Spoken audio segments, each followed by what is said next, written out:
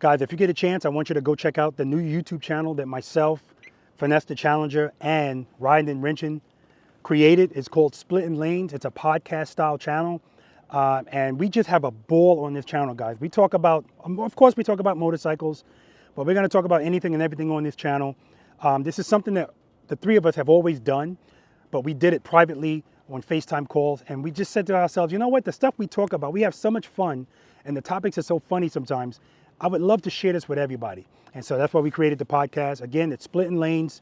I'm going to put a link for it in the description section of this video. Come over and check us out, guys. Subscribe, share the video, and come laugh. Again, always positive, guys. It's always going to be positive. So we always talk about different things. We're going to have different guests and stuff like that. That's the plan. We're brand new. We're 4, 5 episodes in. So yeah, definitely check us out, guys. I appreciate it.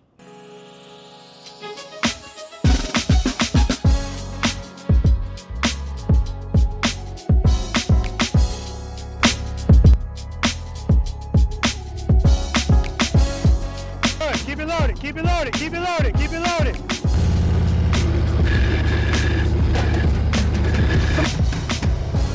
Very nice, I'm looking at the camera.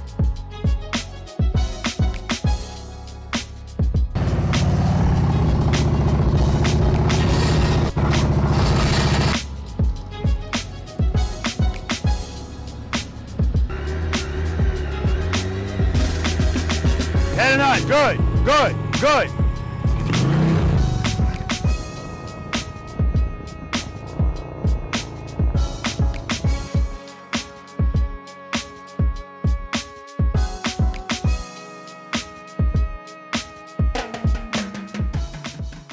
Preloaders, V.I.Preloaders, welcome back to the channel, guys. Always a pleasure to have you guys here with me, and you know this by now, or at least you should. For those of you that have never been to this channel before, I want to welcome you as well. My name's Robert. I'm a retired NYPD Highway Patrol motorcycle lieutenant, and the name of this wonderful channel is Be the Boss of Your Motorcycle. And yes, me pronouncing the word boss is more appropriate today because I am in New Jersey, specifically Allenwood, New Jersey, more specifically Grace Bible Church. I'm here for a practice session, so I want to welcome you to practice session number 137. I want to shout out Grace Bible Church for once again hosting us, and definitely shout out Joe for always quarterbacking this for us to make this happen. I appreciate you, Joe. And I'm excited to be here once again. I think this is my 3rd or 4th year here. Always have a good time here, always have a great turnout, New Jersey and Maryland. It never takes long to fill up those classes, so I appreciate being here. And tomorrow I'll be in Maryland. That's going to be at the Seventh-day Adventist Church. We got great weather. I was setting up the cones out here, and even though it was 80 degrees or 80-something degrees, every time the breeze blew, I felt the crispness. Oh my God, no humidity. That's beautiful. Now I know it was hot as hell here as well, but in South Georgia, it's always hot and always humid, so I definitely appreciate it.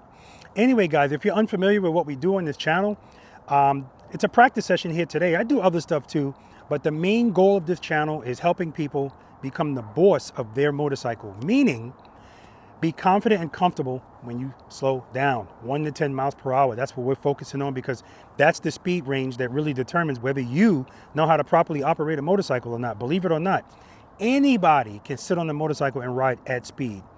I have people that have been riding for decades that say, I'm fine on my bike till I slow down. And that's what I want to deal with here. So we do practice sessions. I got a practice session out here today. Cones, this is not a competition, and it's not competition spec. There's no arrogance on this channel, no judgment. People come here to learn, to have a good time with like-minded, positive people. That's what we do. If you want more information about my practice sessions and my traveling practice sessions in particular, to see if I'm going to be near you, just go to my website, click on where it says upcoming events, and you'll see a list of all of the things that I have planned and the places I'm going. And I also do private lessons. I do those primarily in Pooler, Georgia, where I live, but I travel with those as well. Of course, if I travel to you, it's going to be an extra fee or extra fees involved with that. So same thing, go to my website, click on where it says private lessons, and you'll get more information on that. All right, guys? So anyway, guys, when the preloaders and V.I.Preloaders get here, we're going to talk to them. We're going to find out where they live, what they ride, how long they've been riding, more important to me, how long they've been practicing slow speed riding, and what they rate themselves on a scale of 1 to 10, 10 being the best in slow speed maneuvers. And I got to start adding into that, as far as me asking them how long they've been practicing, How long have they been practicing, if at all, in cones? Because that's very, very important. We're going to talk about that. Okay, guys? There's going to be chapters in this video for those of you that want to skip specifically to something. But as I always tell people, if you're really trying to figure this stuff out, watch this video in its entirety, because there's always nuggets in there, right? That a chapter may not point out. Okay, guys? All right. Love you. Let's do it. What's your name? Dan. Where you from, Dan? 2 hours away. Okay. South Jersey. How long have you been riding the motorcycle? Since 2016. What are you riding today? 22 Street Glide. Okay. How long have you been practicing slow speed riding in cones? A couple months. Okay. If you had to give yourself a rating 1 to 10, 10 being the best slow speed, what would you give yourself? Absolute 0. Pleasure to meet you, man. Nice to meet you. All right. What's your name? Darnell Richardson, Where you from, Darnell? Morristown, New Jersey. How long have you been riding the motorcycle? 40 years. What are you riding today? An Ultra. Harley-Davidson Ultra? Okay. Yeah. What year? 23. Okay. How long have you been practicing in cones, slow speed years. riding? 2 years. Okay, good. 2 years, yeah. If you had to give yourself a rating 1 to 10, 10 being the best slow speed? 4. 4? Okay. That's Nice to meet you, man. Nice to meet you. I think you might be sandbagging a little. We'll see. You've been practicing in cones for 2 years, and I watched how you rode in here and made that turn. I was like, okay, I pay attention, man. I pay attention. What's your name? Sam, Where you from, Sam? Haddonfield, New Jersey. How long have you been riding a motorcycle? Since I was 18. What are you riding today? A 21 Harley Street Glide. Nice. How long have you been practicing slow speed riding in cones? I have it in cones. Okay, good. If you had to give yourself a rating 1 to 10, 10 being the best slow speed, what would you give yourself? If you're a 10, I'm a 2. I'm not a 10, but okay. Pleasure to meet you, man. Nice to meet you. All right. What's your name? Margaret, Where you from, Margaret? Old Bridge, New Jersey. How long have you been riding a motorcycle? Probably 40 years on and off. Okay, what are you riding today? Indian, Chieftain. What year? 2018. Okay. How long have you been practicing slow speed riding in cones? Never. Okay, good. Not in cones. Okay. If you had to give yourself a rating 1 to 10, 10 being the best slow speed, what would you give yourself? Probably a 5. Okay, okay. Pleasure to meet you, dear. Same here. All right. Okay, and so what Margaret just told me off camera is she was recommended to come here from a cop that I used to work with, Joe Bavuzzo. All right, so Joe, shout out to you, taking care of you. What's that, your cousin? Yeah, relative, related, distant relative, but Okay, good. That's how you take care of the people that you love. I appreciate you, brother. Take care. What's your name? Name is Boris, Where you from, Boris? New Jersey. How long have you been riding a motorcycle? A couple of years. What are you riding today? Today I got the 2010 Electra Glide Classic. Nice. How long have you been practicing slow speed riding in cones? Probably for a good year on and Okay, off, good. depending on the weather here Yeah. in New Jersey. And Boris actually came from New Jersey, him and his son, out to Pooler, Georgia for private lessons. So, and they both did great too. So I'm happy to see you. I forgot, I saw the name. I should have known. Yeah. So I'm glad that you're taking advantage of me being here. Absolutely. If you had to give yourself a rating 1 to 10, 10 being the best slow speed, what would you give yourself? Myself, Yeah. probably say by 3 to 4. Yeah, he's sandbagging, guys. Good to see you again, man. I'm saying he's sandbagging. Let's see. I don't know. He could have had a stroke since the last time I saw him. What's your name? Michael, Where you from, Mike? Little Egg Harbor, New Jersey. How long have you been riding a motorcycle? A little bit when I was younger, actually, but I got into it again actually about 4 years ago when my son came home from the military, from the Marine Corps. Okay. What are you riding today? Today I'm riding actually a 24 Road King Special. Nice. How long have you been practicing slow speed riding in cones? About a year and a half, 2 years, Beautiful. but never enough. Okay. And it really is never enough. If you had to give yourself a rating 1 to 10, 10 being the best slow speed, what would you give yourself? I'd say about a 3 or 4. Okay. Good to meet you, brother. Good to meet you too, sir. All right. Check 1, check 2. What's your name? Check 1. My name is John. John, you do YouTube, don't you? I do.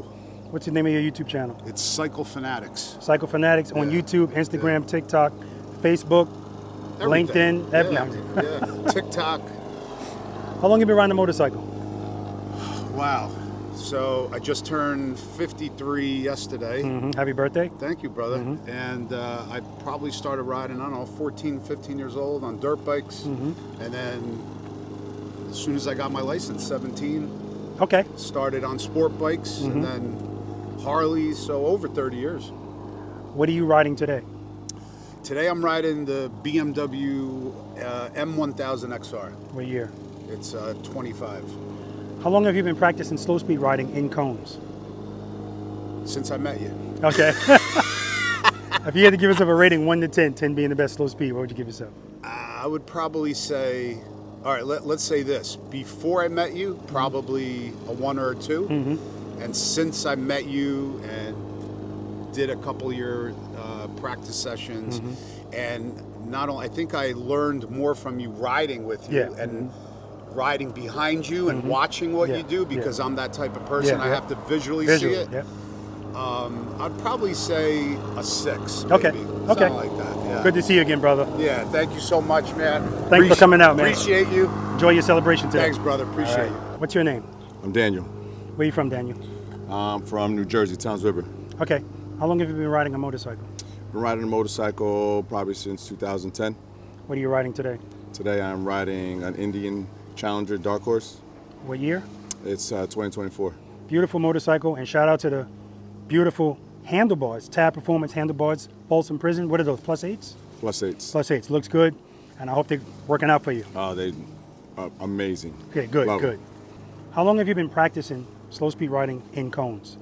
In cones, probably never. Okay, good. I have gone into parking lots and just judged the distance Okay. with the spaces. That's fine, that's fine. If you had to give yourself a rating 1 to 10, 10 being the best slow speed, what would you give yourself? I'm gonna go ahead and say probably between 3 and 5, to be honest. Okay. Good to meet you, brother. All right.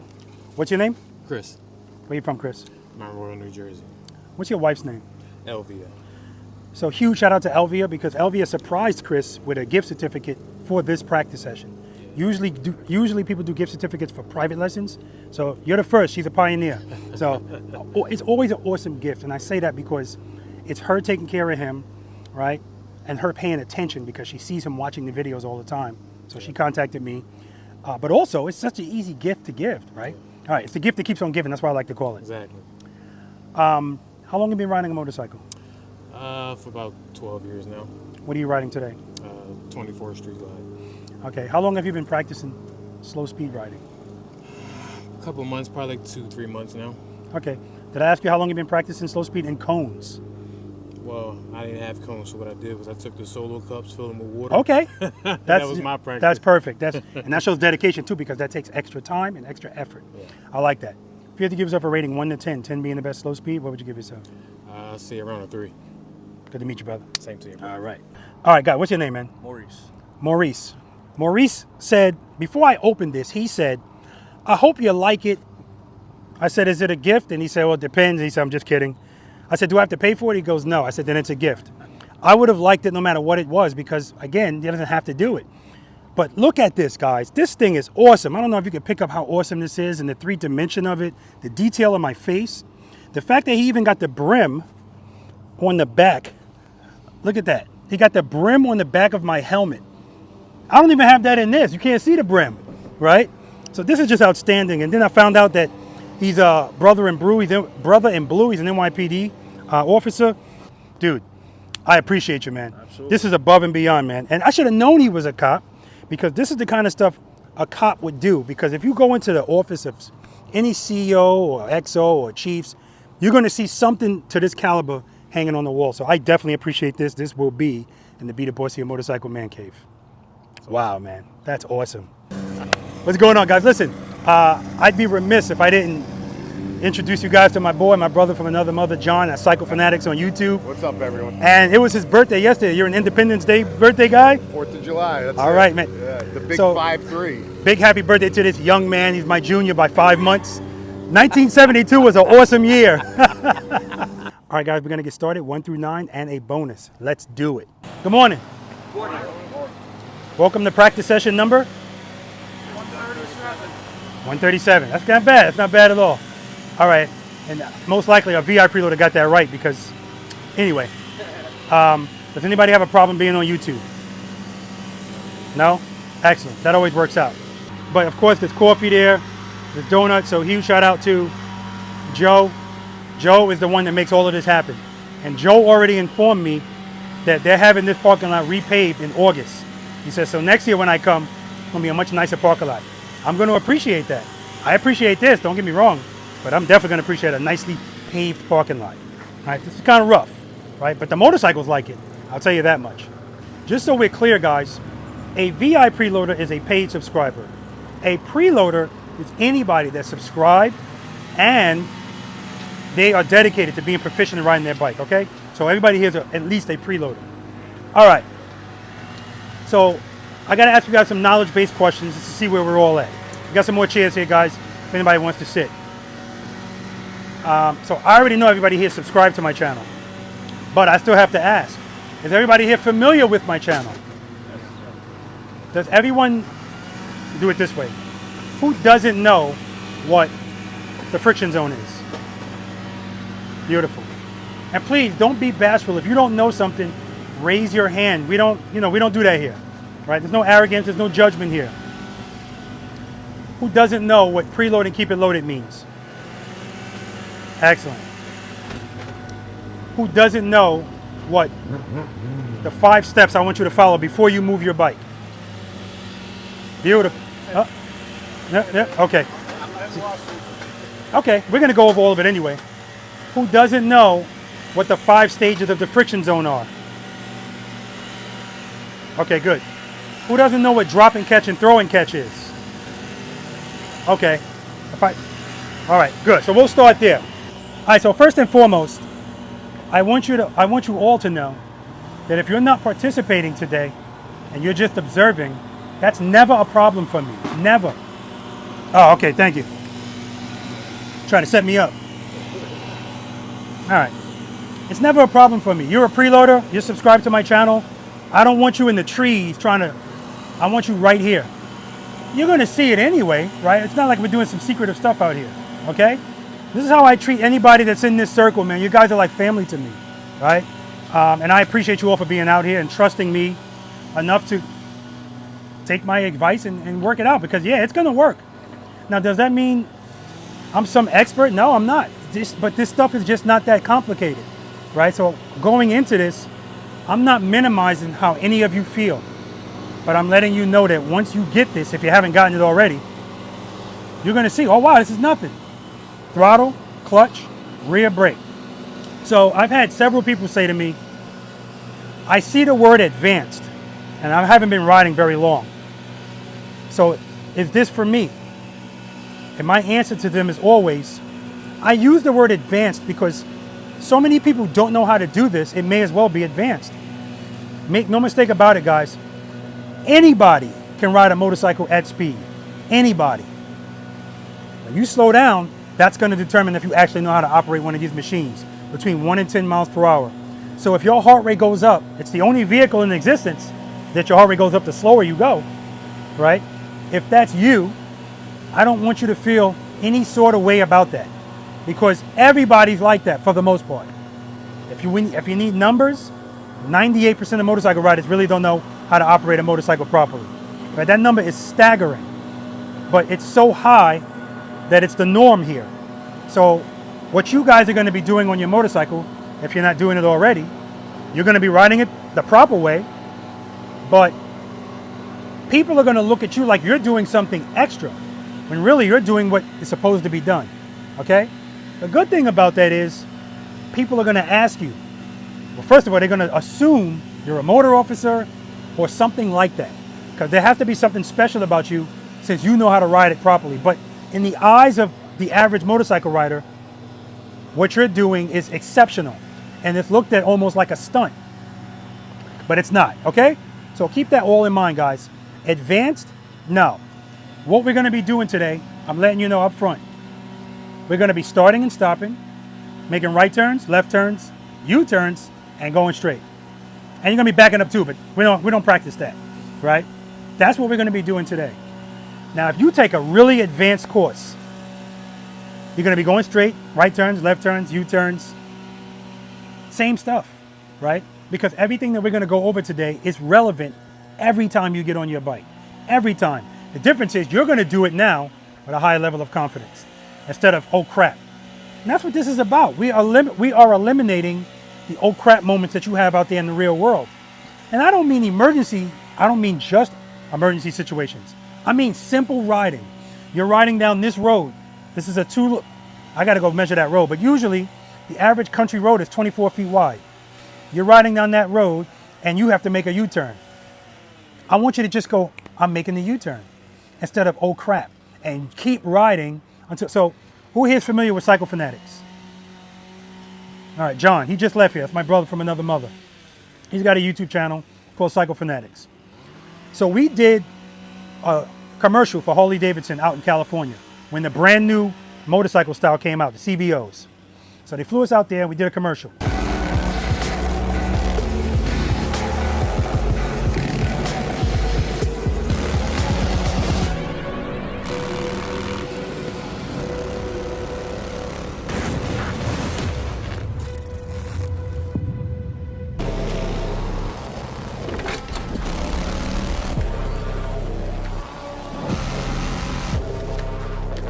So, what do you think?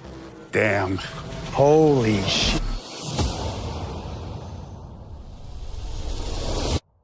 I'm riding the street glide, John's riding the road glide. We're on, and Harley-Davidson always picks these 2-lane curvy roads because they look good on films, coming around the turns, right? So they shut down that road. California Highway Patrol shuts down the road for us. We ride down the road, there's a camera truck right in front of us, and we gotta, you know, and then you get to the end of the road, and you gotta make a U-turn. So me, I love it when I gotta make a U-turn. That's what I want you guys to be. Who loves making U-turns? Yeah, that's usually the way it is, right? Not yet, exactly. And guys, I gotta tell you, this is practice session number 137. Every practice session I ask that question. It's very rare somebody raises their hand, right? That's what I mean when I want you guys to know, trust me, you're in the, that's why you don't ever have to feel reluctant to go, I don't know how to do something, or I feel bad. Embarrassment doesn't exist out here. You drop your motorcycle, it's par for the course. Anybody that tells you they've been riding their motorcycle for decades and they've never dropped it, they say that to me, they're telling on themselves. I know for a fact they don't know how to ride a bike properly, because it's impossible to actually learn how to ride one of these and never drop it. What we're gonna be doing today, yeah, if your bike drops, it drops, right? We'll talk about that, right? I've dropped almost every bike that I own, but whenever I drop it, it's in a parking lot. And that's where you wanna drop it, not out in the real world, okay?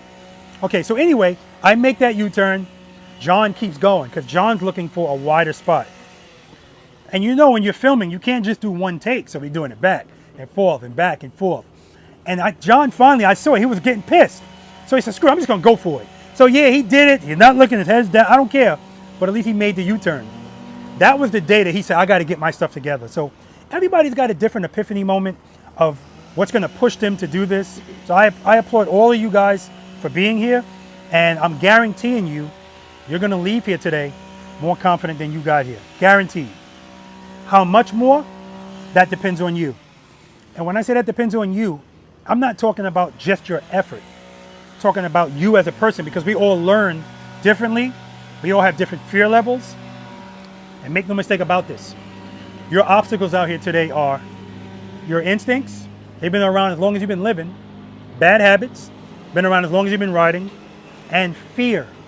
Fear is the number one thing that holds us back with this motorcycle. Everybody. When I went to South America and I asked them, same answer, different language. Fear, right? So keep that in mind. If there's something that you're struggling with, anybody have any physical disabilities out here that will allow them not to do this stuff? What is it? Both shoulders are messed up from an accident. Both your shoulders are messed up from an accident. Well, you rode here, so then that means you're good. Okay, good. So mental is what's holding us back, right? And so if I ask you to turn your handlebars right and you go, I can do left, but right is a problem. Because clearly you could do it, it just doesn't feel good. So keep in mind, we're gonna be in our feelings today, all day. And what I'm referring to is physically how you feel on the motorcycle as far as your fear and what you feel from the motorcycle. That's what we're gonna be dealing with. So when I say you're gonna be in your feelings here, it always comes back to your feelings. Okay, any questions about anything I've said or comments, right? If you have any questions, guys, or comments, I want you to share it with the group.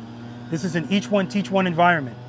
So I might be the most competent motorcycle rider out here. Doesn't mean I know everything, right? And your question, even if it doesn't help somebody out here, there's gonna be a lot of people watching this video. It might help them. People all over the world learn from these videos, okay? All right, I don't wanna waste your time talking about a lot of stuff that you probably already know. But I also know I'm not going to take for granted that you know everything just because you watched it, right? And so that's why we got to talk about this stuff. I want you to not only be able to do stuff, but if somebody asks you what you're doing, be able to articulate it to them, because that's the separator. Once you can do that, then you become a good teacher, but a better student too, right? If you watch practice session number 1 versus 136, you'll see a huge difference from me and my knowledge. I learn from you guys, right? I change stuff based on what I see, needs that I see. And so exercise number 1 that we're gonna be doing, smooth short starts and stops. I never even thought to go over stopping.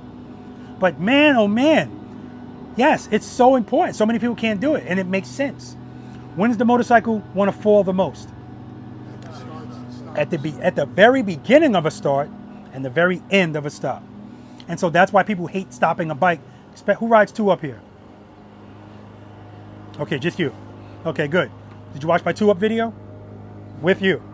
Okay, beautiful. I love it. You heard that? Yes, he did. I love it. Because in that video, yeah, I love it. In that video, I say I want you to watch it with the person that rides on the back. And it's because sometimes women learn better. They learn because they pay attention more. But in a male-dominated space, even more so, because there's no ego, right? And so, who's nervous today? Who's not nervous? Okay, good. That's what I like to see. I always ask that question. That's my ego question. And the person that doesn't raise their hand, I pay attention to them more, because that's the ego thing. I'm good. And that's how guys usually are. So half the time when I'm talking, even if they don't know something, I ain't gonna ask. But a woman will ask, right? Usually, I speak in general terms. Not only that, it may be something that she heard that he didn't, or maybe he wasn't paying attention at all, right? And so that's why it's good for the passenger to also know what the hell's going on, because most passengers assume the rider knows what they're doing. I already told you the numbers. So 9 times out of 10, they don't. Okay? All right, anyway. Okay, we'll go over some knowledge-based stuff. If you know it, just scream it out. What keeps the motorcycle up at slow speeds? Sufficient power to the rear wheel, not just power. We good? With that power, what does it want to do? Stand up and go straight. That's right. We good on that? Stand up, go straight. With insufficient power, what does it want to do? See how easy this is? So if we want to keep the bike up, we just got to keep sufficient power on the rear wheel, right? So today, we're going to be dealing with that. But we're also going to be dealing with the things I talked to you about that hold you back. Number 1 being fear. First 3 exercises that we're going to do, the purpose of those exercises are to make you feel uncomfortable, right?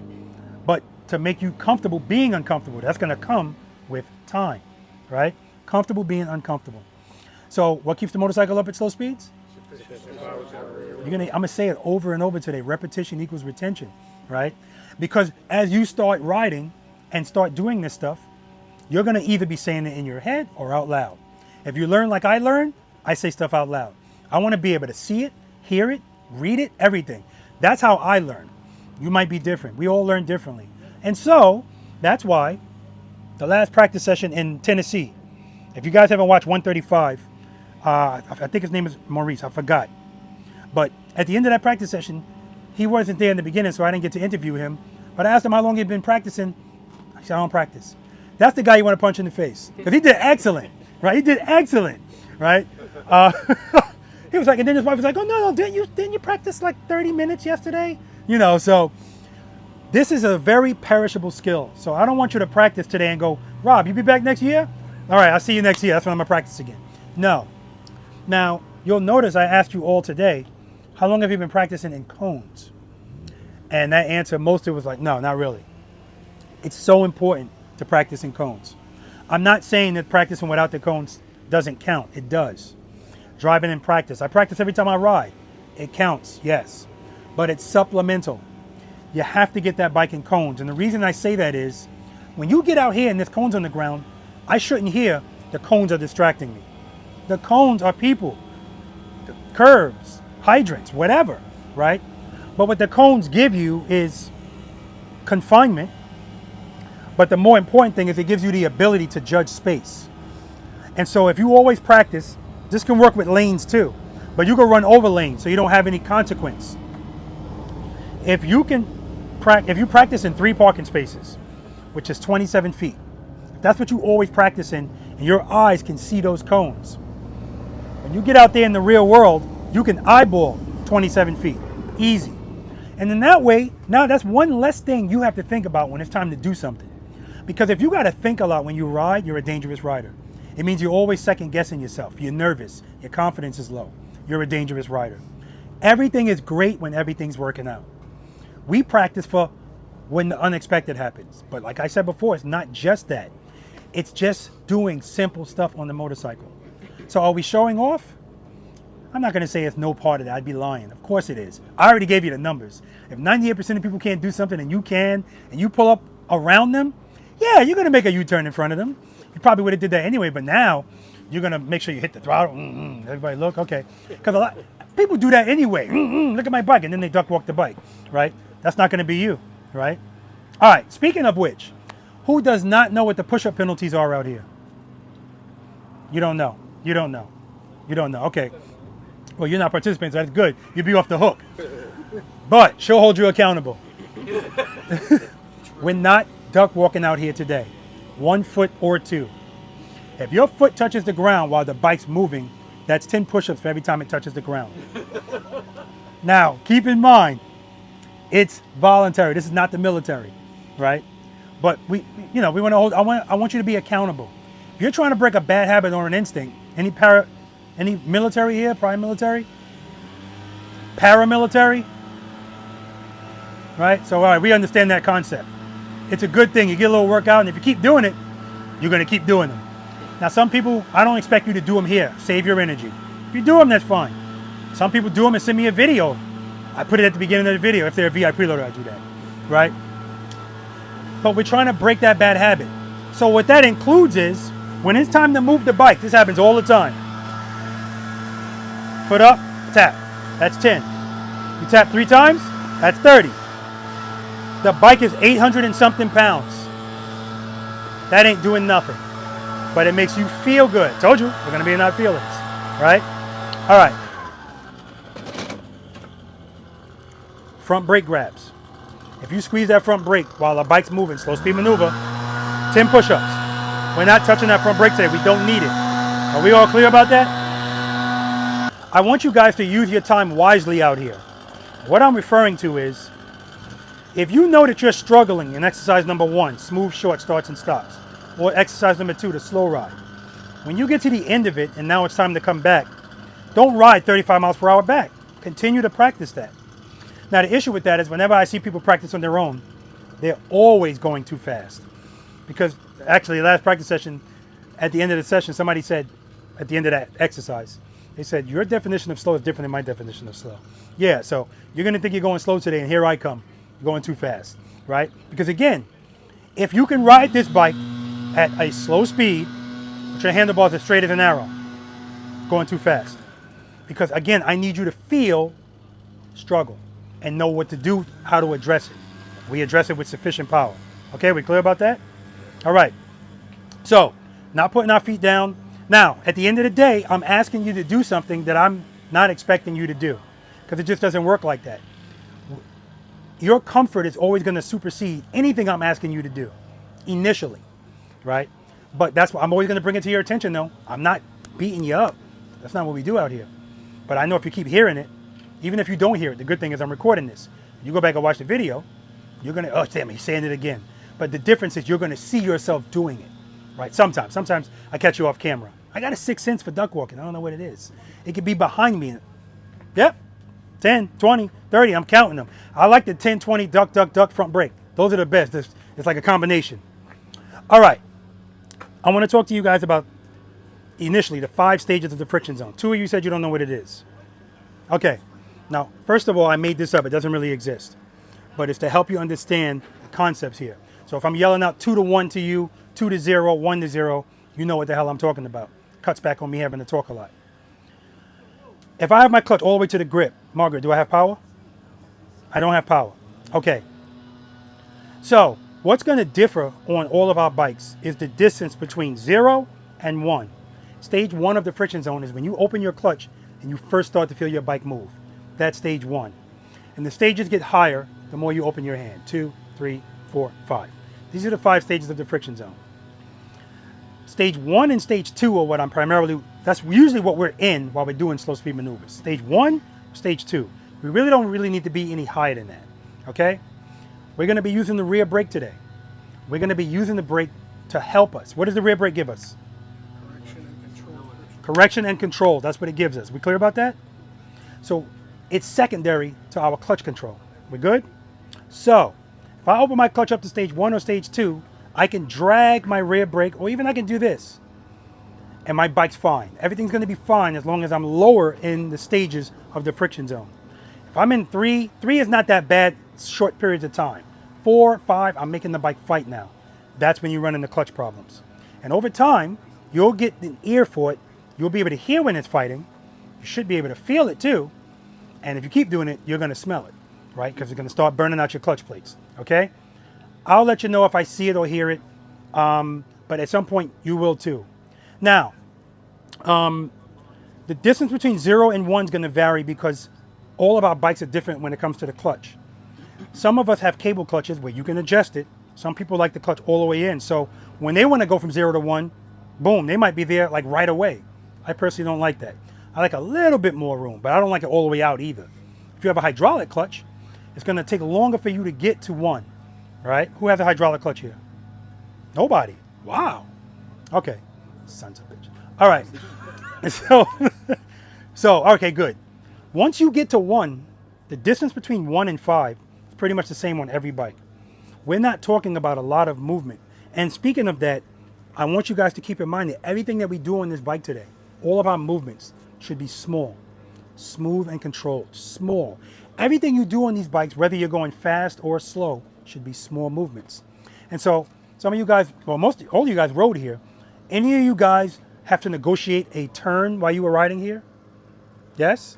Okay, so if you're riding your bike, you see a turn coming.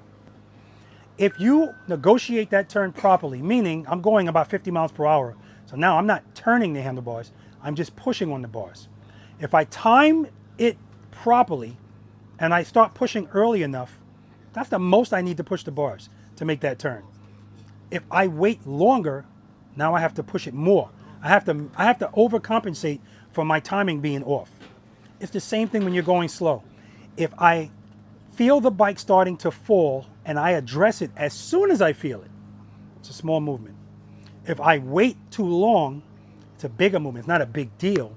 But I want you to know that if I see you doing anything like this, which I expect to see today, because this is the dating grounds. I say this all the time. We're on a date today. You are with your motorcycle. Because most of you just bought the bike and got married to it. Nobody dated the bike. So you don't know anything about it. You jump right into the relationship. Today we're going to date. So it's going to be the first time that you're slow dancing in cones. You're going to have 2 left feet. So I expect you to be, everything's big. I expect that. Once you get comfortable, we're going to smooth all of that out. Okay? Small movement. So if I see your clutch hand doing this, I should never see this.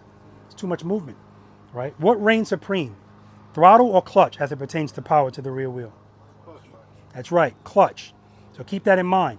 Now, there's going to be somebody today, I have to go with the odds. There's always at least one person that when I'm asking them to preload, they're like, there you go, Rob.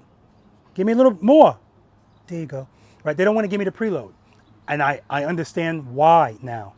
It's because the sound of the preload is bothering them. So again, that's what I mean when I say I learn from people. I'm like, what the hell, what's the problem? Twist the throttle. They still don't have an ear for it. So if I tell them I want 2,000 RPMs on the preload, and they go up to 1,200, 1,300, and I go more, they go, really? Yes, because what's going to happen when you open the clutch? It's going to go down anyway, right? We don't want the bike to stall. So 2,000 RPMs. But what they're thinking is with that sound, now when it's time to open the clutch, something big is going to happen. And so now when they open the clutch, they're like, and what's going to happen if I open it really slow? It's going to start falling, right? Because the power is not sufficient. And so that's why if I tell you 2 to 1 today, I'm referring to the clutch and the stages of the friction zone. Because if 1 could work, sometimes that's going to work. Keep in mind, guys, we're on 2 wheels. The bike always wants to fall between 1 and 10 miles per hour. And the slower you go, the more it wants to fall. All right, I'm going to do this on an individual basis. How relevant is your balance to keep the bike up at slow speeds? 100's a lot, 50's in the middle, 0's none. Give a fair answer, probably 30 to 40. 30 to 40. What's your name? Will. Will. You're in this class with us today? Yeah. Okay. What's your answer? Zero. Zero. Zero. Zero. Zero as well. Zero. Zero. Zero. 30. 10. Zero. As soon as I dropped her twice. You know, listen. Let me see. Right here. You didn't really know, did you? Not you. You didn't really know the answer to that, did you? Talking to you. Yeah, exactly. I would say about 10, maybe 10%. Listen, I did law enforcement for 22 years, so I can read people's faces. And I know if somebody said zero, because everybody said zero, he was like, zero. Margaret, too, she was like, Okay. The answer is zero. What keeps the bike up at slow speeds? Sufficient power to the rear wheel. So your balance is not relevant. How many times have you seen a motorcycle rider fall off the bike and then the bike picked back up? And at one point, the guy was chasing his bike, right? He was chasing his bike and then went into the woods. And it wasn't going fast either. It was idling. It was a sport bike, right? That right there shows you, or if you see a remote control motorcycle, it doesn't have training wheels. If it's a gyroscopic machine, if it has power, what does it always want to do with power? Stand up and go straight. So your balance is irrelevant, okay? Let's get that out of the way, okay? All right. So stage 1, stage 2 of the friction zone. If I open my clutch up to stage 1, I open my clutch up slowly because that's what I want you to do. And if I feel the handlebar starting to turn, what's happening, Margaret? Losing your balance. Say it again. Losing your balance. I'm losing my balance? No, the bike is losing your balance. The bike is losing its balance. Okay. And so how do I correct that? Some more throttle. Come back up. Clutch. Throttle's not the wrong answer, but it has to be both. You know what? Let's talk about that. 5 steps I want you to follow before. By the way, I want to let you all know I appreciate hearing the Jersey, New York accents. I feel at home. Every place I go, it's like, well, yeah, you got this New York accent.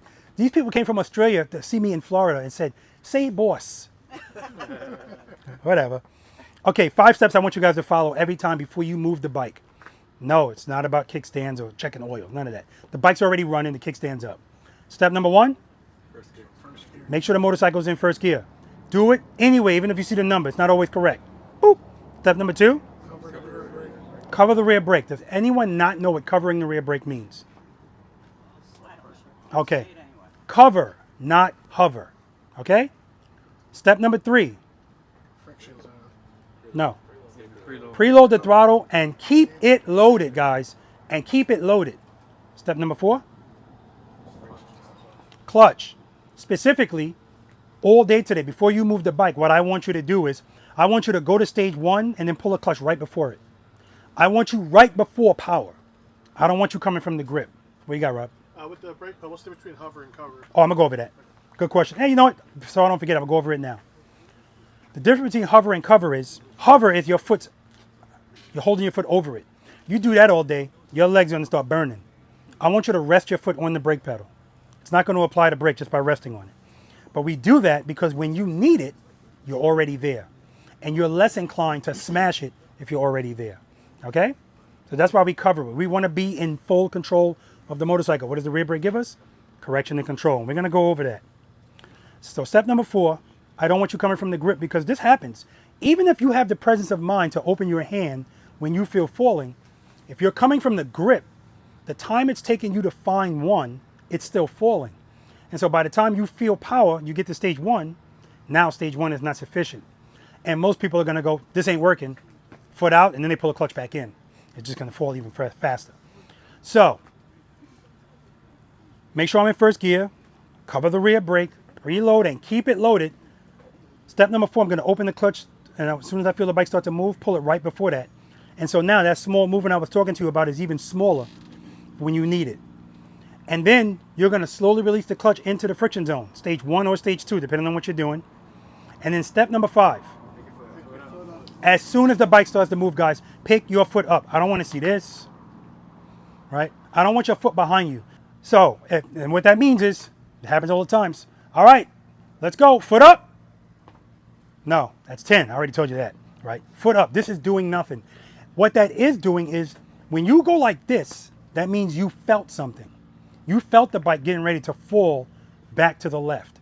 And you're usually going to feel it falling back to the left because when you pick up your left foot, the bike is already kind of leaning that way. So if you start out with insufficient power, you're going to feel falling right away. That's why you'll see your handlebars do this when you first start. The last private lesson I did, she said, why does it keep going to the right? Because she was picking up her left foot like this. It doesn't take a lot to throw the bike one way or the other. Okay, we good with that? All right.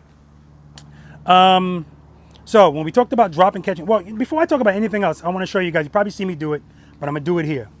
I'm going to get on my bike, and I'm going to demonstrate this because I want you to remember this all day. It's relevant all day. I'm going to get on my bike, and I'm going to make some U-turns right in front of you. I'm going to do it right here. I'm going to be in stage 2 of the friction zone. I'm going to go around in a circle, straight up, no leaning. The only way I'm going to be able to make a turn straight up, and I'm going to have the handlebars fully locked. The only way I can make a turn like that, I have to be going 2 miles per hour or less, maybe 2.5, right? But then I'm going to make the same U-turn, but I'm going to lean. In order for me to lean, what do I need to introduce? Speed.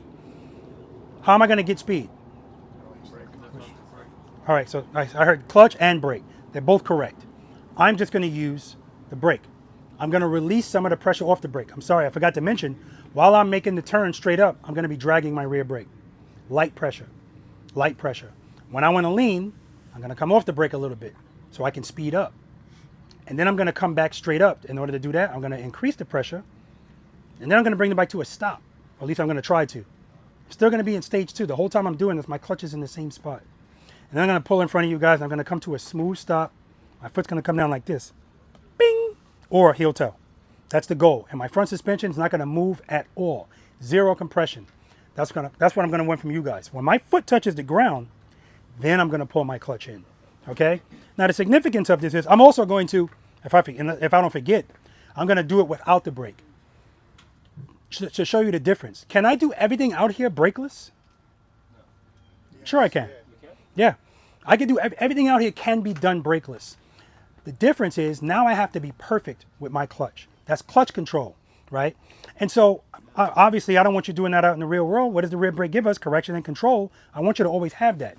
But I don't want you to be heavily reliant on it, right? And so what am I going to be doing if I'm doing this brakeless with my clutch? Open, close. I'm doing small variations of 2-1 or sometimes 1-0, depending on what I'm doing. 1-0, 1-0. So if I'm at 0, that means I have no power. But that means at that moment I have momentum. So I don't need the power. And as soon as I feel that same feeling that made you do this, clutch, 1-0. I don't have to be sustained with the clutch, depending on what I'm doing.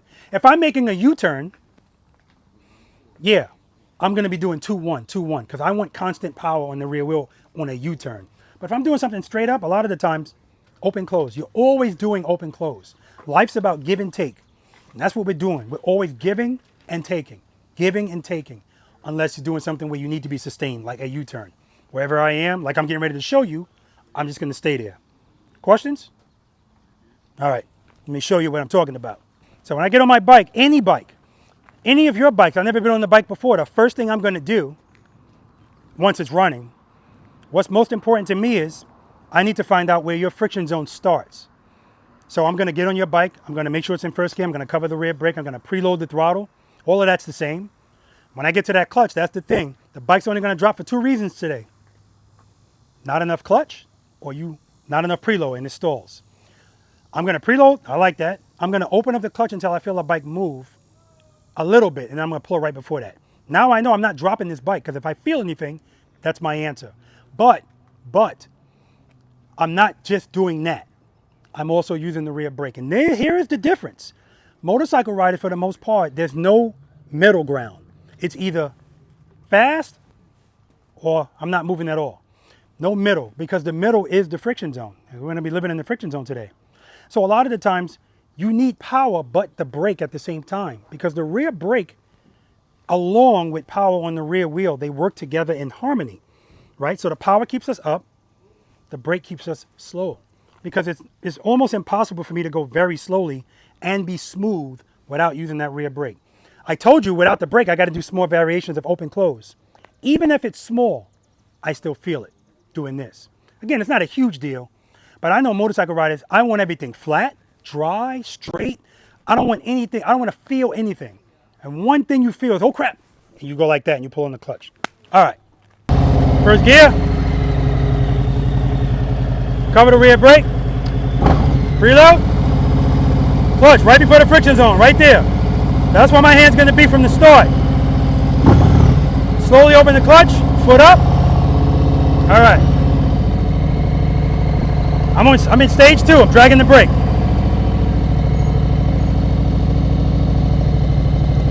Clutch is in the same spot. If I feel anything, I'm just varying the pressure on the brake. That's all I'm doing. More pressure, more pressure, more pressure. Still in stage 2. Keep it loaded, Rob. All right. If I want to lead, take off some pressure. Clutch, same spot, just took off some pressure. Add some pressure, slow down. Pressure off. No brake. So now, open and close it, small variations. I'm trying to find a good spot and stay there, but that don't really work out.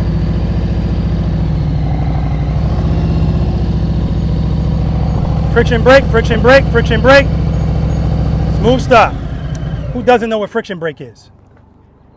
Everybody knows what friction brake is. Okay, good. Guys, if I ask you don't know, raise your hand. Yeah, you guys are like. Friction of, I don't know, friction of the clutch and the brake. Yeah, friction brake is, it pertains to coming to a stop. It just means that you're going to be in the friction zone and braking at the same time.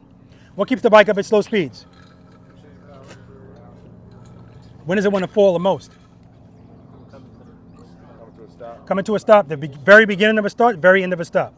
So if I get to the very end of that stop and I start feeling this, how am I going to deal with that? What most motorcycle riders do. Yeah, most motorcycles, they won't even get to that point. They want to keep the bike under speed as long as possible. And as soon as they feel anything, 2 feet out, front brake, time to stop. And the front suspension, right? Let me show you this. Tell me how you feel about this stop. I'm going to ride towards you and come to a stop.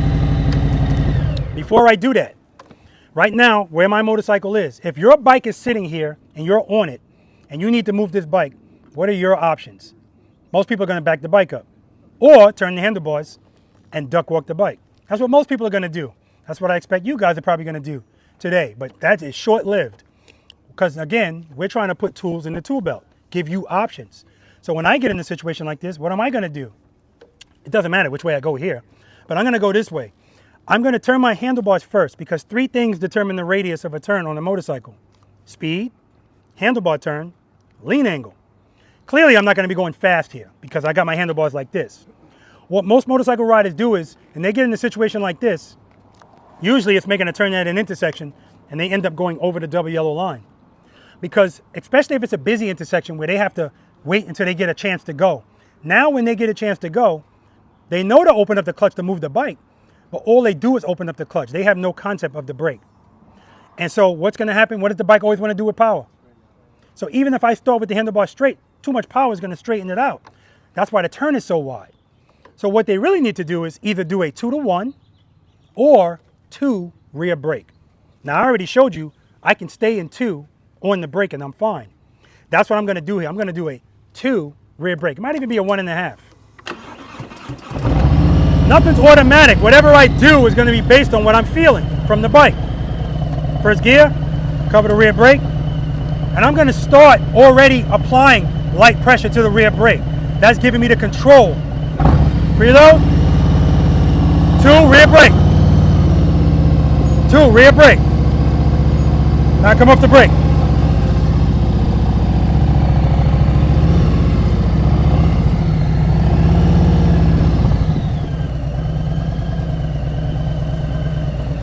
How you guys feel about that stop? Was it smooth? Yeah, it sucked. I'm gonna tell you why it sucked.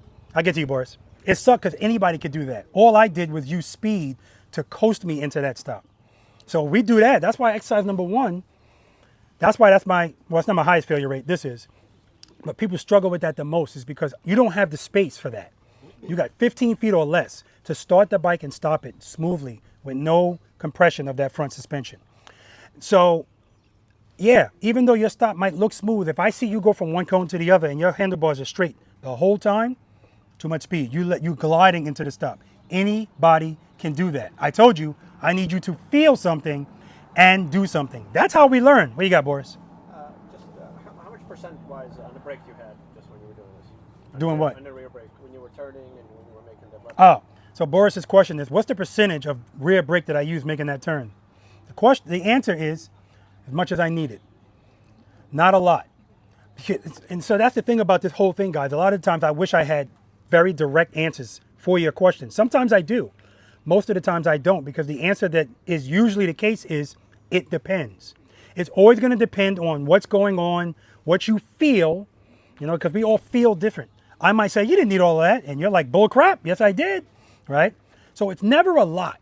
And I'm glad he asked that question too, because sometimes people will say, well, how do I know? Robert's telling me, don't be in too high of a stage of the friction zone while you're dragging the rear brake. How do I know if I'm in too high of a stage? So when I first start moving my bike, if you notice right there, after I made the turn, I took my foot off the brake. You didn't see my bike go like this. So that's how you test it. When you start moving, if you're on your rear brake, come off the brake. If your bike gradually starts to go faster, good. If it goes like this, you're making it fight, right? You want to hold it back, but you don't want to make it fight, okay? Good question. So now I'm going to come towards you, and I'm going to show you the difference. I'm going to slow down until I feel, well, I'm going to do what most motorcycle riders do. I'm going to slow down. I'm going to pull a clutch all the way in because I don't need the power. I have momentum. I'm good. 10 miles per hour, whatever it is. But the slower I go, I'm going to start feeling this. As soon as I start feeling that, I'm going to preload because 3 always comes before 4. And now I'm going to open my clutch up to stage 1. If stage 1 fixes that, I'm good. I'm still braking though. Brake, brake, brake. Whatever I'm doing with this clutch doesn't change the fact that I'm still braking because my goal is to stop smoothly right here. If nothing else changes and everything else works out, I don't have to change anything else. Come to a smooth stop, finish it off with the brake, and then when my foot goes down, clutch in. If you pull this clutch in even a half second before you put your foot down, you're going to feel that because it's the only thing keeping the bike up. And so you don't want to take that away. And I know it's counterintuitive. You want me to keep power while I'm stopping? Yes. I already showed you at stage 2. I brought the bike to a complete stop while I still had the clutch in stage 2. Okay? Okay, so now what I'm going to do, guys, is I'm going to do the same thing, turn the handlebars. Now I'm going to do what's called a drop and catch. A few people said they didn't know what a drop and catch is. We're doing this all the time too. Well, and if you're not, you will be. A drop and catch, who doesn't know what trust and believe is? If you're laughing, I know you know what it is. Okay, good. All a drop and catch is trust and believe. All anything we do at slow speeds is trust and believe. Because trust and believe is just I feel full and clutch, right? Instead of putting my foot down. So what I'm going to do is, what I showed you guys earlier was a small variation of drop and catch. If I don't want the bike to lean, which is the case in exercise number 4 or riding on gravel, and I want to make sure the bike goes this way, because a lot of times people pick up their feet and they do this, like I told you earlier. So even though they're trying to go this way, the bike ends up going straight or going to the right. So if I want to make sure the bike goes this way, I want it to drop a little bit that way. But I don't want it to lean, so that drop catch is going to be like this. Drop catch.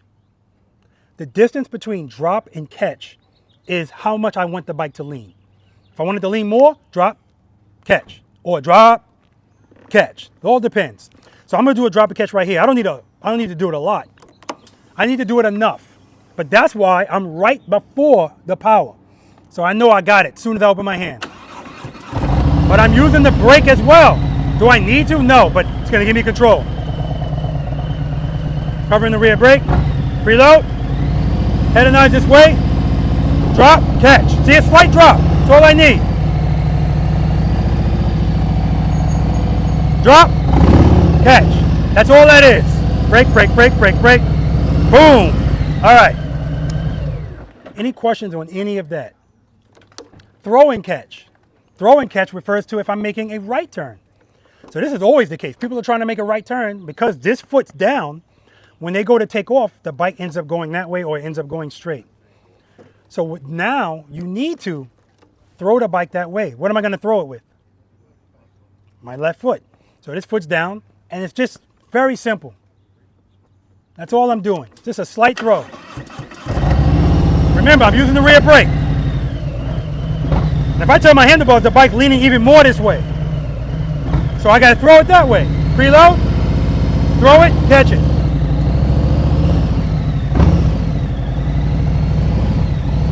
Friction brake, friction brake.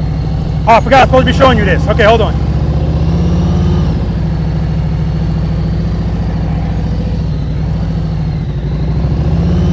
No clutch here, no clutch. No clutch. I feel it. Clutch, brake, brake, brake, brake, brake, brake, brake, clutch, clutch, clutch, clutch. There's no way I'm gonna be able to stop this bike that smooth with no power. No way. And so this is even more important, riding two up. I had to tell some people previous practice session, helmets bumping is not supposed to be a normal thing, right? It's not. You have to change the way you ride when you have a passenger, right? And so if you normally change gears like this, no, that's not gonna work with a passenger. You gotta kind of, do it smoother, right? But stopping the bike, and this is why I'm so passionate about this, guys. A guy came to at Savannah Harley-Davidson. He goes, listen, I want you to talk to my friend. We've been trying to get him to come to a practice session, but he's been saying those two words I hate hearing. I'm good, right? His wife's on the back of his bike. He pulls up to his house. His cameras on his house caught this. He showed me the video. He pulls up to her house, his house, and when he stops, same thing. Abrupt stop. Handlebars were slightly turned. He grabbed the front brake. He dropped the bike. It's just a tip over, but she broke her hip, right? Can you imagine the level of guilt you have as a husband or a rider or anything? If you're going to get hurt, I want it to be worth it. I want to be on the road and a deer come out. I really don't want that. But the point is, that's ridiculous, right? If he knew how to stop that bike properly, that would never happen. And so that's my point. The rules don't change two up, but the responsibility does. And I used to be very harsh on people that rode two up and rode like that, duck walking. I used to call them irresponsible. But then I realized, no, Robert, you're wrong. They don't know. You don't know what you don't know, right? 98% of people are doing anything, and that's the norm, why would you think anything's different if you're doing the same thing? Why would you? I'm good. It's all working out. Okay? All right. I think I covered everything I need to cover. More stuff will be covered as we're doing this, but just keep this in mind, guys. We don't stop with the handlebars turned. We stop with the handlebars straight. So that's a good question. If I'm coming out of a turn, this happens all the time. I'm coming out of a turn, something happens, I go, oh crap, and I need to stop. What most motorcycle riders are going to do is stop, because that's the only answer. Speed and stop. That's all they know. But if I need to stop this motorcycle, how am I going to handle that, Margaret? I'm coming to you, yes. You don't know? How am I going to handle that? Cover the rear brake. Straighten the handlebars. I'm in a slight lean too. How am I going to, just straightening the handlebars, that's easier said than done, because it always wants to go straight with power. Back into the friction zone. Back into the friction zone. That's right. Friction brake. What does the bike always want to do with power? Stand up. So if I got the bike turned and slightly lean, I need it to stand up. Power's going to do that. But it's all being done very quickly, but I'm braking at the same time. So in that case, it's not going to be a smooth stop. It doesn't matter. That's not the priority. If I want to come out of that stop smoothly, I want to come out of that lean and that handlebar turn, don't try to muscle it. Let the bike do it. Power. But brake. Drop. Catch. No brake there.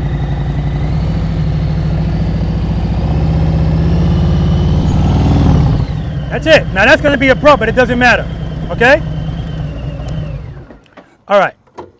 Everything that we talked about is going to be relevant out there. Everything. Primarily, smooth stops. I want them all day.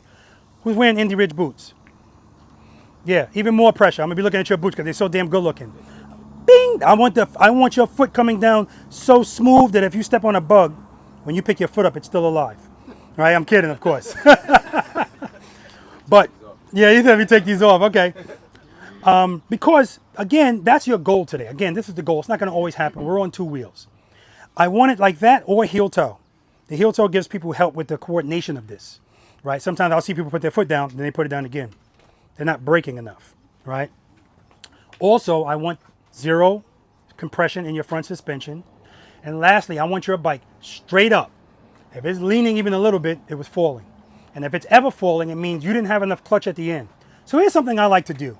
And it's so funny. I said I got to do a video on this. Sometimes I do stuff and I'm not thinking about it because it's something I always do. And one day I went out riding and I said to myself, I'm going to do a video just talking through everything I do in my ride. With my hands, with this, with that. And I realized when I'm coming to a stop, at the very end of that stop, to make sure I don't feel anything like this, I do this. meaning I open my clutch up and brake finally at the same time. That little bit makes 10 hut. It makes the bike stand up. But I'm stopping at the same time. I'm doing that at the very end of the stop. Again, it's not a lot. Nothing's a lot. And all of it is based on what I feel. If I took a nickel and threw it on a table and it's spinning, is it possible for it to stop straight up? Yes, it's possible. Anybody say it's not possible? Yeah, it's possible. So, of course it's possible because a nickel is squared. Well, your motorcycle tire is not. But sometimes the balance of the bike will still work out. It ain't gonna work out for long. So sometimes I could be rolling to a stop even at a very slow speed. Everything just works out. Boom, wow, I didn't even need the friction brake. But it's far and few between, okay? So keep that in mind. Friction brake is the answer. Friction brake, friction brake, friction brake, okay? All right, first exercise. The torque cone's over there. Smooth, short starts and stops. Margaret, you're gonna be first in everything today. Okay, my pleasure. In that exercise, guys, I don't, huh? She can show them how to do it. Yeah, here you go, show them how it's done. I don't want your front wheel passing the cone in front of you. So this is also about being situationally aware of your motorcycle. We got any road glides today? No, right? We got a road glide. Okay, and we got a Challenger? Yeah, so we got some fixed fairing motorcycles. Doesn't matter because even if you have a batwing fairing, you still have a fairing. So there's gonna be a point where you can't see your front wheel, right? You should be able to judge based on what you can see where that wheel is. This is where cones come in. It's important. And so that's why if somebody's practicing, even with lines, if I say, listen, we're going to do an exercise, which is going to happen today, and I'm looking for wheel placement, I want you to bring your wheel right here. 9 times out of 10, that guy riding the bike with the fairing, they're going to turn right here because that's the last time they saw the line, even though they had this much more space. So that means they got to date that bike some more. You need to know how wide it is. So you're going to take your bags. Who's taking it? No. You're going to take your bags off. But at some point, I would like you to get saddlebag guards so you can practice with them because without them, it's giving you a full sense of the width of your bike. Okay? All right. Smooth start, guys. Smooth stop. So that means the only reason I want to see your front suspension move on the start is if you do a 2-to-1. What's 2-to-1? I'm going to show you what 2-to-1 looks like, guys, because sometimes people, I say 2-to-1 and they go, it's nothing crazy. Again, everything is slight. And 2-to-1 comes in more so in confined spaces. Now, it's funny, motorcycle riders really don't like confined spaces, even though it's the perfect vehicle for confined spaces. So I want you, I want you to be able to embrace what your bike can do and what you can do on it, right? It is perfect for confined spaces. So when you go get gas and the pump is down and you need to go to another pump, the old you was like, God damn. But the new you is gonna wanna do U-turns like, oh yeah, especially if there's other motorcycles there. We're not showing off, maybe a little. Okay, so 2-to-1. If I wanna go to that chair and stop, I'm gonna go to 2 because I don't want to give the bike a chance to do this. I don't have the room for that. Or sometimes if it's narrow, I don't have the room laterally for the bike to do that. I can always correct that, but if I don't have the room, I wanna get out in front of it. 2-1, because 2 is just making the bike stand up. But it's 2-1 rear brake. First gear, cover the brake, reload. 2-1. That's all it is. Very quickly, okay? So even then, my suspension is gonna, a little bit, nothing crazy. But even if you do it a lot, keep this in mind, guys. It's never a such thing to me as, oh, I'm scared I'm gonna open the clutch too much. As soon as you open it, you can close it. The bike's just gonna go like this. But that's why we're always covering the rear brake to correct that, okay? All right, any questions on any of that? Smooth starts, smooth stops.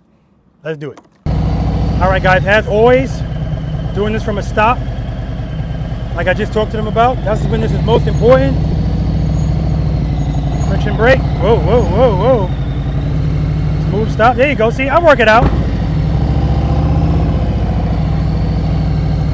Smooth stop. Don't pass the cone in front of you. Start braking. Brake, brake, brake, brake, brake, brake, brake. Smooth stop. Foot up. Handlebars.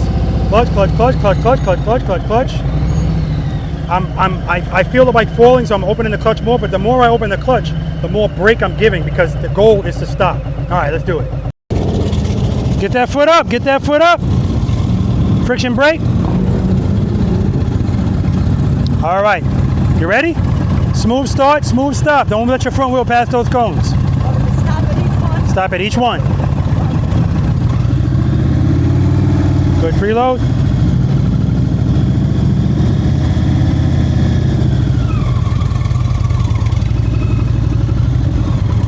All right, too much speed. All right, 2 to 1, 2 to 1.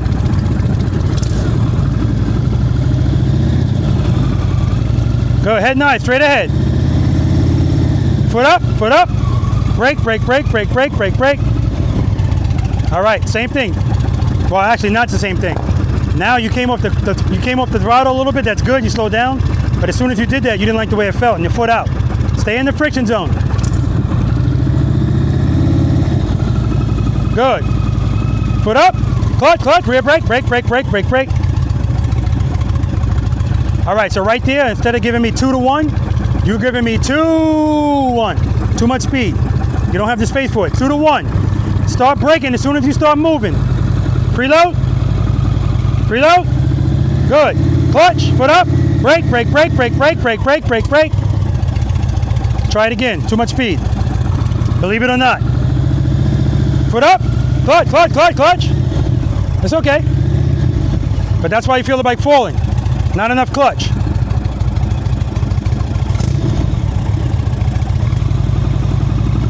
Good. Clutch. Preload it, preload it. Clutch, clutch, clutch, clutch. 1, brake, brake, brake, brake, brake. Good. Brake, brake, brake, clutch, clutch, clutch, clutch, clutch. Okay, good. That's progress, because right there, you gave me a 2 to 1. But when you saw the bike starting to fall to the left, you got to start opening the clutch back up toward 2, but keep braking, okay? All right. Park where we started. Foot up, foot up. All right. Tell me your name again. Sam. Sam. All right, Sam. Don't pass the cone. Good. All right. Good, good, good. Clutch, clutch, clutch, clutch, clutch. There we go. Nice. You see the 2 to 1, guys? Right there, back up to it. Nice. Easy on that brake. Don't give up at the end. Good. Clutch, clutch, clutch. There we go. Good, good. Clutch, clutch, clutch. Beautiful, Sam. Excellent. Clutch, clutch, clutch, clutch, clutch. Woo, you saved the best for last. Good job, man. So you can see at first it was a little, you know, but he picked it up. 2, 1, and at the end, sometimes he gave up. That's why you saw his foot come down quickly. Again, they're not gonna all be perfect, but that was actually excellent, especially that last one. You ready? Smooth start, smooth stop. Don't pass that cone. Good. All right, a little bit more brake. That's what happened there, not enough brake. Don't pass these cones. Good. Braking, braking, braking, braking, braking, braking, braking. All right, you're still passing the cones. Don't pass them. Braking, good. Brake, brake, brake, brake, brake, brake. Finish it off. There you go, still passing the cones. Good, but the takeoff's right there. The foot's coming up nice and smooth. Brake, brake, brake, brake, brake, brake, brake. Okay, that's okay. You see it falling a little bit. Just more clutch, that's all. Good, clutch, brake, brake, brake, friction brake, friction brake, friction brake. Beautiful, pass the cones.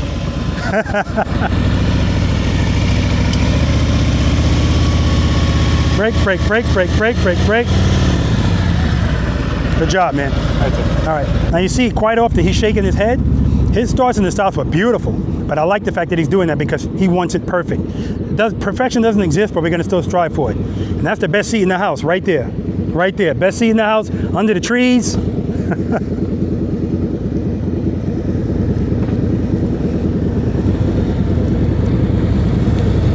Friction brake, friction brake, friction brake.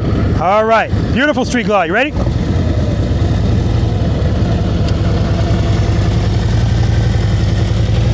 Too much speed, just a little too much speed, just a little.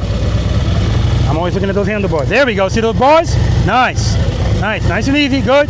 Clutch, clutch, friction brake, it's okay. But that's what I want you to feel it. and fix it. Good. Easy, easy. Friction brake, friction brake. Nice. There we go. And if you want to get past the bars doing this right from the beginning, 2 to 1. 2 to 1. There you go. Brake, brake, brake, brake, brake, brake, brake. Nice. Yep, right there, you did a 2 to 1. A nice quick one. There's another one.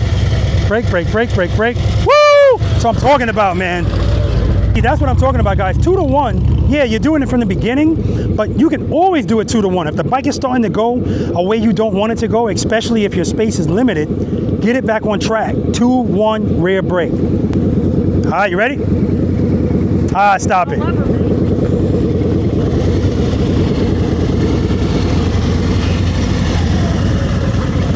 All right, tell me your name again. Dan. Dan? Too much speed, Dan. Yeah. Preload. Braking, start braking. Brake, brake, brake, brake, brake, brake, brake, brake, brake. Yeah, see the difference that time? Because you're going slower. Use the clutch to take care of that, but brake at the same time. Good. Brake, brake, brake, brake, brake, brake, brake, brake, brake. Now see how it's falling at the end? Not enough clutch. Remember, stage 1 might be working, but the slower you go, the more it wants to fall. So you might have to start making adjustments.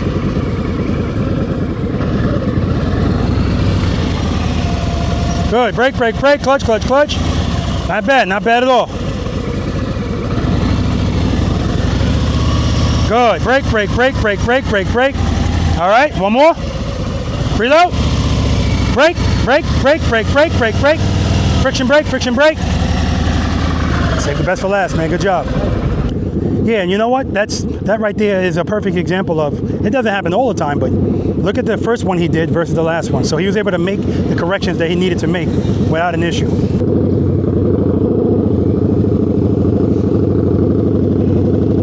Friction brake. Beautiful.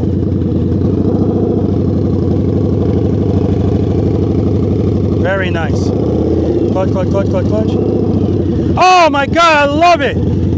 He passed the cones, I don't even care. Because he's working it out. See the handlebars? He wasn't going to stop with those handlebars turn like that. Beautiful. So he used the clutch to straighten them out. Oh, that was just beautiful. That's exactly what I like to see. Good.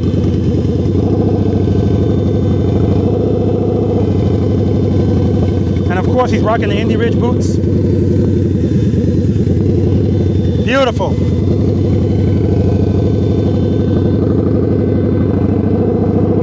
The preload is nice and steady.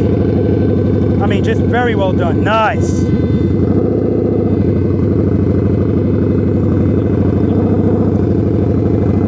Good, good, good. Clutch, clutch.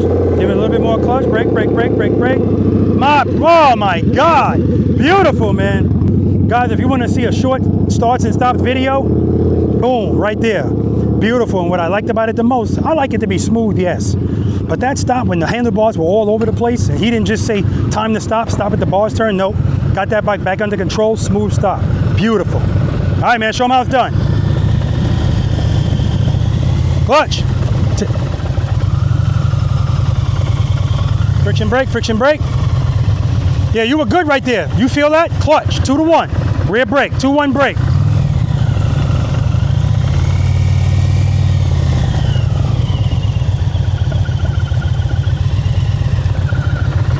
Turn your bars all the way to the right. Yeah, okay. Make sure you get up on them as much as possible. It's just so much you can do with that tank. Yeah. You might want to lower these a little more towards you. Because you got plenty of space. Look at all the room between the tank and you got plenty of space. That's what I had to do with mine. Yeah. I had to bring them down. All right, it's not a big deal.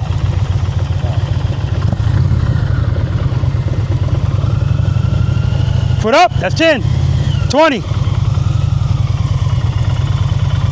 So if you want to get past that, 2 to 1, 2 to 1. Don't open the clutch so slowly, 2 to 1, 1. Good, brake, brake, brake, brake, brake, clutch, clutch, clutch, clutch, clutch, clutch, clutch. All right, it's falling a little bit. Remember, the slower it goes, the more it wants to fall. So if you open it a little bit towards the end. Preload.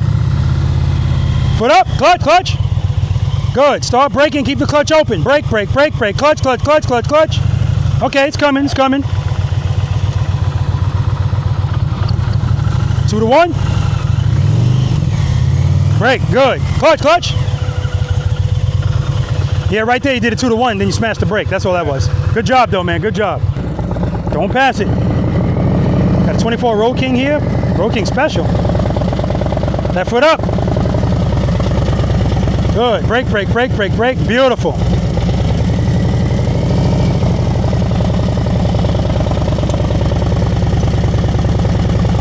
I see the bell. That's okay, it's okay. I see that horn shaking, we're gonna talk about it. Clutch, good. Very nice. All right, give me a little more RPMs. The preload's a little too low.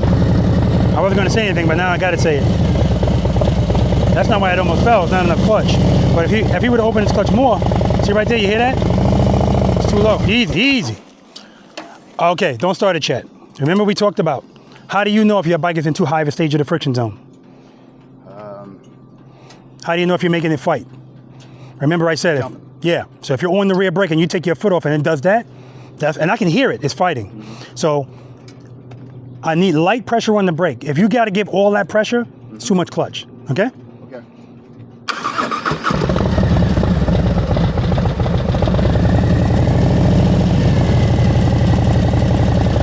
Whoa. Right there from the start, your bike is sitting. It's sitting, yeah, because you're holding it back with the brake. Ease off on that brake, okay? Preload.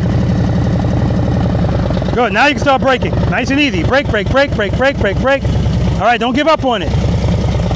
Preload. Preload's too low. Too much speed right there, too much speed. We'll talk about it. Got tire performance on the back of the bike too. See right there? Blub. It's not what I want to hear on your motorcycle. If I hear blub. See, I can hear it from here. RPMs are too low. And if he doesn't get out of the habit of that, it's gonna, see how it's stalled right there? That's why we do this here. We want to get that done here, because we don't want to install it out there. All right, man, show him how it's done, Boris.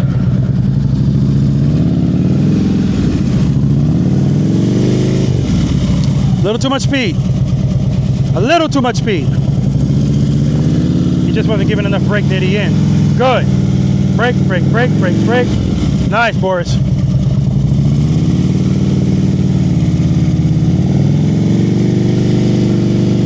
Nice.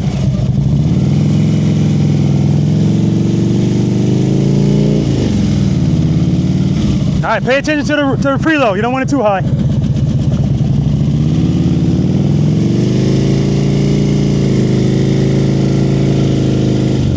Preload's too high.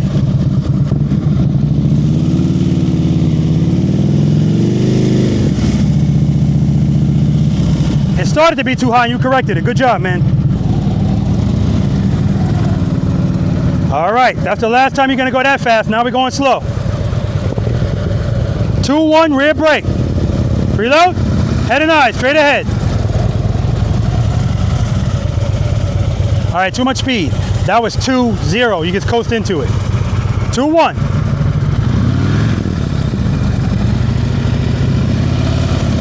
Good, start braking. Okay, back it up. So if the bike falls to the right, what's happening? Not really sure. Not enough clutch. That's the start of a fall. If you start to move and the handlebars are turning, that's the start of a fall. As soon as you feel that, clutch. 2 to 1 or 2 rear brake. Preload. Good. Clutch, 2. See, you feel it falling right away, right? Not enough clutch. Get that bike up to 2 and then pull it back to 1.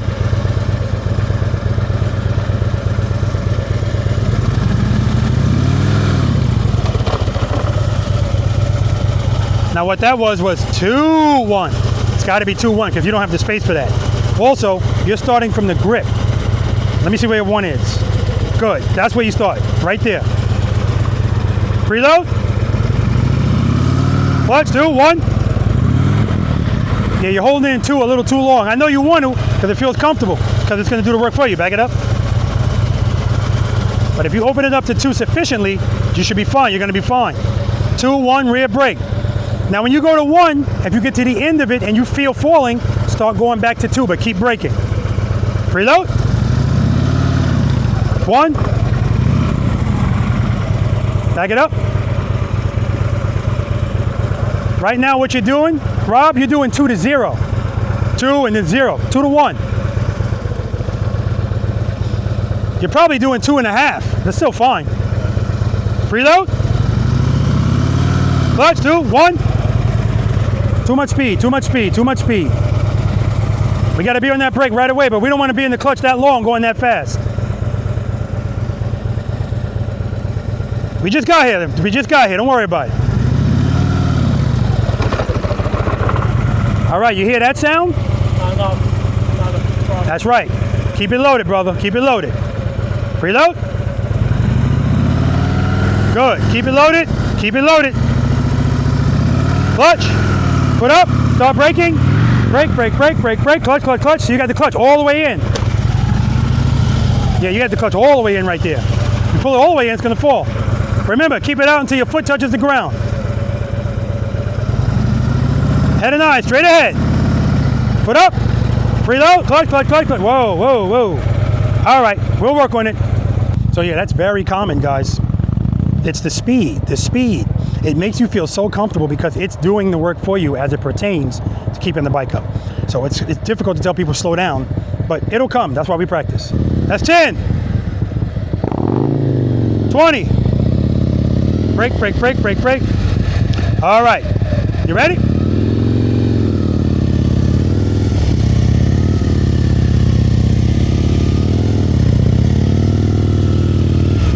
Too much speed, too much speed.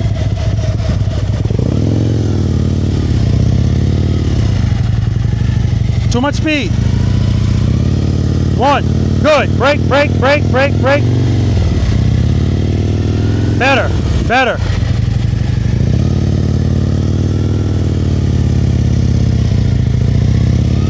Too much speed. Good, there we go. That's the speed I want. Keep it loaded, keep it loaded. That's the speed I wanted right there. Good job, man. All right, guys, we're gonna talk about this and then we're gonna move on to exercise number 2, the slow ride. And some of them, that's gonna work better. As a matter of fact, when I do my private lessons, sometimes I have to do that before I do this. All right, let's do it. All right, yeah, look at this. Questions, comments, concerns? I don't do complaints. All right. Good to see everybody's not perfect. Nobody is. Nobody's perfect. But what I appreciate is, tell me your name again? Darnell. Darnell would stop. Shit. Stops were looking good too, but they weren't exactly how he wanted them. That's the attitude I want you guys to have.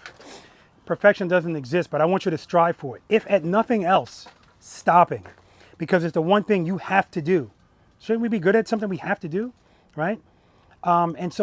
And what I love about that exercise, it is the ultimate of control. You don't have anything to help you out. And if you don't do it right, you're gonna feel it. That's the good thing of it, right? So if you are able to come to a smooth stop and I say, how did that feel? Ah, it felt good. Yeah, you're probably doing it wrong, right? Probably. Because when you do it right, you want that all the time, man, because you could just feel it. Boom. Now, keep this in mind too. I'm not trying to burst bubbles. Every now and then, I told you the balance of the bike is going to work out. So even at a very slow speed, if you bring it to a nice smooth stop, but I see that the bike was just straight as an arrow, I know it just worked out for you. Don't worry about that. That's why I got more than one. There's 7 of them. So the goal is, if you set this up on your own, it doesn't have to be these cones. It could just be spaces for this exercise. If you set up 7 cones, or if you set up 10 cones, I want more than half of them to be almost perfect. That's your goal, right? Because then when you're out riding and you get to something like this, that's when this comes in. Because you always stop like that, you're not worried about it. You always, so if I'm riding, who here loves riding on gravel? That's the same response I get from as it's U-turns. Nobody raises their hand. Riding on gravel is exercise number 1. That's how you stop. Exercise number 2, the slow ride. And exercise number 4, that's how you turn. You don't lean. Once you have all of these things, remember, we fear what we don't know and what we don't understand. And so this is no different. So that's why this is going to change your lens. Well, how you look at stuff is going to be so much more different. The enjoyment that you have on your motorcycle is going to be so much more. But what's also going to change is, oh my God, you're going to see how many people around you don't know what they're doing. And it's going to, listen, I've had people that lost motorcycle friends because of this. Because once their lens has changed, their skill level has changed, we're not arrogant. Our first thing we're going to do once we get our stuff together is start to try to help our friends. But you're going to have that friend that says those 2 words I hate. I'm good. Been riding 160 years. Never dropped my bike. But you're watching him or her. And it's gonna drive you crazy. So when you ride, you're gonna say, I'll stay behind you, man. Because, you know, it is what it is. Anyway, I want you guys to practice that. Anybody got any questions about any of that? Some of you guys weren't giving me enough brakes. Some of you not giving me enough clutch. Remember, if you go to move and the handlebars start turning, that's the start of a fall. Address it as soon as you feel it. And so the most you should feel is this, damn it, I forgot who it was. I think it was you. I think so. Man, who here doesn't know what the wrinkled t-shirt theory is? Okay, I made this up too. T-shirts designed to cover the upper part of your body. If it's wrinkled, I'm not saying yours is wrinkled, it's still doing the job of covering the upper part of his body. It just doesn't look good. So the iron is practice. It's the same thing. So when he was coming to a stop, I believe it was him, I'm pretty sure. I mean, his handlebars are all over the place. Now, somebody that doesn't know how to do this, that doesn't know about friction brake, and they know they need to stop at that cone, they're just going to hit the brake, and wherever the handlebars are, that's where they are. But no, working out, and what did he do? Friction brake. As soon as you give power, it's going to straighten out, but he's braking at the same time. So after all of this, he stopped like this. Oh, I love those kind of stops because, yes, the other stops look good, but if he had to do the most to get it, you think he's going to learn the most? Right? It's the airline pilot in the simulator. There is never a smooth flight from point A to point B in a simulator. Because what are they going to learn? Nothing. You need to go through some stuff to learn some stuff. That's true in life. What do you got? So I mean, from your previous videos I've been watching, the analogy you had with the Smith system. The Smith machine, yeah. So basically that's how I try to like keep my hand at a comfort level as preloaded, so I can keep it where it is. Because when I was trying it without it, I found myself releasing it, and it was, you know, puff. So when I do the Smith thing, I pull it back. I'm in a comfortable position, and it stays preloaded at that preload. Thanks for bringing that up. So if you guys don't know what he's talking about, the analogy I gave is for people that are having trouble with their throttle control. Like somebody's bike stalled, and somebody's bike almost stalled. It was the last person to go. And I find that usually when people are having problems with their throttle control, it's because when you first grab the throttle, you're going to grab it in a position that's comfortable and natural to you. And when I ask you to preload, now you're taking it out of comfort. So if you take anything on your body out of comfort, it's not going to be long before it goes back in comfort. Problem is, your RPMs are going down if that happens. So who here is familiar with a Smith machine? Okay, if you work out, a Smith machine it's a bar that's connected to 2 guides and it's held by teeth. To release it, you have to push it up and then twist it. And so unless you want to work out with your wrist in an unnatural position, you got to kind of change your grip initially so that when you twist it, it puts it in the natural position. So with your throttle, instead of starting comfortable, pronate your grip slightly. Reach over it. Now when you preload, it puts your wrist into a natural position and it's more likely to stay there. Okay? Don't do it too much because then, you know. But again, even if you do that, what's going to be the result? Because we already talked about what reigns supreme. Clutch. So if I give it too much RPMs, I told Boris a few times the RPMs are too high, right? I want you to be listening for that. I always rather you be too high and too low. And for the person that stalled, this is where I want you to stall. Look at the feet down. So the rules don't change on a sport bike. I want you guys to know that. I don't care about our shoes because I wore sneakers all the time. 3,000 push-ups. Yeah. Oh, what'd you think they were? I thought they were just little loafers. Oh my God. Yeah, so, you know, I don't, when it comes to gear, like you guys don't hear me talk about gear a lot. You're going to hear me talk about boots. Because until I got introduced to Indy Ridge boots, I wasn't interested in boots at all because I just didn't like the way boots looked. And I was all about the look, right? Plus, in my mind, I'm not putting my feet down, so I'm good. But anything could happen, right? As it pertains to helmets, I get comments all the time, no helmet. Oh my God, no helmet. I learned a long time ago. I told you I learned a lot from people. There were people that would refuse to come practice with me if they had to wear a helmet because they're free. This is America, right? COVID taught me about that a lot. The people that were protesting the mask and stuff, you know? And so I realized it doesn't make sense to try to force grown people to do something. If they don't want to do it, they don't have to do it. That's why we sign a waiver. We all are adults. It's a dangerous thing, riding a motorcycle. It's even more dangerous to ride it if you don't know what the hell you're doing on it. We're always dealing with odds. And if you're not wearing a helmet, it's even more dangerous because anything can happen. I'm pretty proficient on the bike. When you see me practice, I'm not wearing a helmet. It's too damn hot. Unless I'm someplace like Harley-Davidson, they tell me you have to wear a helmet. And then I'll throw it on. But the point is, I still know anything could happen, and I choose to take that risk. I could be out here one time, and who the hell knows what's going on with our bodies? Just lose consciousness and pass out. Once I'm passed out, I'm not going to have any control over hitting my head on the floor. So just keep that in mind. I don't want you to think that I don't care about safety, but I care more about treating you like an adult. Make your own decisions, and we'll be fine. Especially when I'm competing with states that you don't have to wear a helmet on the road. So, and that's why when I'm in Chicago, or if I'm in Florida, please, I don't even talk about it because it's like I'm wasting my time. All right. Anyway. Does Georgia have a helmet law? Yes, they do. For now, who knows, right?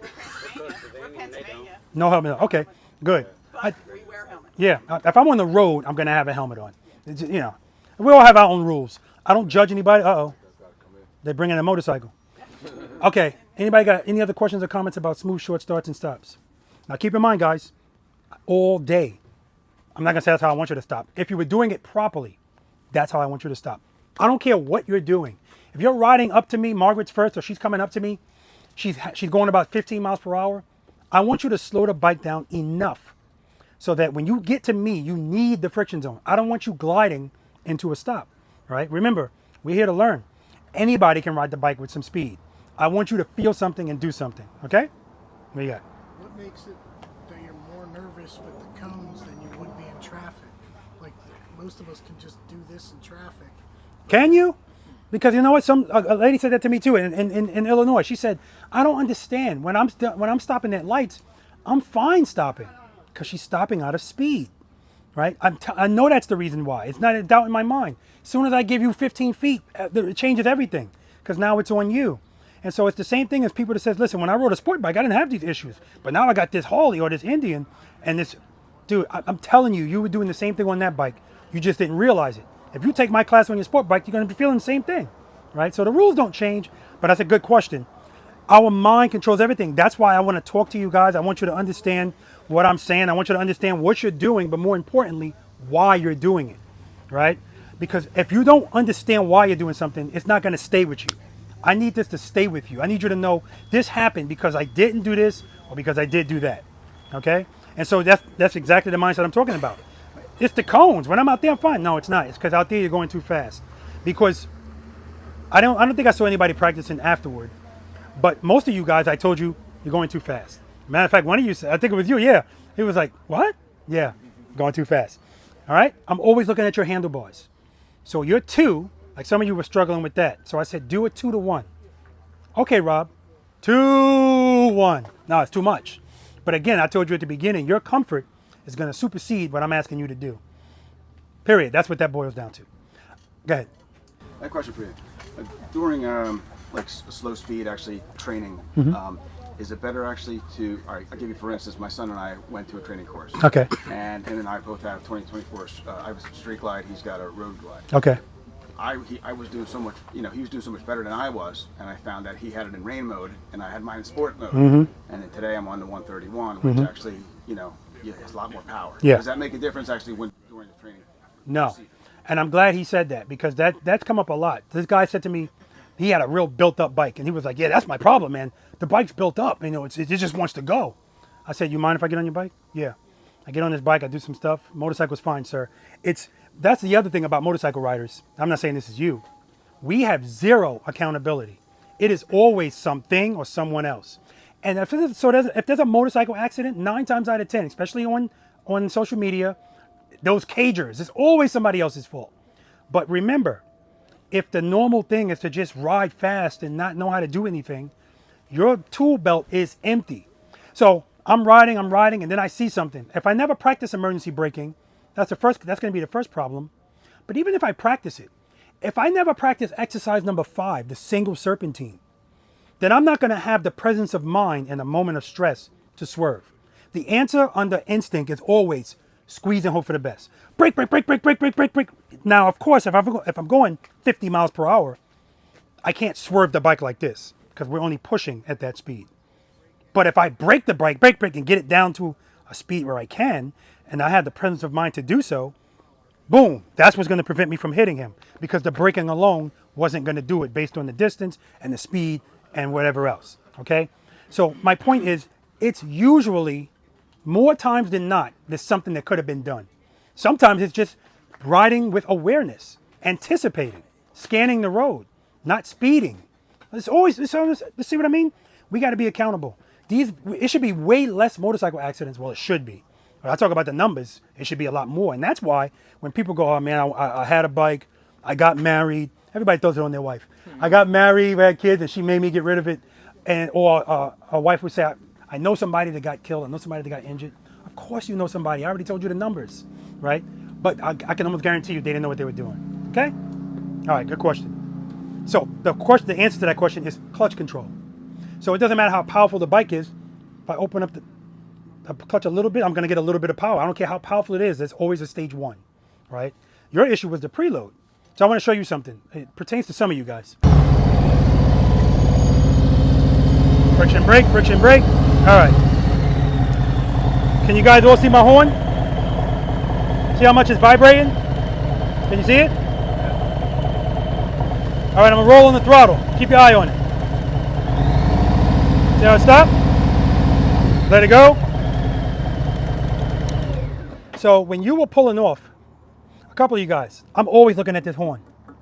It lets me know if your preload's too low, because at idle, that's how much it's shaking. And you shouldn't be at idle. If you're preloaded, you shouldn't be. I shouldn't see that vibrating. Some of you guys, I see the whole engine shaking. That's one step above that. That means you really need to give it some preload. So again, I want you to be able to hear that, but I also want you to be able to feel it, right? Because I can hear it. Who was the person I told you the bike was fighting? Was it you? With the built-up bike? Yeah. Yeah, it was fighting. So when he was getting ready to move, I saw the back of his bike move down. What's that an indication of? Too much brake. He's making the bike fight. That's how you know it's fighting. But I can hear it too in his engine. Watch the back of the bike. I'm pushing the brake down, opening the clutch. See it's in, and you can hear it. He's fighting. Because again, when you're trying to figure this out, everything's like this. So he's on that brake. Remember, I want you to gauge, and then one of you guys, when you were moving, I kept seeing the bike go like this. Remember, I told you, if that's happening, you're taking your foot off the brake and the bike's jumping forward, too much clutch. You're in too high of a stage of the friction zone. Okay, it should be nice and smooth. All right, any other questions? Good. Next exercise, guys. Exercise number 2, the slow ride. Who's never practiced this? Never. Never. Okay. This exercise, just like the last one, but a little bit easier, but the same concept of wanting you to feel discomfort. Now, this is the only exercise that I'm going to say to you. Number 1, don't cover the rear brake because you're not using it. Don't cover it. Don't even cover it. And number 2, I told you before, I want you to address the falling feeling as soon as you feel it. Not here. I want you to delay that a little bit. Here's what I'm talking about. I'm going to be walking. You're going to be riding. And that's why this is important. I watch people practice the slow ride by themselves.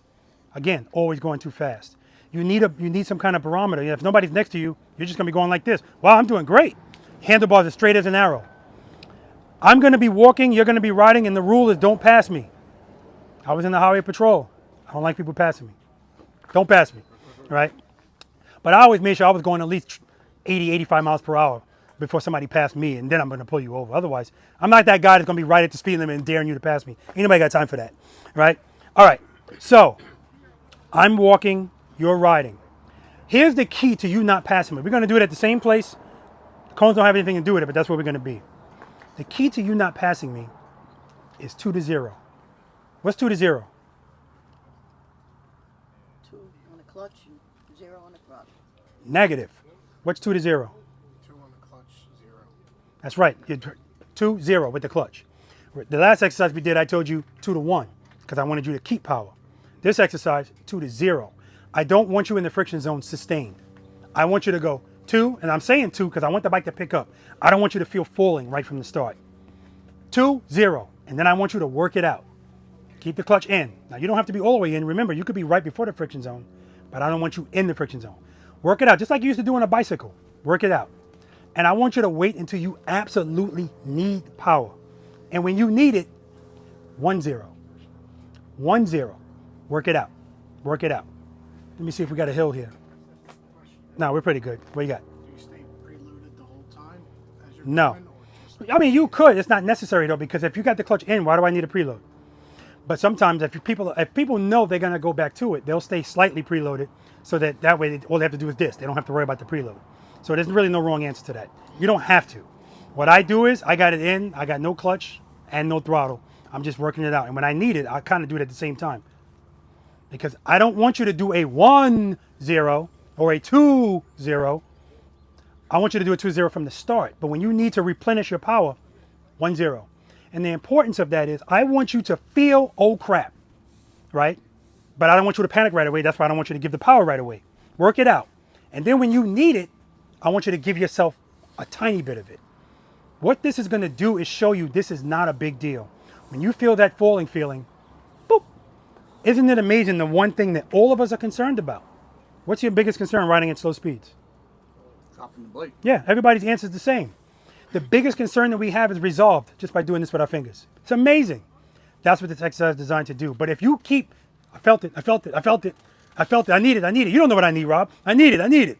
I do know what you need because I'm looking at your handlebars. If I see your handlebars like this and you give it power, no, you don't need that. You felt a little bit of adversity. Said, nope, no, work it out. Work it out. I'm going to demonstrate that for you. Work it out. And when you need it, boop, open, close, not open, close. You do that, you will never pass me. Matter of fact, I should get where I'm going and got to stop and wait for you. And guess what you're doing when you stop? A smooth stop. Okay? We'll talk about that. Questions? Demo. But I don't want to go fast. So I'm going to do a 2-0. I might even do a 1-0. No brake. 1-0. No power. 1-0. No power here. No power. 1-0. All right, no power here. No power. No power. No power. Power. Power. No power. No power. Power. No power. No power. No power. Power. No power.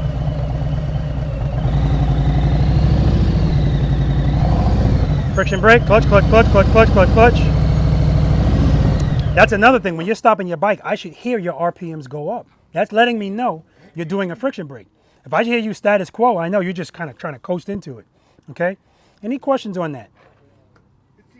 Again, I want to see you working it out. All right, let's do it. Foot up, foot up. Get that foot up right away. Put it on the board. All right, you ready? Don't pass me. 2-0. No break. No break.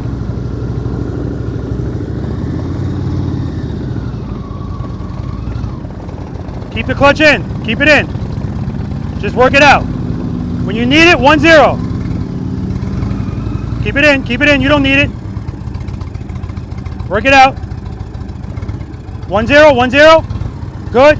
All right, rear brake, smooth stop. Not bad at all, Margaret. Not bad at all.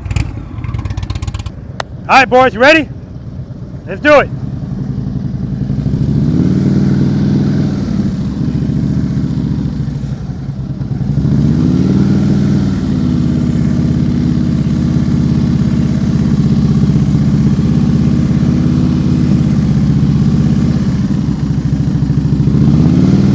Rear brake, smooth stop. Excellent, Boris. Excellent. Park that bike at 90 degrees, Margaret. 90 degrees. All right, you ready? We're going to talk about that 90-degree parking, too. All right, that's good. It's okay. It's okay. Clutch next time. Reset. 2, 2, 2, 0. 0, 0. Keep it in. Keep the clutch in. Work it out.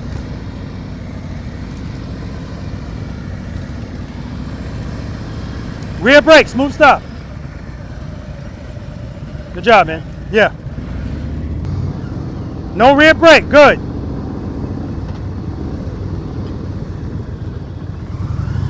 Good. Remember, don't give it too much. Work it out, work it out. 1-0. Rear brake, smooth stop. Good job.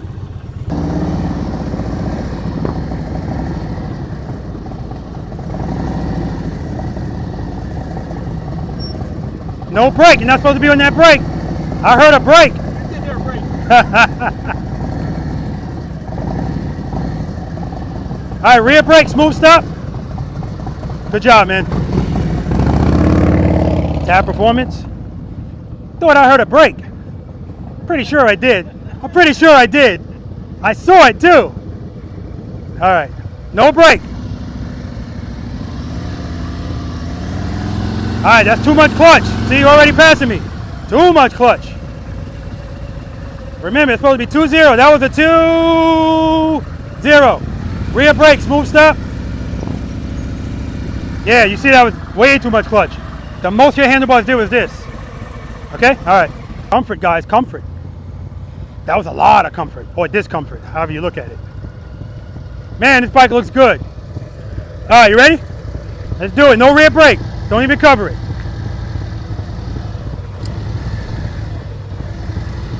Make sure you load it when you open that clutch so it don't stall. Work it out. Uh-oh. There you go, work it out. You don't need it. There we go. Rear brake, smooth stop. All right, good. And over time, you'll see, even when you do give it, you don't have to do it like that. Just nice and easy. Okay, but make sure you're preloading too. Good job. Because a couple of times when he did the 1-0, his bike sounded like it was going to stall because he didn't have any preload. All right, you ready? Let's do it.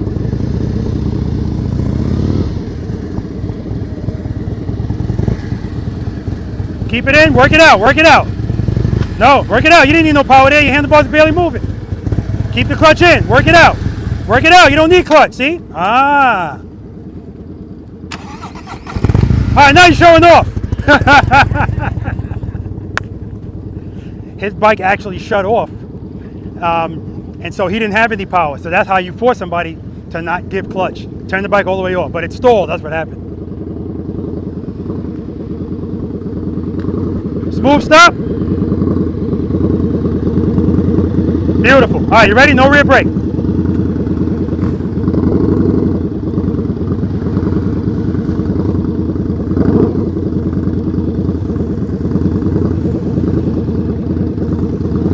Work it out, work it out. It's good. Oh, uh-oh. Uh-oh.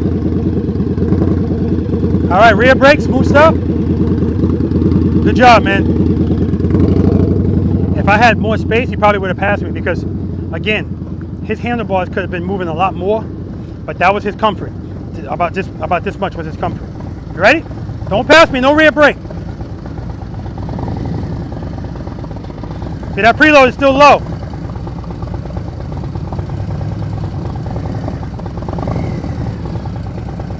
Good.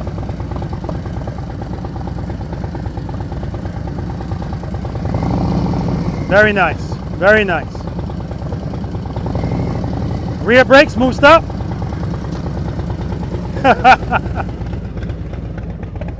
All right, you ready? No rear brake, don't pass me. 2-0, work it out. Preload. Too much clutch, too much clutch. Start again, no brake. 2-0. All right, stop. So right now, shut it off. So right now, here's what I'm seeing with your hand. And that's why your bike is going. It's too much clutch movement. Remember, you're going 2-0 and then working it out. And when you need power, 1-0, okay? Let's try it again. 2-0 and then work it out. And when you need power again, 1-0. Good, work it out, work it out. No, you don't need it. You don't need it. Keep it in, work it out. Work the handlebars out. Keep the clutch in, you don't need it. Just work the handlebars out. When you need it, quick, open, close. There you go. Keep it closed. Keep it closed. Open, close. Perfect. Come to a stop, rear brake. We'll work on the stop, but that's what I'm talking about, brother. All right, guys, yeah, I had to take him a little bit further, but the issue was, again, of course, discomfort, but too much of the clutch movement. Once we took care of that, and too much trying to re-engage the clutch. But I'm looking at his handlebars, he didn't need it. Just keep it there, work it out, work it out, work it out. I can see when he needs it. And just by me saying 1-0 and him doing it, that's how the confidence starts. All right, so we're gonna talk about this, then we're gonna move on to exercise number 3, trust and believe. They're gonna love that one. Let's do it. All right. No. Okay. How'd you know what I was gonna ask? Well, the question was, any questions or comments? Looks harder than it is in your video. Everybody says that though. Everybody says that. I got a question. Go ahead. I got the smallest bike here. Mm-hmm. Does that transfer over to Meaning? a bigger bike because of the weight, the size, the speed, the power? I love his question. His question is, not only do I love his question, I love how his question sounds. He said, I have the smallest bike here. And the question is, does that transfer over? O-V-A-H. And I love it because that's my wife all day. Sister, my mother's walker, you know, so that's New York. All right, anyway, the answer is yes. The rules don't change. The only thing that changes is the way it feels, seating position. Not so much yours. Sport bike, you kind of lean forward. They still have a rear brake. Still power keeps it up. So everything's the same, even if it's a DCT, which doesn't have a friction zone. What they're working with is throttle and rear brake only. But it's still the same thing. It's not feet down, it's throttle. Right, so yeah, absolutely. I tell people, how long have you had that bike? 2 years. Why'd you buy that bike? Like the way it look. I don't do highway rides. I'm local. Okay. I like it. Okay. You don't like that pretty bike what's your name again? Daniel. That Dan's on, that Challenger? That Indian Challenger? It was nice, but I like in the city. Yeah. Like, we're not supposed to, man. When you go through Manhattan, there's a lot of traffic. Yeah. And for a bike, there's less traffic. So I could white line. I could go to the front. So I'm going to tell you right now, you can white line with a Challenger. I used to white line with a police motorcycle. So the reason I'm asking these questions is people are usually going to be drawn toward a motorcycle that speaks to them the most. And what's going to speak to you when it comes to a motorcycle is what's less intimidating to me. Anybody that's riding a soft tail motorcycle, whether it's a Harley or an Indian or a sport bike or a Rebel, anything like that, when they come to me for private lessons or practice sessions, I always tell them the next owner is going to love your bike. And I say that because once you get this, and you got it, man, you're looking really good. Once you get this, again, your options start changing. I say all the time, I cost people money all the time, whether they're buying boots, buying stuff for their bike, but more importantly, upgrading their bikes, because what they had, that's all they thought they could do. The reason I love these bikes the most for training is because they are, in my opinion, the safest bike to train on, because of those engine guards and the saddlebag guards. When that bike tips over, it's protected, but more importantly, so are you. You can stay on this bike with your feet on the boards and it'll sit at a 45-degree angle. If you're on a bike that doesn't have guards or anything like that, and you train on that bike like a Rebel, you're on your ass. The bike goes over, so you need to really be kind of like geared up, in my opinion. But these bikes also have the creature comforts. Whether you ride, I don't do highway riding, I just don't. But I want all of the creature comforts of a motorcycle. I want the suspension to be good. And on the Indian, they got the best suspension, right? On his kind of Indian. I want GPS. I want everything. I want storage. That's what you get from that kind of bike. And not an Indian, but with a Harley, nothing turns better than a touring model Harley-Davidson motorcycle. Nothing. So when we get to U-turns, if you ride an Indian, don't even look at the 18-foot box. But it doesn't matter because 18 feet it's excessive. You don't ever have to do that. It's not necessary. I just want you to be comfortable on a country road. Maybe we'll do a follow leader and go out there. What you got, Boris? Yeah, I just want to say, exactly what you're saying is I don't really appreciate the importance of riding the bike correctly until I got a big touring bike. Yep. Because on a little bike, you can get away with almost anything. Yeah. You know, like 300-400 pound bike. Mhm, You mhm. catch it with your feet. Yep. You make a mistake, you grab the front brakes, and you can't do that in a big touring bike. The bigger bike makes you accountable, right? If it shows you your flaws that you didn't even know you had, flaws that most people don't know.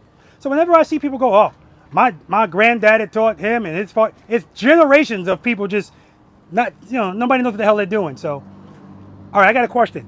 Margaret, where you at? Okay, it's like assigned seating. Margaret's always in the same seat, but she's the first one back. When Margaret pulled back in here, her bike was parked at an angle. I think I know the reason, but I'm gonna ask, why'd you park like that? Why is that messing with my mind and not yours? Like earlier today when all these bikes were parked like Stevie Wonder parked them. Some back, some forward. I was like, I wanted to get on everybody's bike and just kind of even them. But that's just me, it's my OCD. Any reason that you could think of? That's how a lot of motorcycle riders park, especially in the city. If you notice that. If they back their bike into a spot, they back it at an angle. Do you know why that is?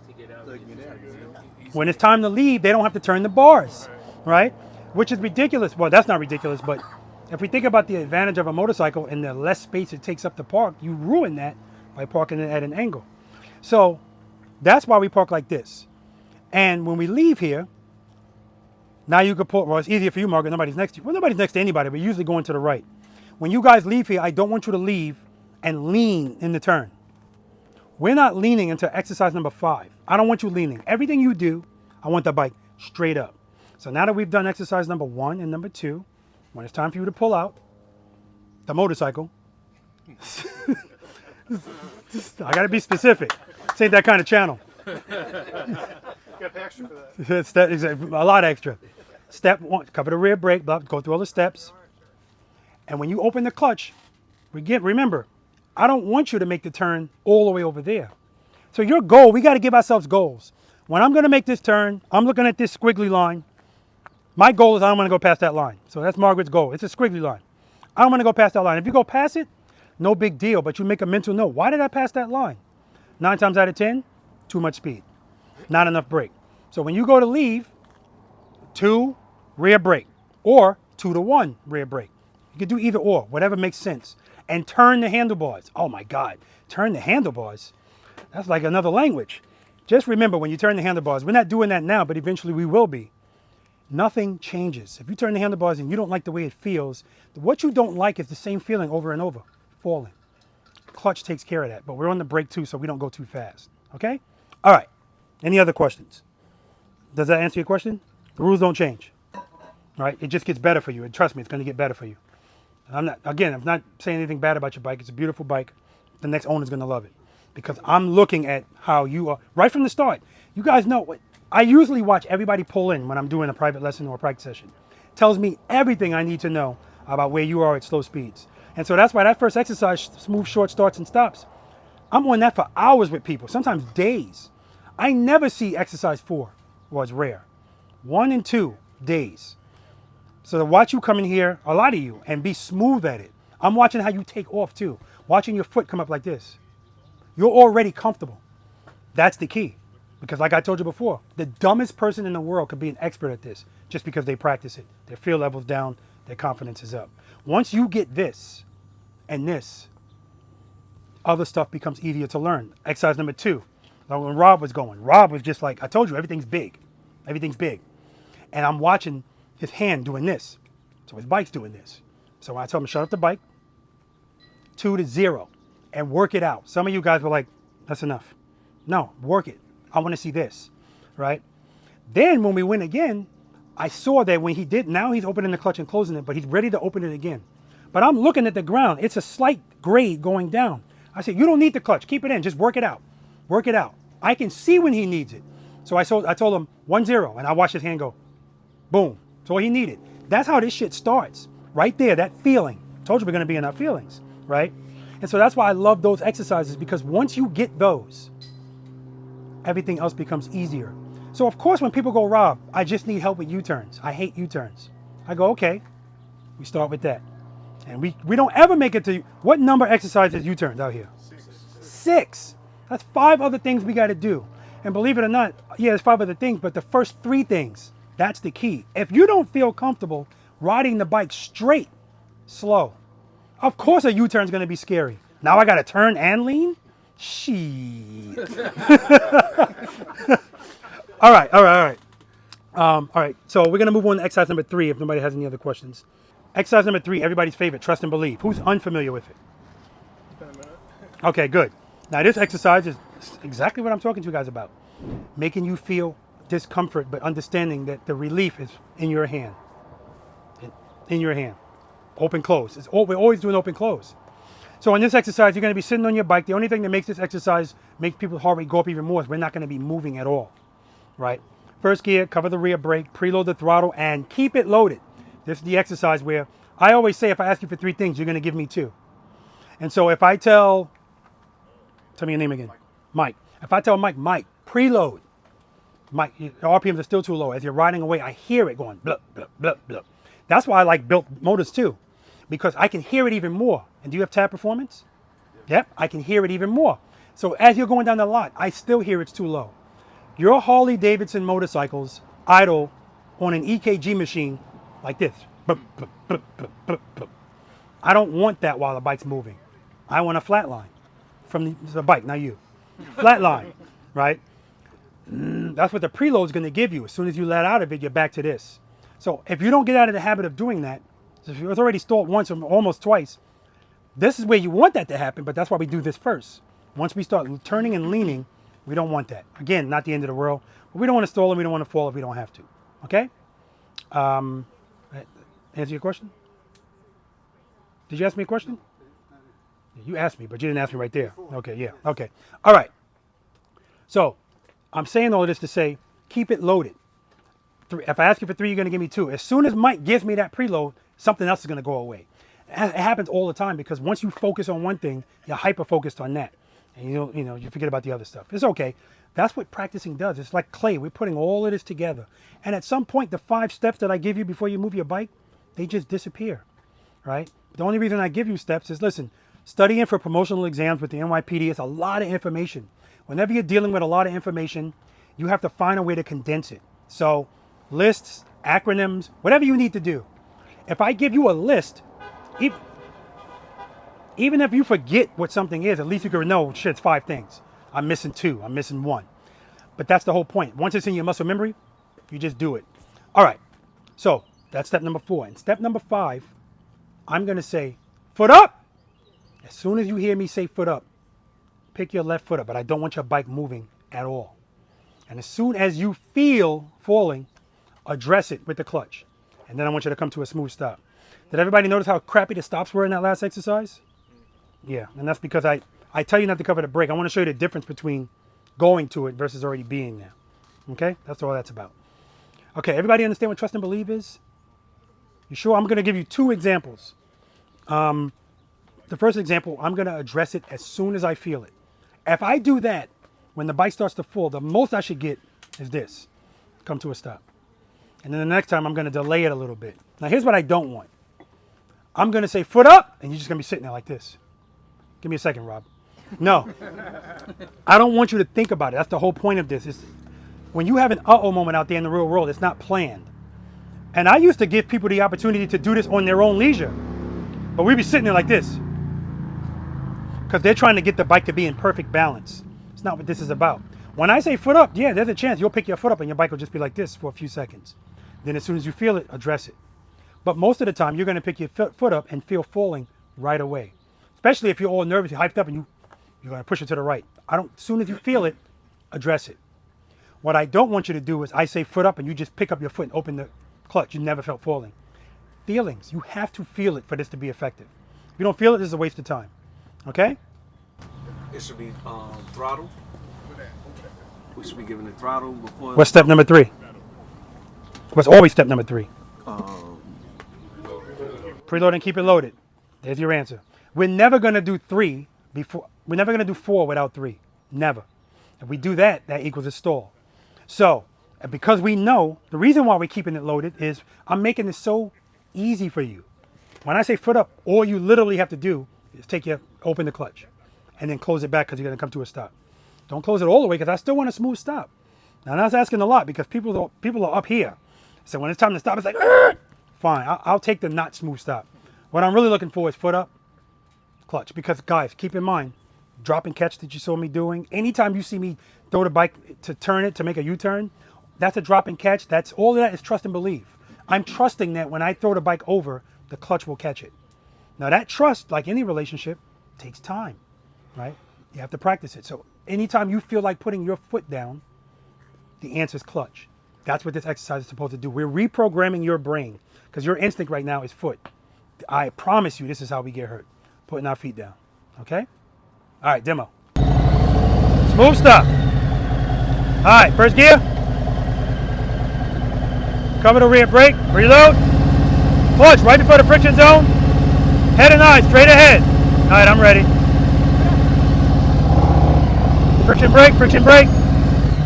Nothing. As soon as I felt it, I addressed it. Now I'm gonna wait a little while.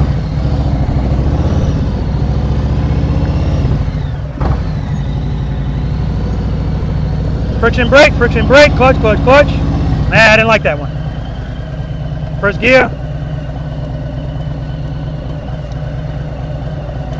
Cover the rear brake, reload. Clutch right before the friction zone, head and eye straight ahead. Ready?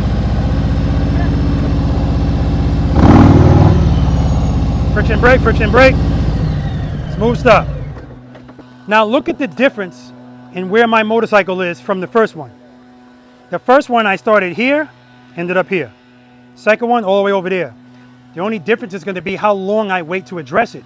So if it starts falling, it just so happens it started falling to the left there. If it starts falling to the right and I wait, it's going to straighten out eventually. It always wants to go straight with power. Clutch, clutch, clutch.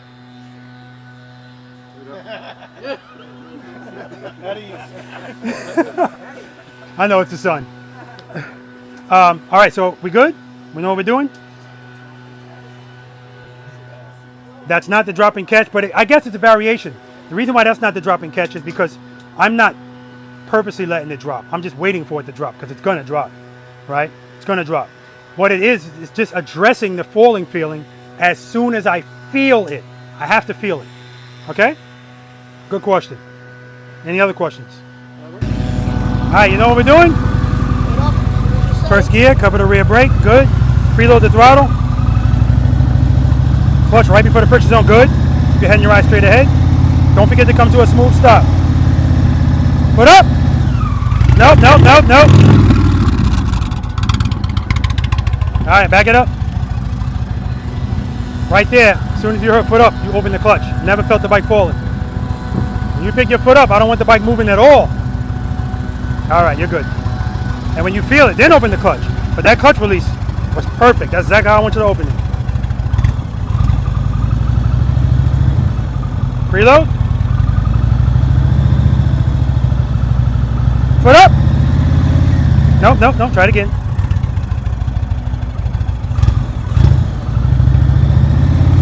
Yeah, I like that preload better. But I jumped from 2 to 3 quick. Yeah. Good. Make sure that clutch is down in the friction zone. Good. Preload. Foot up.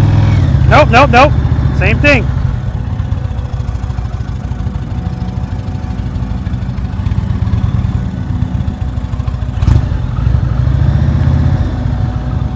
Preload, preload. Foot up. Nope, nope, nope. I know it's like, oh my God, yes. Pick up your foot. I don't want that bike moving at all. We'll do it one more time.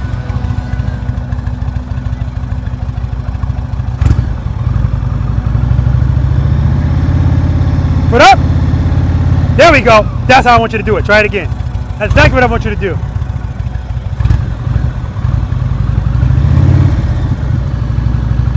Foot up. Now you're moving. All right, pull around there. And come back over here. Foot up, get that foot up.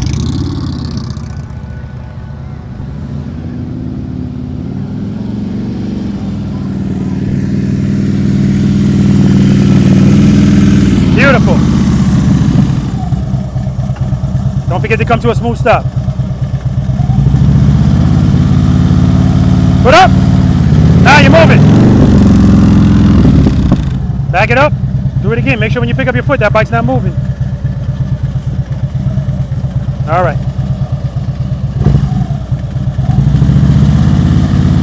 Foot up. Now you're moving.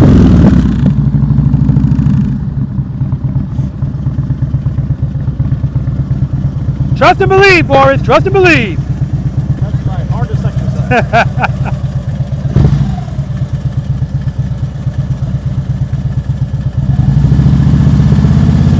Put up. Yeah, there we go. There's the difference right there. That was it.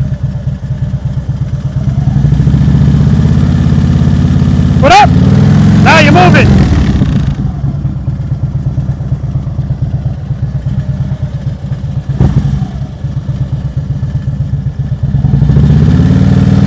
Put up.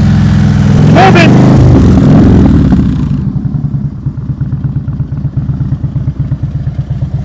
What a difference it makes when it's moving, even a little bit, versus not moving at all. The mind thing. One more time. Allegedly.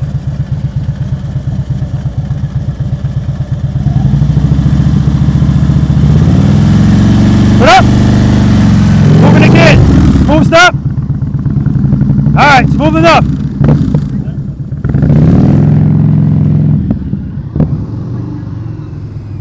Smooth stop. Friction brake, friction brake. Friction brake, friction brake. Alright. Alright, first gear, cover that rear brake. Reload. Keep it loaded. Clutch right before the friction zone. Don't forget to come to a smooth stop. There's my preload. Pull the clutch in a little. Too much preload.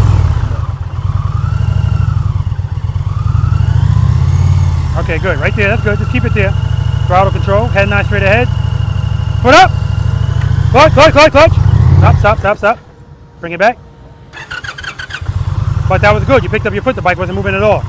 Forgot to open the clutch.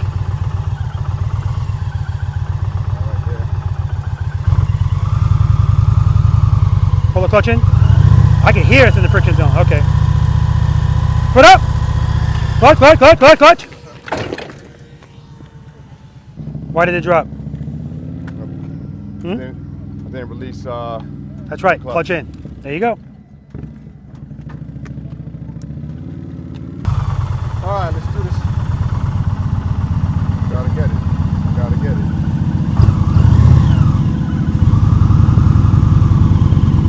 Good. Keep the clutch in. You're in the friction zone. You're in the friction zone. See how the bike moving? Pull it in. Pull it in some more. Okay, good.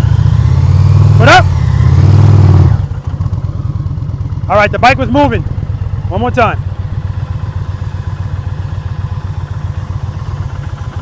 I can smell the newness on this bike. It's real new. Yeah. Pull the clutch in, it's moving. Okay, good. Preload. Put up. Ah, you're moving. Smooth stop. All right, go around, go around. Smooth stop. There we go. No leaning, no leaning. Yeah, see, too much speed, too much speed. You would definitely benefit from some new handlebars too. These are too low for you. Are they? Definitely. These are 8-inch handlebars. That's what comes with a batwing carrying motorcycle. Right. Too low for everybody. You're gonna see once we start turning, elbows into the body, sometimes they're hitting your leg, especially when you're using the rear brake because it's so high. You'll see. It's liberating when they're a little high, 12 inches. Okay, first gear, covering the rear brake. Preload the throttle, keep it loaded. Clutch right before the friction zone, head 9 straight ahead. Don't forget to come to a smooth stop. Put up. All right, try it again. Stop, stop, stop. Come back. My trust and believe is not there. Yeah, everybody's trust believe is not there. That's why we're doing it.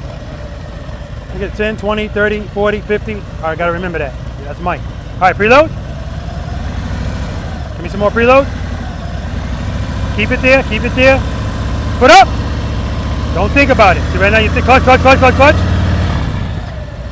Well, the good thing is you gave me clutch, but then it was falling. You feel that. Open it a little bit more. Let's try it again. 10, 20, 30, 40. No duck walking. All right, preload. Put up. Bike's moving, bike's moving. Make sure it's not moving. Put up. Clutch, clutch. All right, back it up.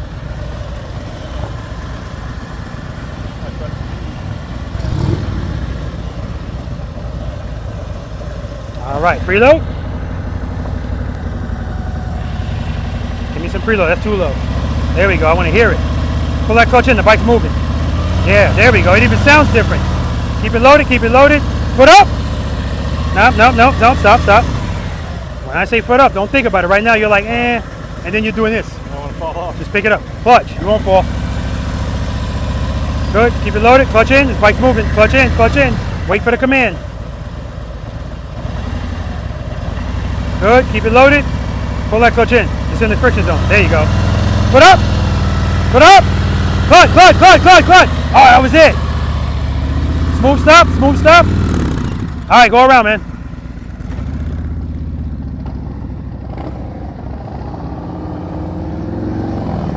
Keep it slow.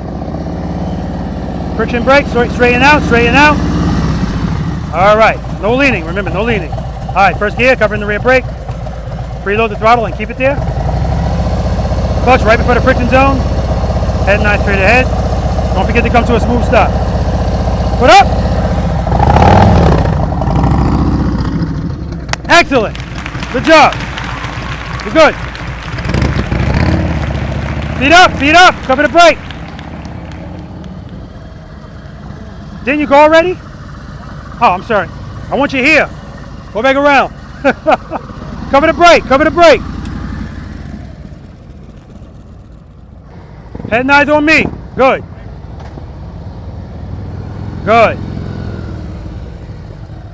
Head and eyes over here. Keep it loaded. Friction brake. Clutch. Beautiful. All right. First gear, covering the rear brake. Preload. Good, head nice straight ahead. Don't forget to come to a smooth stop. Put up. Okay. Remember, you don't have to pop it. But even if you do, the only issue there is you popped it and got rid of the preload. Even if you pop it, it ain't gonna fall. It's just gonna go like that.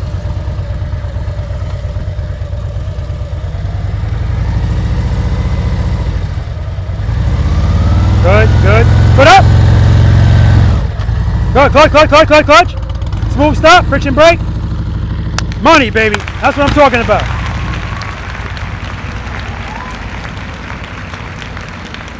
Turn the handlebars.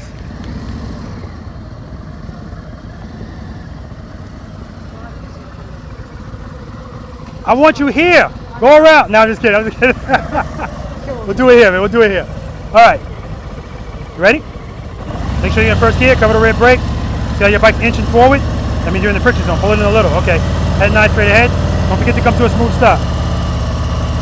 Put up. Now you're moving. Stop. Make sure when you pick up that bike, it ain't moving. Back it up. I don't want it moving a millimeter. Feel falling? Clutch. Keep it loaded. Give me some more preload. Pull the clutch in. See how the bike's moving? Yeah, there you go. Put up. No. Try it again. I know, man. I know. Trust me. I know. I can't do the left turn. Forget about the turns. We ain't even doing that yet. And say yet after that. Yet. Head nice straight ahead. Put up. There we go. That's what I want right there. That's why your foot came back. That's what I want. I don't want the bike moving at all when you pick up your foot. Reload. Put up. Right there. Wrong switch. Yep, and right there, throttle, but no clutch.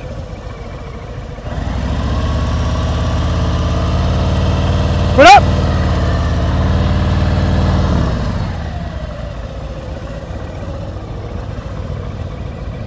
All right.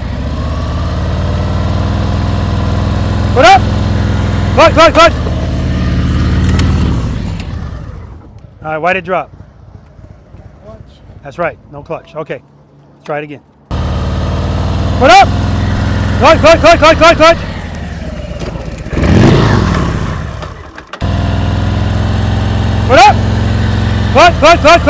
Clutch. Smooth stop.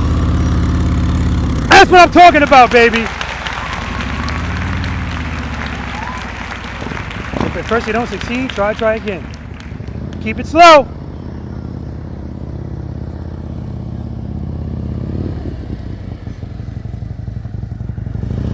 Head nice. It's okay. All right. Looking good, man. Looking good. All right. First gear. Good. Covering that rear brake. Preload. Head 9 straight ahead. Don't forget to come to a smooth stop. Put up. Friction brake. Friction brake. Friction brake. Nice, Carlos.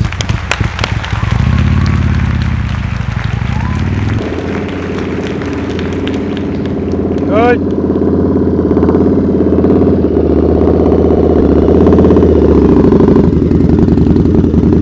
The next owner's gonna love this bike, man. You don't know. You don't understand. You're going to see life through my eyes. All right. You ready? No, I'm just straight, right?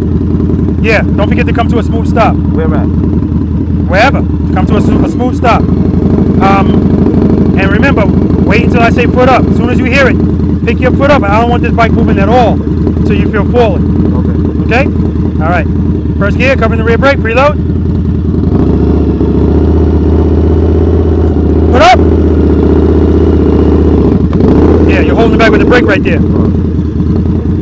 And when I said right there, I said foot up, and you said, okay. No, do it. As soon as you hear it, foot up. I should be covering the brake. The foot. Covering it, that's it. Put up. Now you're moving.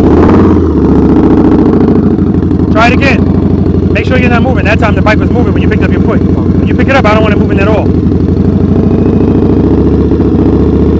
Put up. Fuck. Exactly, Fuck. just like that. What was it? So right there. Well, I felt what you said. yeah, exactly. Foot up doesn't mean clutch open. It just means foot up. Then you open it when you feel falling. That time you did it right. You didn't like it, so you put it back down. Pull the clutch back in. Put up. There we go. That's what I want. You're still waiting. Don't wait. As soon as you hear it. Put up. Clutch, clutch, clutch, clutch. Smooth stop. There you go. If you do it right, that's the most you should move. Excellent. Good job. You're good. Okay, one more.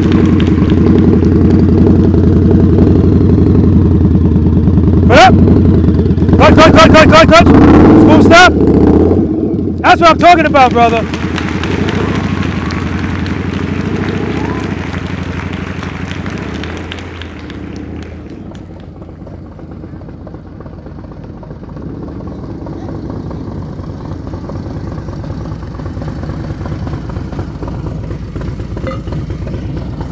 RPMs, you hear how your bike sounds now? Yes. That's how it sounded the whole time.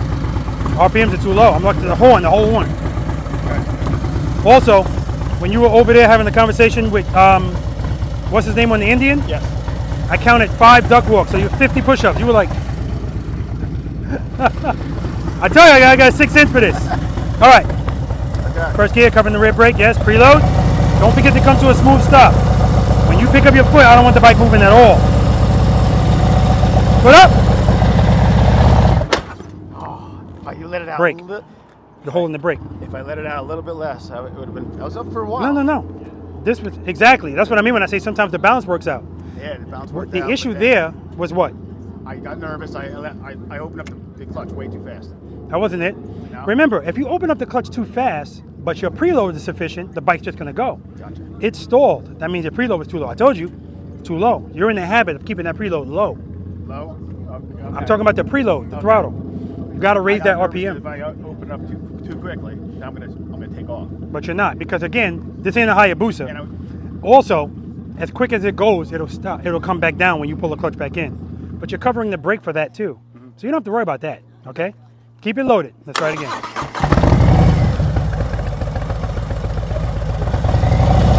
Good. I like that preload. Keep it there. Put up. Clutch. Are you in gear? Yeah. Check it. Okay, good. Make sure you're not coming from the grip too. Remember, right before the friction zone. Put up. Clutch. Yeah, you see what the problem is, right? You're coming from here. When I say foot up, that's where your clutch is. Okay. Start opening the clutch. Okay. Start opening more. Pull it right before that. That's where you should be. That's what's happening. You're just wasting time. And I'm reacting too quick. No, you're not. It's not quick enough. Okay. Now it doesn't have to be because you're right before it. Preload. Good. Put up. Clutch. Okay. Wait for the command. Wait for the command. But already that's better. Right before the friction zone. Preload. Put up. Clutch, clutch, clutch. You're holding it back with the brake. I can hear it.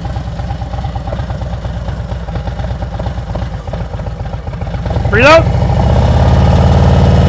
Put up. Clutch, clutch, clutch, clutch, clutch. The brake. Yeah, man, you're making it fight. Good job. Good job. Put up, put up. Cover that brake.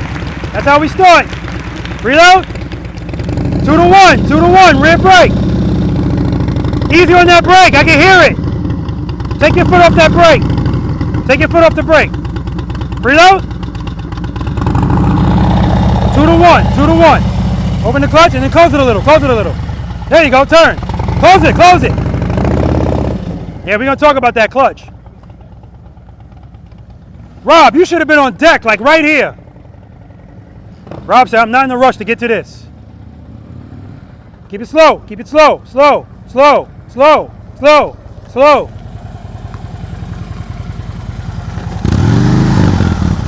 Too much speed, Rob. All right, back it up, straighten it out. All right, you know what we're doing here? Bring it up to a 2000. Just you're gonna say up, and then when it goes up, as soon as it starts to come up, just keep it throttle. And when I say put up, pick your foot up, clutch. Make sure you don't hold it back with the rear brake. Don't forget to come to a smooth stop. So do you want to cover the rear brake or cover it? Don't press it though, because you don't need it. Head and eye straight ahead. Good, good preload. Make sure your clutch is right before the friction zone. Oh yeah, yours is early. Okay. Put up! Clutch, clutch, clutch, clutch, clutch, clutch! That was good. That's exactly what I want. But next time, give me more. Can you see how it was falling? Yeah. So you gave me enough to move, but not enough to stay up. Back it up. Try one more time. That's why the word is sufficient power. We had power there, it just wasn't enough to get what we needed.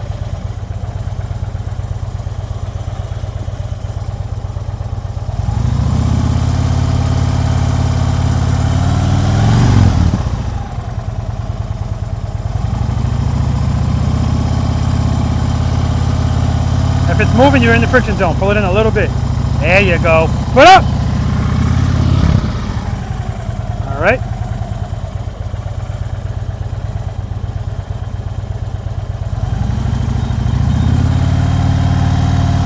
Wait for the command, wait for the command.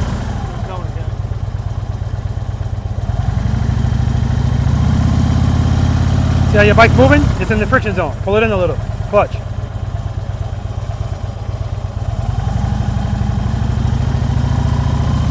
Put up! Clutch, clutch, clutch, clutch, clutch, clutch, clutch, clutch! Open the clutch. We're opening the clutch enough. Make sure you're in first gear? Yeah. Okay. Okay, good.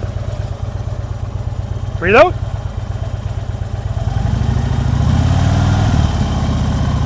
Put up! Clutch, clutch, clutch, clutch, clutch! Come on back. Open that clutch a little bit faster.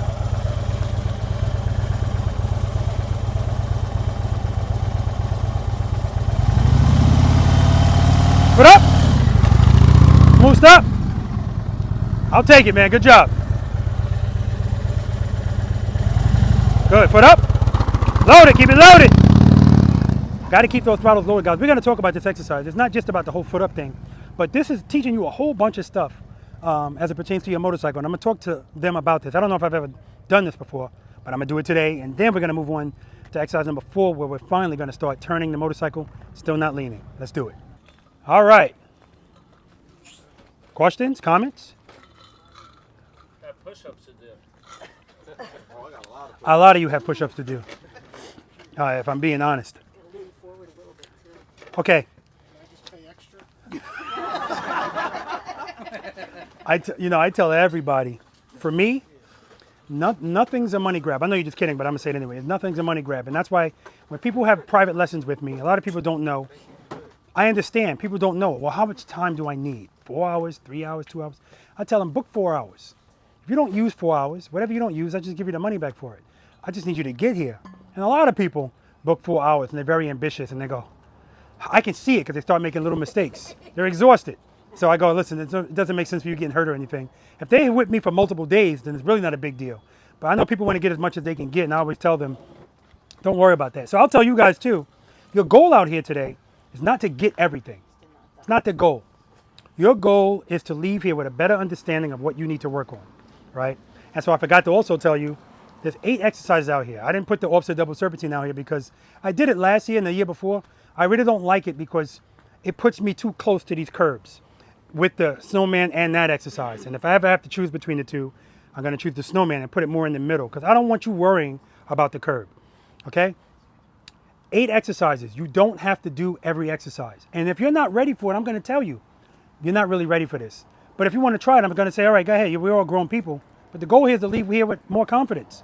So it's like the whole thing of people saying, I just need help with U-turns. But we do 1, 2, and 3, and that's it. Don't put the cart before the horse, okay? A hero is nothing but a sandwich. I can say that here, and it makes sense because we call it a hero down here or up here. Oh, yeah, this is Jersey, a hoagie. New York, it's a hero. It's both, right? And the South, they didn't know what the hell I was talking about. I usually ask before that exercise, each person, do you trust and believe that as long as you provide power to the rear wheel and yeah, everybody's FOS, right? Because prior to that exercise, if I see you tapping the ground and putting your feet down, I know you don't trust it. That's what this exercise is about. That feeling that you keep getting, that's the feeling you always get. But it's kind of amped up a little bit because I'm telling you the bike's not moving. Here's what else this exercise does for you. It's teaching you about your bike. Again, when you're in the zone, something's so simple, it's not registering to you. I'm telling you, I don't want your bike moving at all. When you're waiting to go, I'm looking at your bike creeping like this. And you don't even feel it. You're just actually adjusting your feet.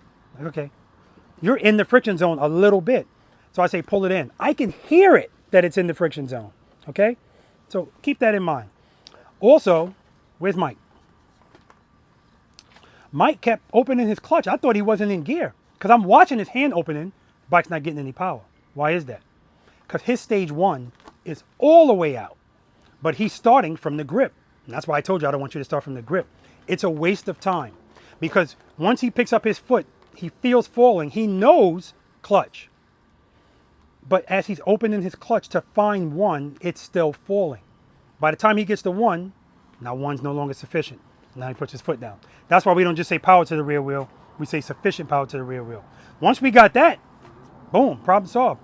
It's the smallest thing sometimes out here that makes it happen. But of course it's going to be small things because none of this stuff's big. Everything seems big when you're nervous, when you're trying to figure it out. But don't worry about that, right? Don't worry about it at all. Also, if you're like, damn it, I want it to keep going, that's a private lesson. Like I said, we have to work on this. Now, that's why when we get to exercise 4, 5, 6, if you're struggling to make U-turns, or we get to the figure 8, you're struggling with that. At the end of the day, if I say, what are you going to work on? Man, I need to go work on those U-turns. Negative. You need to work on 1, 2, and 3, 4. That's what's the problem. Then you can get to that, right? Rob was riding towards me. The good thing is Rob was last. The bad thing for Rob is everybody's watching him. So he's coming up, and I'm going, slow down, slow down. And Rob's going, screw you, screw you. It's because I told you at the beginning, your comfort is going to supersede anything I'm asking you to do. And my definition of slow is different than yours, I understand. Slow down. So that when you get to that turn, I get it.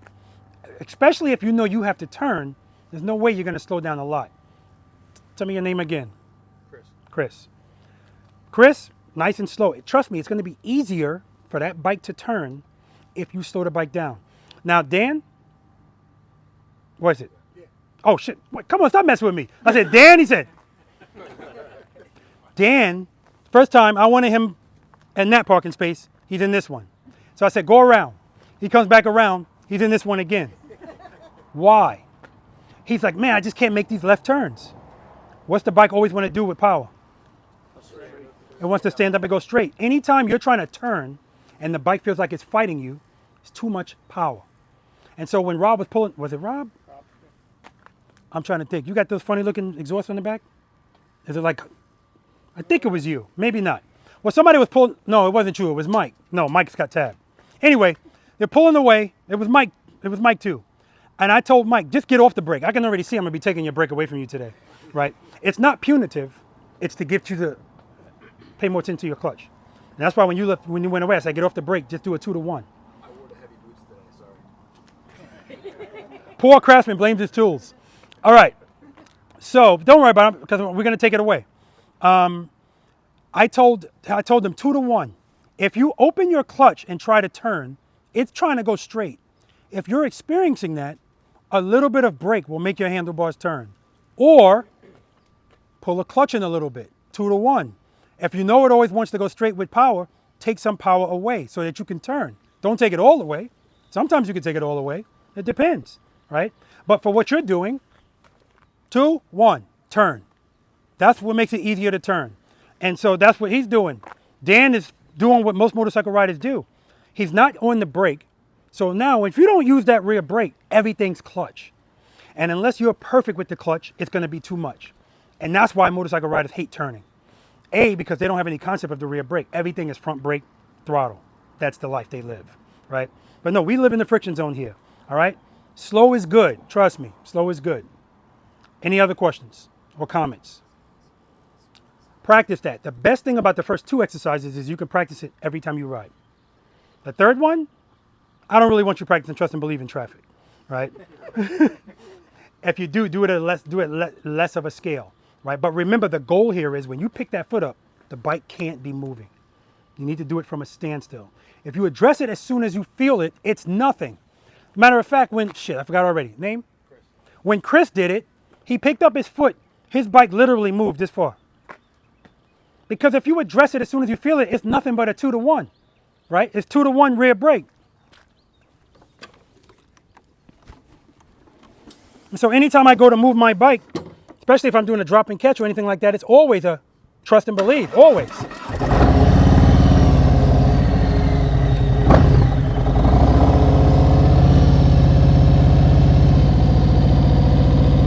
Friction brake, friction brake, friction brake, smooth stop. Foot up, clutch. Foot up, clutch. As soon as I feel it falling, foot up, clutch, brake. So even in a short distance, I'm not going anywhere. So for people that say, I'm scared I'm going to open the clutch too much.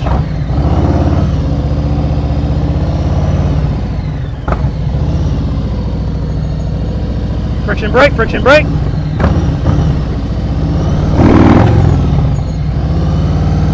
Still a smooth stop. I'm in control of the bike. That's why we're covering the rear brake. What does the rear brake give us? Correction and control. In that case, that's the correction. I didn't mean to give it that much clutch. Let me correct it with the brake. So I'm always in control. I'd rather you have too much of this clutch than not enough, right? And so when I think it was Mike, somebody's bike, yeah, it was Mike, stalled. He didn't know it stalled though. He said, I must have opened the clutch too fast. Opening the clutch too fast with preload just means the bike's gonna go like this. It's not gonna stop. It stops when it stalls. So I felt the bike do this, and I said, oh shit. You let go of the throttle, stall, okay?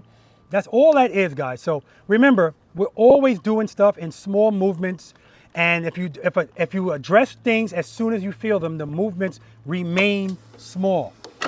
As long as you're right before the friction zone. And if I'm using the rear brake, that makes it even easier. Foot up, clutch, brake, brake. I'm staying, my clutch is in one spot, brake.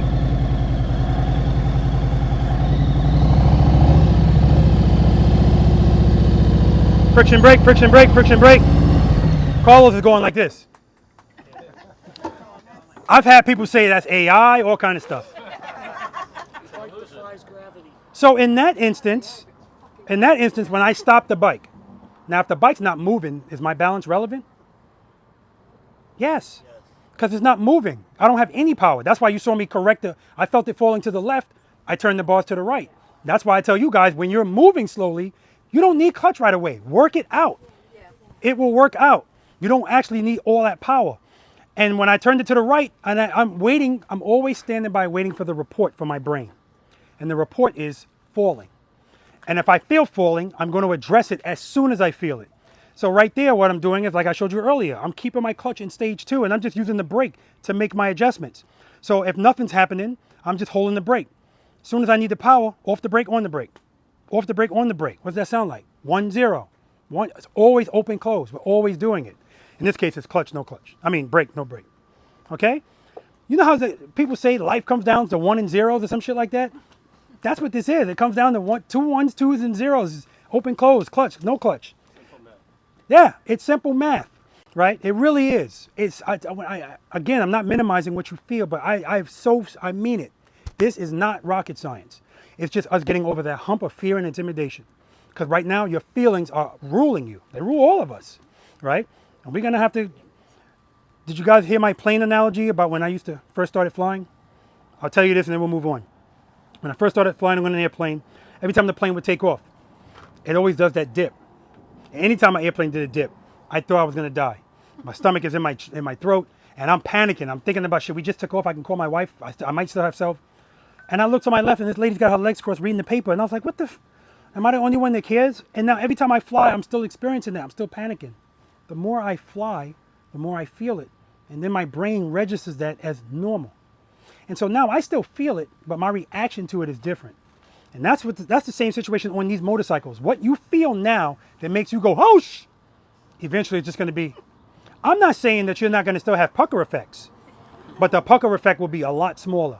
Like whenever I do a drop and catch in a U-turn box, like I'm going to drop it into the U-turn, sometimes I have a pucker effect because sometimes we're not perfect. Sometimes I open the clutch a little too late. I feel the bike falling more than I wanted it to. Now what that means is I just have to open it up more, but I'm trying to be smooth. It's not going to be as smooth. The point is, the pucker effect is going to get smaller the more you do this, okay? Because right now I'm not asking you to do nothing crazy, even though what I just did, that's crazy. No, it's not, right? It really isn't, because all I'm doing is making the bike stand up every time I feel it falling. But I'm addressing it as soon as I feel it. So for you to look at it, it looks like, what the hell's going on? I'm just making adjustments. I'm not letting it get like this, right? That's going to be really relevant in this next exercise. Exercise number 4, right turns, left turns from a stop. This exercise is my highest failure rate. So let's do it. What's your strength, right turns or left turns? I would say left turn. Left. Mine's right. Right. Absolutely. Left. Probably about same. Same. Right. Right. Probably same. Same. Same. Right. Right. Right. Same. Same. I'm a lurker, but left is Okay. terrible. Left is my strength. I know you're a looker. My left is my strength. Go right. Right. Lefts. Yeah. Say both from a hard stop. Okay. Left. Left is your strength? No, right is my strength. Right is your strength? Neither? Okay, good answer. So there, when I was in California, they told me straight. Okay, that's a perfect answer. Remember your answers, because I find that it's usually the opposite of U-turns. Because when I ask this question, people are answering for U-turns, because motorcycle riders don't turn like this. This is a 90-degree turn, and we're not leaning. That's the gravel road. Zero leaning. Zero. And so in order for you to do that without leaning, you have to be going, like I said earlier, 2 miles per hour at the most. So when we did the slow ride, and you did it with no brake, now you can use the brake. So on the approach to that, that's when it's time to get it all together. Preload, I like the way it sounds. Keep it there. Clutch, what stage am I in? Who gives a crap? But I like the way it feels. So I'm going to keep it there. My goal is to keep everything the same. That's what everybody's goal is. That's why people buy DCTs, because I don't want to have to change gears. I want it all to work for me. So you got to slow down. When it's time to turn, that's when stuff starts falling apart. So here's what I'm going to say to you guys. When it's time to turn the handlebars, if you feel something that you don't like, address it, but the adjustments are small. Remember, we're already in the friction zone. We're already in stage 1 or stage 2. So if I go to turn, head and eyes comes before handlebars, right? Head and eyes. When I go to turn my handlebars, if I feel the bike start falling to the left, which it should, that's when the bike should always be leaning and falling in the direction the handlebars are turned. So if I feel that, how do I correct it? Clutch. Or just come off the brake a little bit, because that's what I'm going to do. But you can correct it with the clutch if you want. In my opinion, you're just giving yourself more stuff to do. And remember, anytime you're dealing, well, I can't really say that because you can make the bike be choppy with the brake and the clutch. So remember, the corrections that you're making with the brake are minimal. If you're doing this, the bike's doing this. It's not a huge deal, but I already told you, motorcycle riders want everything smooth. You don't like the way it feels going slow anyway. You're going to hate it even more if it's bucking, okay? So, but when I address it, I'm going to go, remember, we're always giving and taking. I'm going to give and then take right back. Because if I just give, guess what's going to happen? Power makes me want to go straight. So I'm not, again, it's not sustained. I'm turning, I feel it falling, give, take. Give, take. Depending on if I feel that. If I don't feel that, just stay where I am, right? Now, answer this for me. Margaret, this is for you. I'm making the left turn. Now I got a Boston accent. Margaret, I'm making the left turn. I'm going very slowly, and I feel the bike falling to the right. How do I correct that? To the right? Yeah. I don't know. I have to be doing it. I can't. Okay, I understand. visualize How do I correct that? He said brake. That's correct. Because if it was too much power, I'm sorry, if it wasn't enough power falling to the left, it's too much power if it's going to the right. Especially if we already know it should only be falling the direction the handlebars are turned. So if my handlebars are turned this way and I'm going that way, brake or pull a clutch in a little bit. As soon as you do that. But remember, take away, give. Take away, give. Because I like to say it's like being on a tightrope. If I'm balancing myself and I feel my balance taking me to the right, if I overcorrect it, now I'm to the left. I want to correct it just to get me right here. So that's what you're trying to do with the bike. We're not trying to lean. This is gravel. So if you lean even a little bit, I'm going to tell you, you're leaning. And if you're leaning, I already know it's because you're going too fast. It's very simple. Like you said, simple math. Questions. First time we do that exercise, we're just going to go straight through. Remember your answers. Straight through. We're not going to stop. If you struggle doing it straight through, I'm not going to have you stop. Okay? We clear? If you do it correctly the first time, the second time you come, I'm going to have you stop. See the gate? The entrance? You can stop anywhere in that gate. When we get over there, I'm going to show you. Stop anywhere in the gate.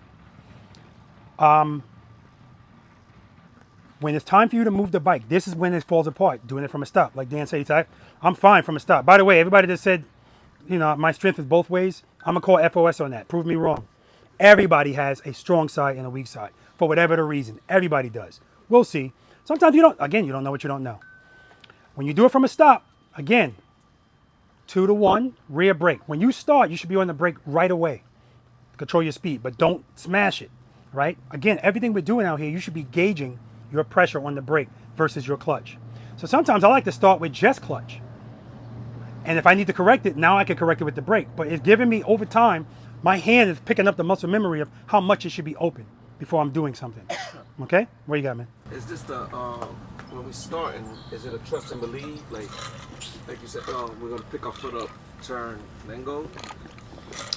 Step number 5 is as soon as you feel a bike start to move, pick up your foot. So it's not a trust and believe, but at the same time it is. Trust and believe is always in play. It's always in play because you're on 2 wheels going slow. You're going to feel falling. And anytime you feel it, clutch. That's what trust and believe is all about. To get you to not put your foot down. Okay? Now, in this exercise, I'd rather you open up the clutch and hit cones than put your foot down. Okay? So if you see you're not going to make it and you're going to hit the cone, stay the course. Just keep turning. That's why I don't use big cones. Run over the cones. Don't worry about it. What that's also going to do for you is you're going to feel the cone under your front wheel. For a lot of motorcycle riders, as soon as they feel that, clutch in. Anytime you don't like something, clutch in. Keep in mind, what does the bike want to do with power? Stand up and go straight. So if you feel that, don't worry about it. Power will keep it up. This is the same reason why when I took people down to River Street in Savannah, that uneven cobblestone road, they hated it because the whole road is this. Or when I do that drill, when you put your front tire to the curb and you have to go up the curb and then make a turn. Who's not familiar with that? Yeah, I do it in my follow the leaders, at least I used to. You put the front tire on the curb when I have about 2-3 people left with me. Put the front tire on the curb, and you're not allowed to duck walk the bike. You have to pick up your foot, open up the clutch, get that front tire up the curb. But now in that case, clearly I'm not going to just do a 2 because then my back tire is going to go boom into the curb. So what am I doing? I'm doing 2, rear brake. Rear brake, I'm dragging the brake just like I showed you guys. And then I start turning my handlebars and I'm waiting to feel the back tire touch. As soon as I feel it, brake, off brake, or open, close. Point is, that's all I need to do. If I feel something, I got neighbors that come home and they won't slow down to go up their driveway. Boom, boom. Because they don't want to feel that curve. You know, and that's a driveway curve, but it's like a drainage thing. Anyway, all right. Any questions on what we're about to do? Oh, and then I'm going to have you stop, make the turn, and then come to a smooth stop. Now I had to add that in because, again, we have to be in control out here all the time. Everything we do, we need to be in control. The whole friction brake I'm talking to you guys about, that's most important, like I told you earlier, coming out of a turn. And when it's time to come out of that turn, friction brake, friction brake, friction brake, straighten out, friction brake, bing. That's what I want. Let's see who gives it to me. Okay, we're good? All right, step over here to the top. I'm going to do some demos, and then we can get at it. All right, this speed is good. I want to keep this speed. Head and eyes, handlebars, I'm dragging the brake. Clutch is in the same spot. You don't have to go this slow. I'm just going this slow to show you. Straight up, no leaning. Right in the middle.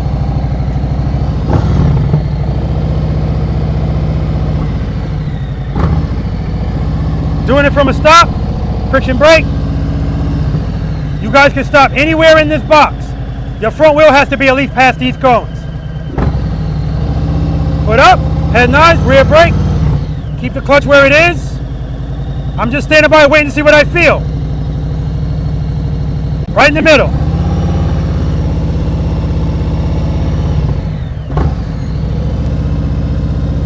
Friction brake, clutch, clutch, clutch, clutch, clutch. Oh, I didn't mean to be that far up. All right, it is what it is. So if I'm this far up, I just got to start with the handlebars turn. I'm coming to a smooth stop. Preload. That was a drop catch, very, very slight. Straighten out, smooth stop.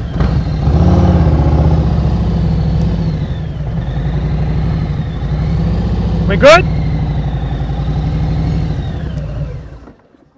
Ain't nothing to it but to do it. Why gotta be you, Doug? Somebody's gotta do it. All right, Margaret, let's do it. Straight through, we're not stopping. Straight through. Right, we're making left turns. I mean right turns, right turns. Right turn. 2, rear brake, rear brake, rear brake. Going right, right turns, right turns, right turns. Is right and left the same in Jersey? Right turns.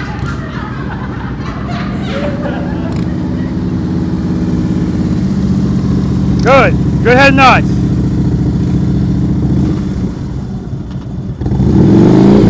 All right.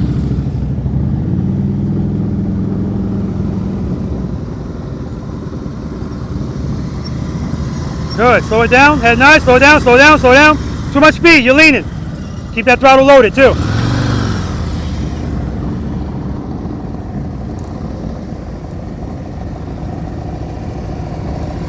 That's a good speed, we're going right by the way, right, right. Right turns, right turns.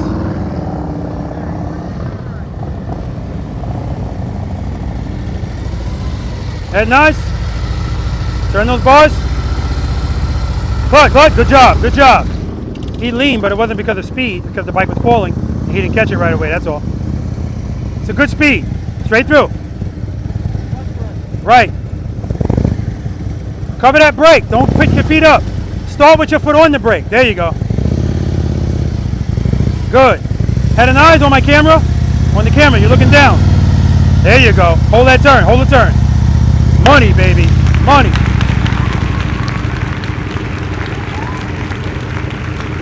Keep going, we're not stopping, straight through. Good, head and eyes on my camera, start turning, clutch, clutch, clutch, clutch, clutch.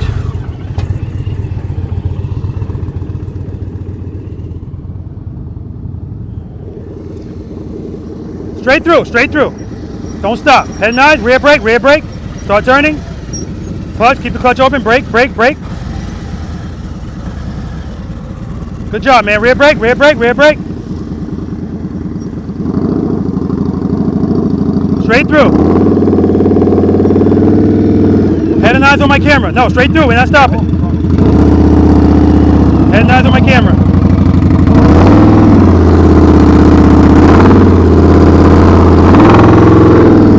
Never put a foot down, good job. Straight through. Straight through. Head and eyes on my camera. Head and eyes on my camera. Head and eyes on my camera. Head and eyes on my camera. Preload! Slow down, slow down. Keep it loaded, keep it loaded. Too much speed, too much speed, too much speed. Do it from a stop. You gotta stop up here.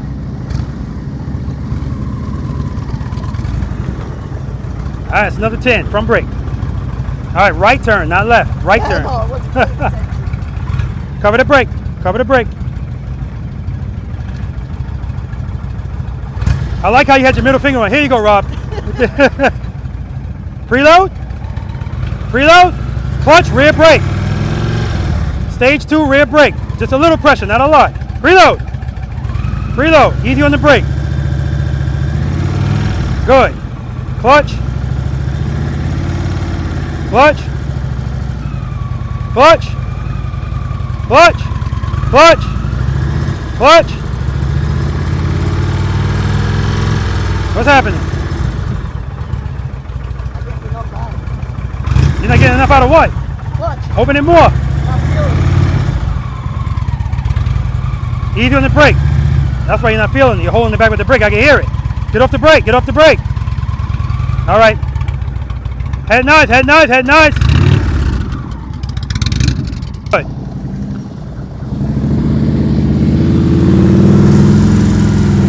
Go. Hold that turn. Hold the turn. Hold the turn. Clutch. Clutch. Straight through. Good job.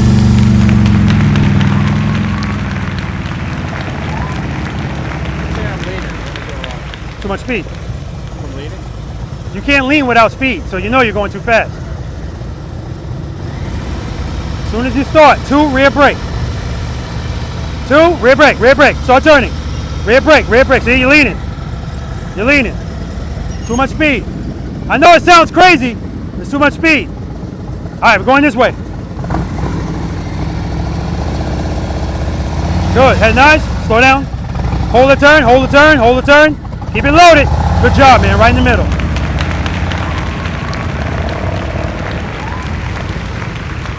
All right, I'll take it. Straight through. Head nice on the camera. Slow down, slow down. Good. Turn those bars. Turn them. Next time you do this, scoot up on the tank. I can still see seat. That means you can scoot up more. Okay. Watch the difference it makes. All right. All right.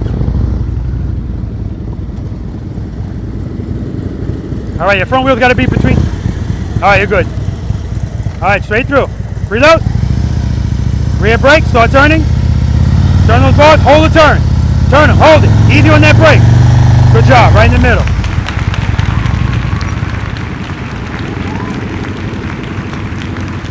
All right. Don't forget, head nods on my camera. Preload. Clutch, rear brake. Good, start dragging it, start turning. Keep it loaded, keep that throttle loaded. Clutch, clutch, clutch. Good. All right, you ready? Preload. Good, start turning, head nice. Clutch, clutch, clutch, clutch, clutch. You're good, you're good.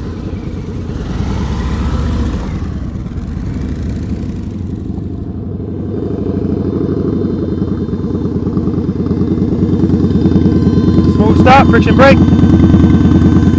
Straight through. Head nice. Beautiful. Come over here. Smooth stop. Right here. Shut it off. Do it on this bike next time you go through. Come on. Yeah. Come on. You can do it.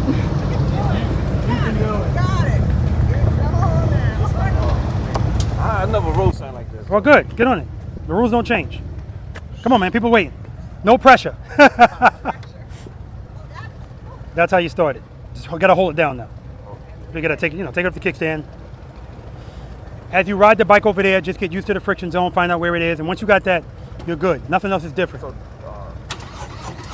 There you go. It's already in gear. That's your rear brake.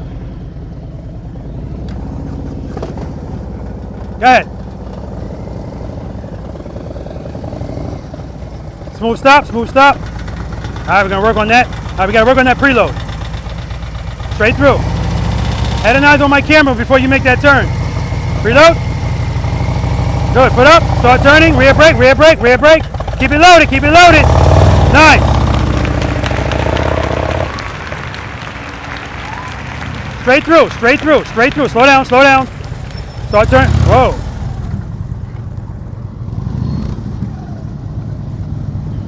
I wasn't expecting to go straight through. Too much speed, man.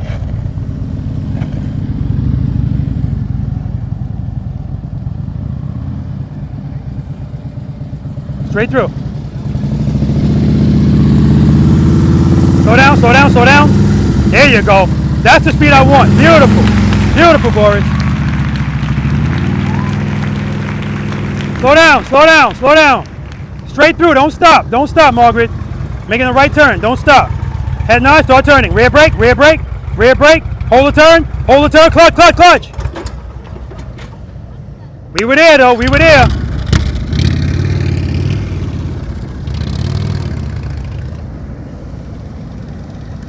Smooth stop. Friction brake, friction brake. All right, coming to a smooth stop over here. Make the turn, smooth stop. Good, rear brake, drag it, start turning. We're gonna drag the brake, brake, brake, brake, straighten out. Money, baby! That's what I'm talking about. Right turns next. All right, smooth stop.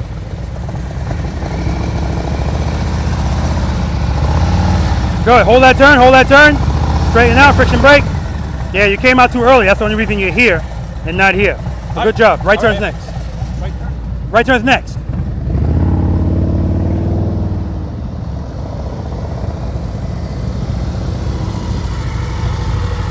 Nice, smooth stop. Good. Turn those bars, clutch, clutch, clutch. Brake, brake, brake. Straighten out. Now remember, when you're making that turn, the less of this you do with the brake, the less you got to deal with this. Nice and easy. If you can, just drag it. Right turn's next. Smooth stop over here. Good. Head nice. Easy on the brake. Easy on the brake. Turn those bars. Smooth stop. Straighten out. Good job, man. Right turn's next. All right, we got this, man. We got this. Reload. Clutch. Rear brake. Start turning. Rear brake. Brake, brake. Just drag it. Drag it. Drag it. Straighten out. Brake, brake, brake. There we go. Right turn's next. Good job. All right, smooth stop. Cover that brake. See, you're starting out wrong. Start turning. Rear brake. Keep it loaded. Keep it loaded. Yeah, you hear me saying keep it loaded, right? Because I hear it's low. Yeah. It's a stall, that's all. Right turn's next. Actually, back up, back up. Keep it turned. All right, straighten out. Keep going. Keep going. All right. You were good. Just stall. Keep that throttle loaded. Good. Clutch. Rear brake. Good. Start turning. Reset. Reset if you want. Yeah, reset. I don't want you to have to start from here. Well, we don't know that. We didn't go the other way yet. Yeah, we'll find out. Yep. That's what we're here to do. Find out. Good. Rear brake. Start turning. Keep it loaded. Turn the bars. Turn the bars. All right. Right turn's next. Just go straight through. Straight through. Make a left turn. Go ahead. Keep it loaded. Keep it loaded. Right turn. Right turn. I'm sorry. Good. Good. Easy on the brake. You're good. You're good. You're good.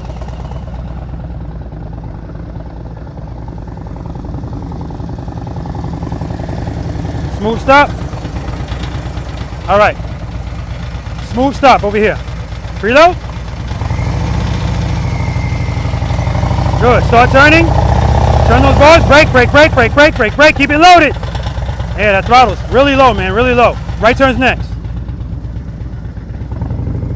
You're just going to make a right turn. Don't stop here. Too much speed. Slow down, slow down. Keep it slow. Yeah, right now you're heavy on that rear brake. You start out really fast and then you correct really hard.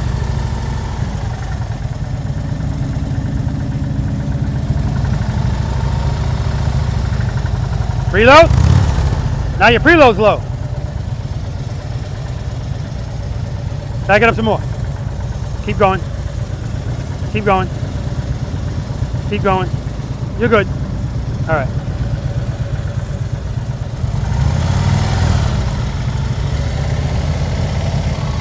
Good. Foot up. Clutch, clutch, clutch, clutch, clutch, clutch, clutch, clutch, clutch. Rear brake. All right. Right turn's next, man.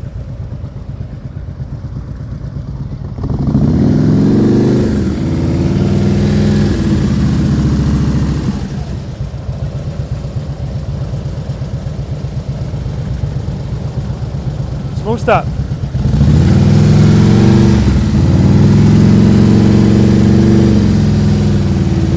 Straighten out, friction brake. Nice, boys. Right turn's next.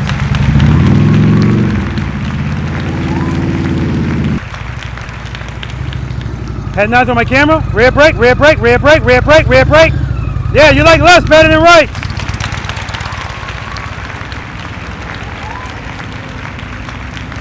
Good, I like that speed. Head and eyes, keep the clutch where it is. Drag the brake. You like lefts better than rights. Big time.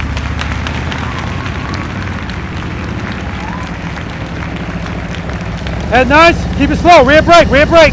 Hold that turn, hold that turn. You like lefts better than rights. Not even a question, man. Woo! Slow down, slow down. Rear brake, okay, okay. You like rights better than lefts.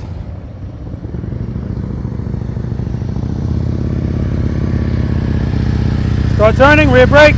Hold the turn, head and eyes on my camera. You're looking at the cones. There you go.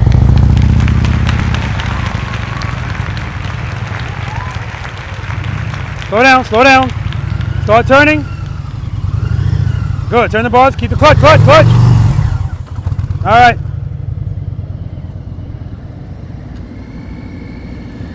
Good, keep it slow. Keep the clutch open, start turning. Just drag the brake. You like rights better than lefts. You like rights better than lefts. Keep it loaded, keep it loaded. You're good, you're good.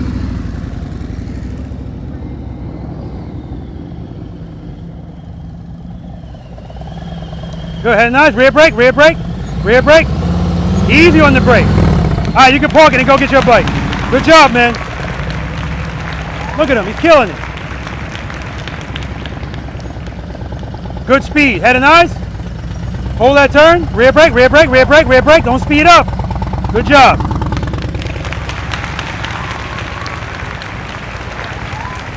At that camera, that's where you're looking, that camera.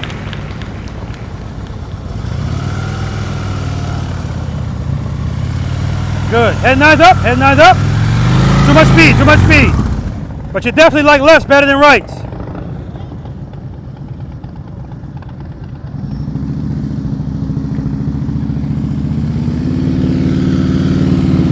And nice.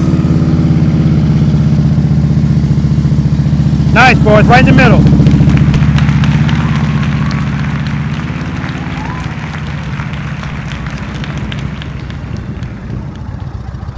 All right, you like lefts better than rights. Yeah. I also like that clutch gas and put the rear brake. I find myself thrown off if I keep looking for the rear, you know, stepping on the rear brake. When I go through, if I go through with just clutch and gas, I feel more comfortable than, So do that. than what I'm Remember, the rear brake is just if you need it. You don't have to use it, we're just covering it. But make sure you're not going too fast.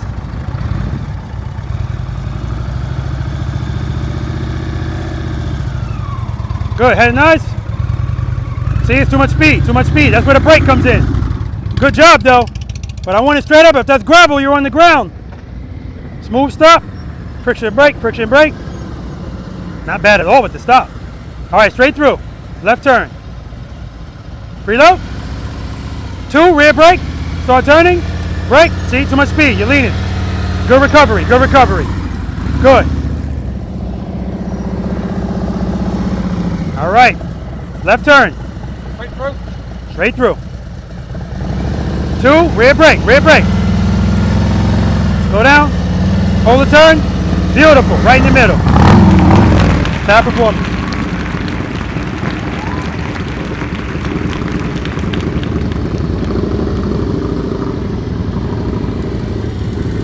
Nice, straight through.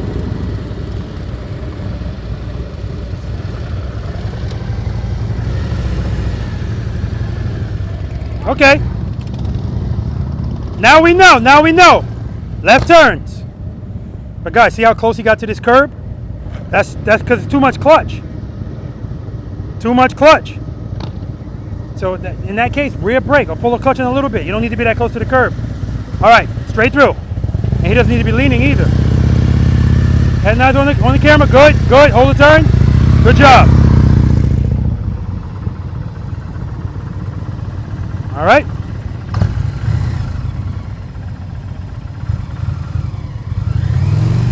Good. Rear brake. Head nice. Keep it loaded. Turn those bars. Clutch, clutch, clutch. I did see you open it. I saw that. I saw you open it. He opened it, but it was already after he put his foot down. So, but again, that's the start of it. Straight through. Good. Rear brake, rear brake, rear brake, rear brake. Turn those bars. Yeah. So your strength is right turns. Now we know. Foot up. Rear brake, rear brake.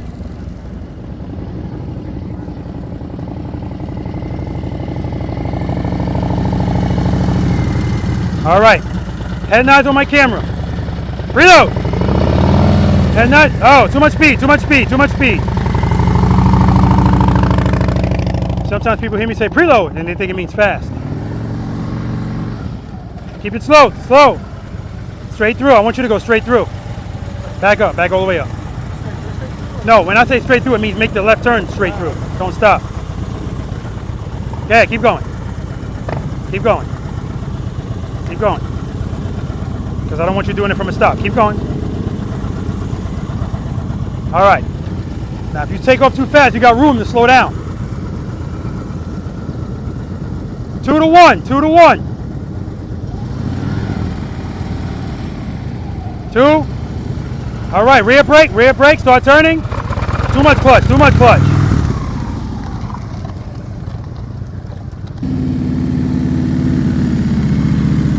Beautiful stop. Straight through.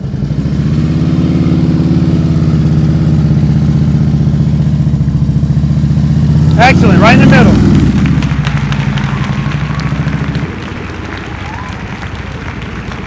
All right. When you make this turn, make a stop at the end. Smooth stop.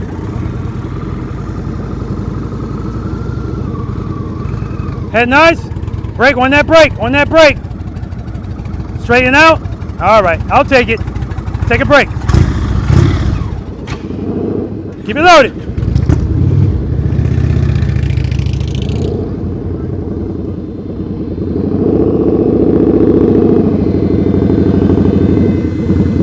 All right, smooth stop over here.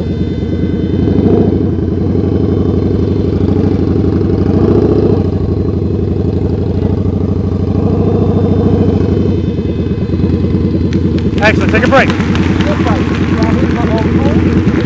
We're gonna talk about that. We're gonna talk about that. You ain't hit nothing. 10 push-ups, Margaret, front brake. All right, smooth stop over here. Hey, Butch, get in the line. All right, I'll take it. Take a break. Smooth stop.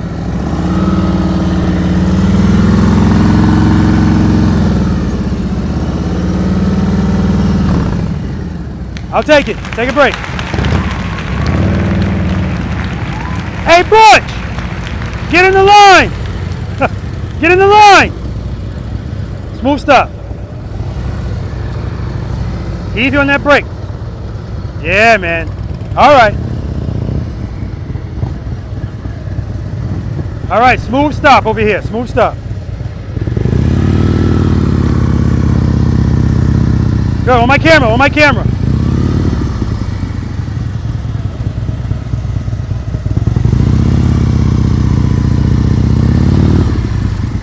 Excellent. That was excellent the way you handled that. Excellent.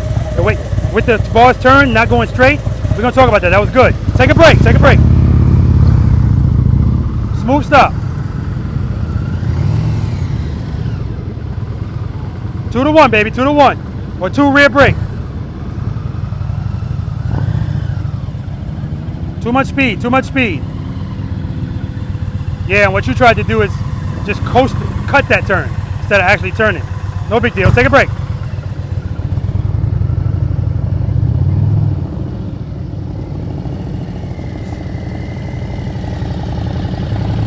The stops are not bad, but right at the end it's diving.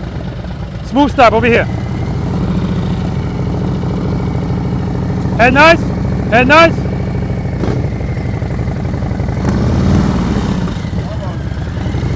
So what you're doing is you're turning late. You're waiting until you're all the way in here to start turning. You're just making it more difficult. It's forcing you to have to turn more. Turn a little bit earlier and you're good. All right, take a break. Straight through.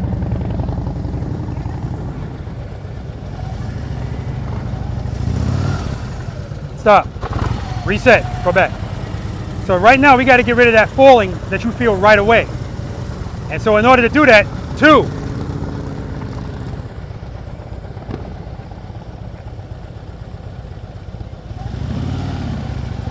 Good. Good. Rear brake.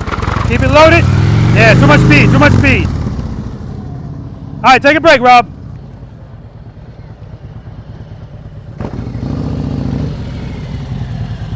All right, smooth stop over here, Butch. No leaning. No leaning.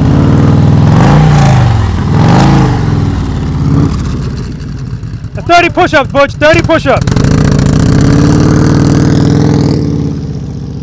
All right, guys, that's Butch. Butch is a buddy, more so online, but every time I come out to Jersey, he comes back. He's going to try it again. Straight up, Butch. Head nice, head nice.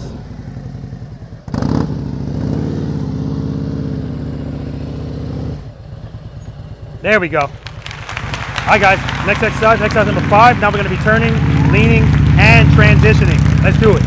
All right. If you remember any questions from exercise number 4, right turns, left turns from a stop. Yeah. So that's the exact word. You just have to practice. Some of you guys were going to make the turn, and as soon as you felt something, the answer was clutch. That's the right answer. But again, too much clutch. So it's going to take you wide. Some of you are fighting it. Carlos is fighting like crazy, but that's the wrinkled t-shirt theory. I don't give a shit if it looks like this. You're still staying with it. You're not putting feet down. That's what I'm always paying attention to. This will work out. Don't worry about that. Some of you are doing this too much to the brake. So you're just giving yourself something else to fight. Light pressure, if you have to do that. Sometimes, like in this exercise, this is not going to make sense anymore. Just drag it, right? We're going to talk about that. All right, exercise number 5, guys, this is the single serpentine. Now I want lean, and watch you not give it to me. Somebody's not going to give it to me. Watch. Leaning, turning, and transitioning. That's what we're doing here. So in order to lean, we have to go a little bit faster now, right? But we still need to turn the handlebars, so we can't go too fast. Who's never practiced this exercise? Okay, good. Quite a few people. All right. Cones are 15 feet apart. Now, when I first started this, when I first started it, I had 1 row of cones, and they were that size. Then I realized that people would come in here and do it like this. And when they look back and they don't see any cones down, yes. But I'm looking at their saddlebags going over every cone. So I was like, all right, I got to get higher cones. So you guys cost me money right in front of the camera. Unbelievable. And that's the kind of stuff I leave in the video. I love that kind of stuff because it grounds people. It makes this all real. Okay, she said, I'm going to the shade. So then I got higher cones. But the higher cones are still making people hug the cones. And I don't want you to hug the cones. So I put 4 cones at the front of the first one because I want you to start wide and I want you to stay wide. Problem is, the 4 cones will make them start wide, but then they'd be back to their old tricks doing this. So I bought more cones and put them on all of them. Now you have to be wide. Now the difference here is you don't have, usually I have lines. There's no lines on the ground, so that's why I put these green cones down. Because if I tell you guys that I want you to start wide, you'll go all the way out there so that you can turn in right here. It's always the path of least resistance, but I don't want you to do that. This is the exercise where now we're going to really show this bike who the boss is. We're going to start throwing this thing around, okay? Again, it's nothing severe. In order for my bike to get at this angle, I clearly couldn't have started like most people start. Most people, when I didn't have that cone right there, they would start from here and just got kind of ease into it so it's a straight line. And then that's how they want to do all of them. That's not going to work. So, and that's going to make you turn the balls like this. I want you turning like this and leaning the bike.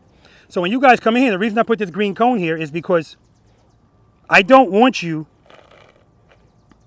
out any further than this. I want you coming in straight.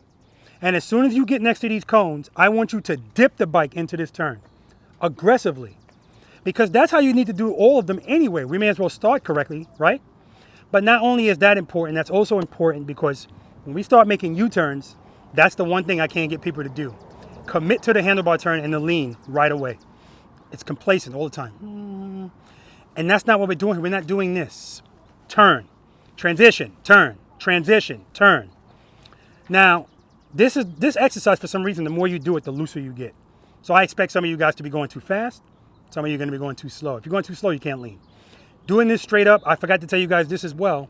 This is not about just getting through these exercises. It's how you get through them. So if I tell you I want you to lean, you got to go faster. If I tell you I don't want you to lean, you got to slow down. But for here, we're leaning. So as soon as I'm coming in here, dip. My head and my eyes are straight ahead the whole time. Right? Straight ahead. Don't look at each cone. Your peripheral vision will pick that up.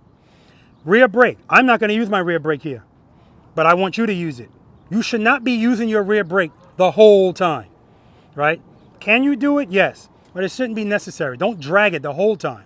And like I said, in this exercise, doing this to the brake doesn't make sense. Drag it, but on and off, on and off. I want you to really be paying attention to your clutch control. Your goal is to try to keep the clutch exactly where it is.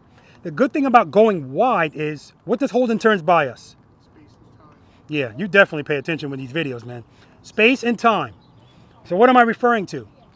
When I'm coming in here, if I make slight turns, the next cone is going to be right on top of me very quickly. If I hold the turns longer, it's buying me space and time. So see how close I am to these cones? When I hold this turn, and then I transition out here, not here. I don't want to be hugging the cones. You don't have to be that close, but I want you to be closer to this cone than you are to that cone. When I transition and I hold this turn, hold it, look how close I am to these. As long as I keep doing that, I'm good the whole way. If I get on top of this cone, it's going to start getting tight on me. How do I fix that? Brake and go wide again. Meaning, slow down and hold the next turn longer. Put me back on track. Boom. But that's easier when you don't have an issue leaning the bike, right? You're going to have to lean a little bit more to do that. That's fine. So if you don't get that today, I don't care. The point is, if you turn these handlebars and dip the bike right away, hold it, transition, you're not going to have that problem. You're going to be just fine. Watch your speed. I'm going to be right next to you with the camera. You might not be able to hear me. And I'm going to demonstrate this, of course. Again, I'm going to go around so I can come back and you can see this first turn when I come in. Boom, dip the bike in. Keep your head and your eyes straight ahead, as I've said, and counterbalance your body. What do I mean by that? Keep your body straight up and down. Let the bike lean under you. Okay? Any questions about any of that? We're going to do this about 2 times. Now, first time we do it, this is the side you're going to come in on. When you come back around the second time, enter on that side. What's the difference? Nothing. Exactly. We're always dealing with this. Okay? Dip it in. Hold the turns. Dip it in. Head and eyes, straight ahead.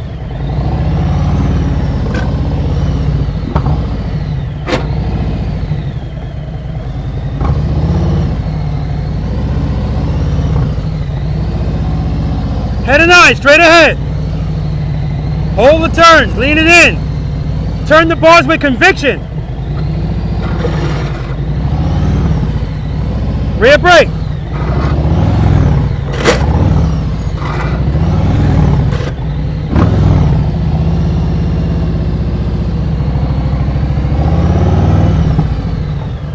We're good? All right, let's do it. All right, Marvin's first, dip it in.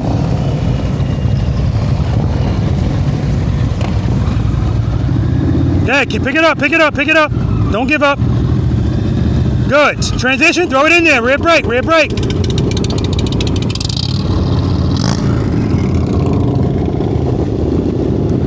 Hey, Harry, let's go. John, let's go.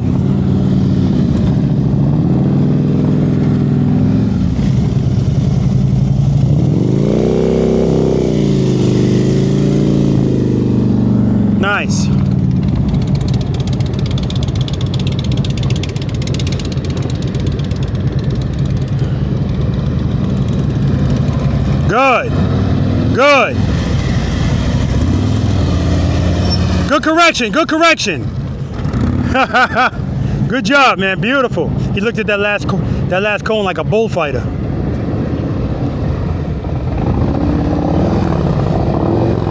Yeah, watch your speed. See, it's getting tight. It's getting tight. Because he came in too fast. A lot of people think this is about speed. It's not. And I know that people think I'm going fast when I do it.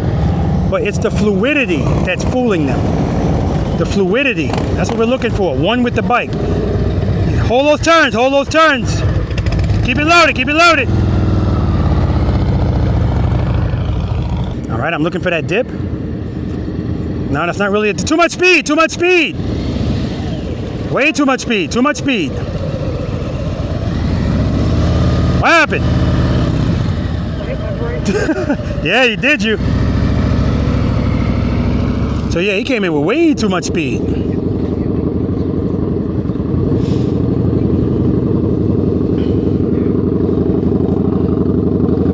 Good. Good. You making corrections with the brake?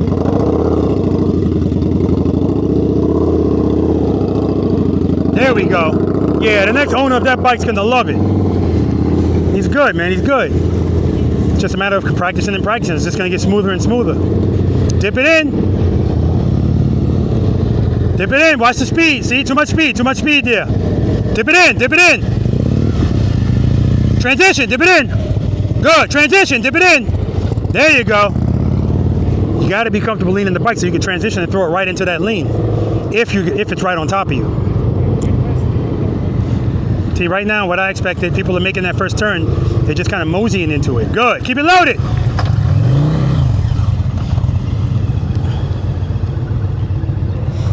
Yeah, his throttle's low. Waiting for a stall. We don't want to stall. Dip it in. There we go. Hold that turn. Transition. You got to transition quicker. Transition. Good. Transition. Throw it over.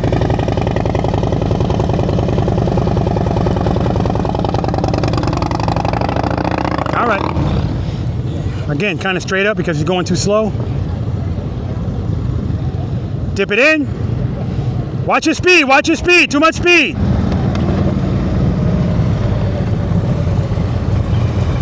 Easy on that front brake. You're good. You can still use the rear brake right there and you're fine. What? And slow down. You're going too fast. That's all. Reload. Yep. Too much speed. Too much speed.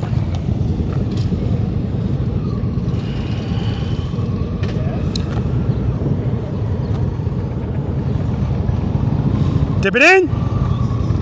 Transition. Head and eye, straight ahead. Keep that throttle loaded. Watch your speed. Dip it in. Turn those boards. All right, take a break, Marilyn. Take a break. Dip it in.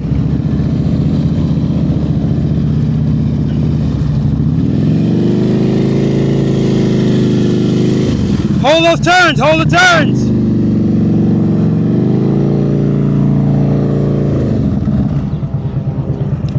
Took them all out, boys. He took them all out. Oh, thank you. We got the younger generation out here. There we go.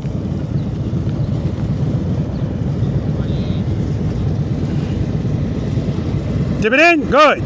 Watch your speed. Watch your speed. Good.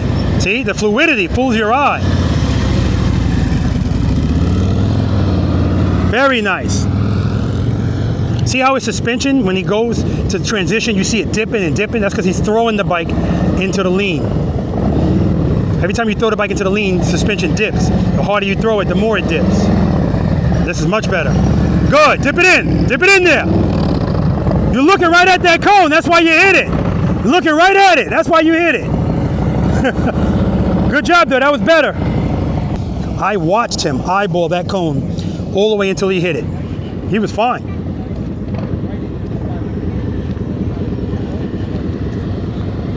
And see right here, hold those turns, hold those turns. Watch your speed, too much speed. And now it's tightening up on you. There you go, speed, speed. This is like tennis at the U.S. Open.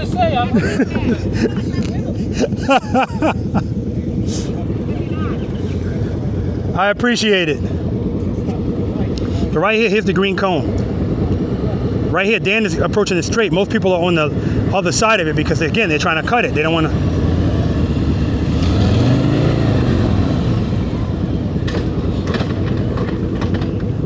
I keep thinking you seeing something I don't. I'm like, why is he stopping? Nothing's here. I see dead people. All right. Yeah, when you feel that, you feel spooked for whatever reason, you go up, stop. You're good. Look, I mean, you're good. You're not even in front of a cone. You want to pick it up from here? All right. Come over all the way over here, nice and wide in transition. Dip it in there.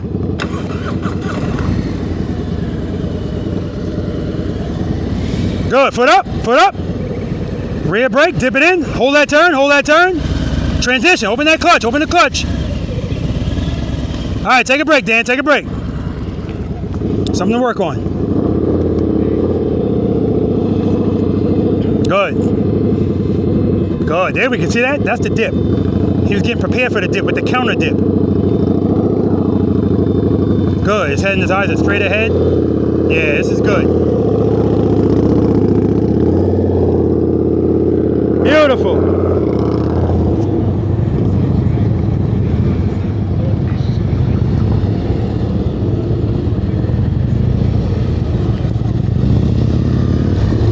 Good, hold that turn, transition. You were good. Transition, hold it in there. There we go.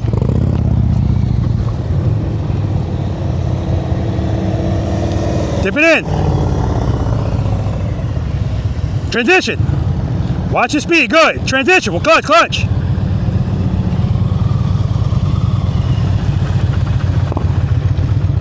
All right, take a break.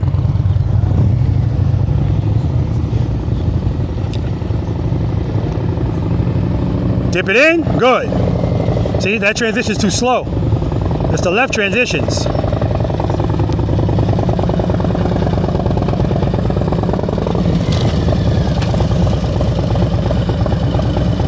That left transition right from the start, it was too slow. That's what got you. All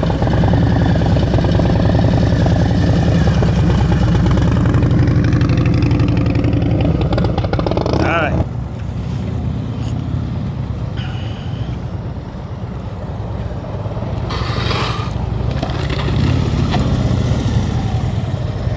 Too much speed, man, too much speed. All right, guys, we're gonna move on to exercise number 6, the infamous U-turn. But we're definitely going to talk about this. Alrighty then. Questions? Comments? Concerns? No? Nothing? Looks easier than watching it on YouTube. Yeah, so I'm going to wait for Rob to get over here. Let's go, guys. Double time. Because it's relevant to him. So most of you suffered from what everybody suffers from when they do this exercise the first time. Too much speed. And I get it, because it was the same thing with me. It's the fluidity that's fooling your eyes. What am I referring to? When I go through that exercise, the movements are so fluid, it looks like I'm going fast. But I'm not. I can't go fast as wide as I'm going. That's the other thing holding turns does. Going wide forces us to slow down and lean more. Mike, right? No, what's your name? Name. Darnell. Shit, I wasn't even close. Darnell.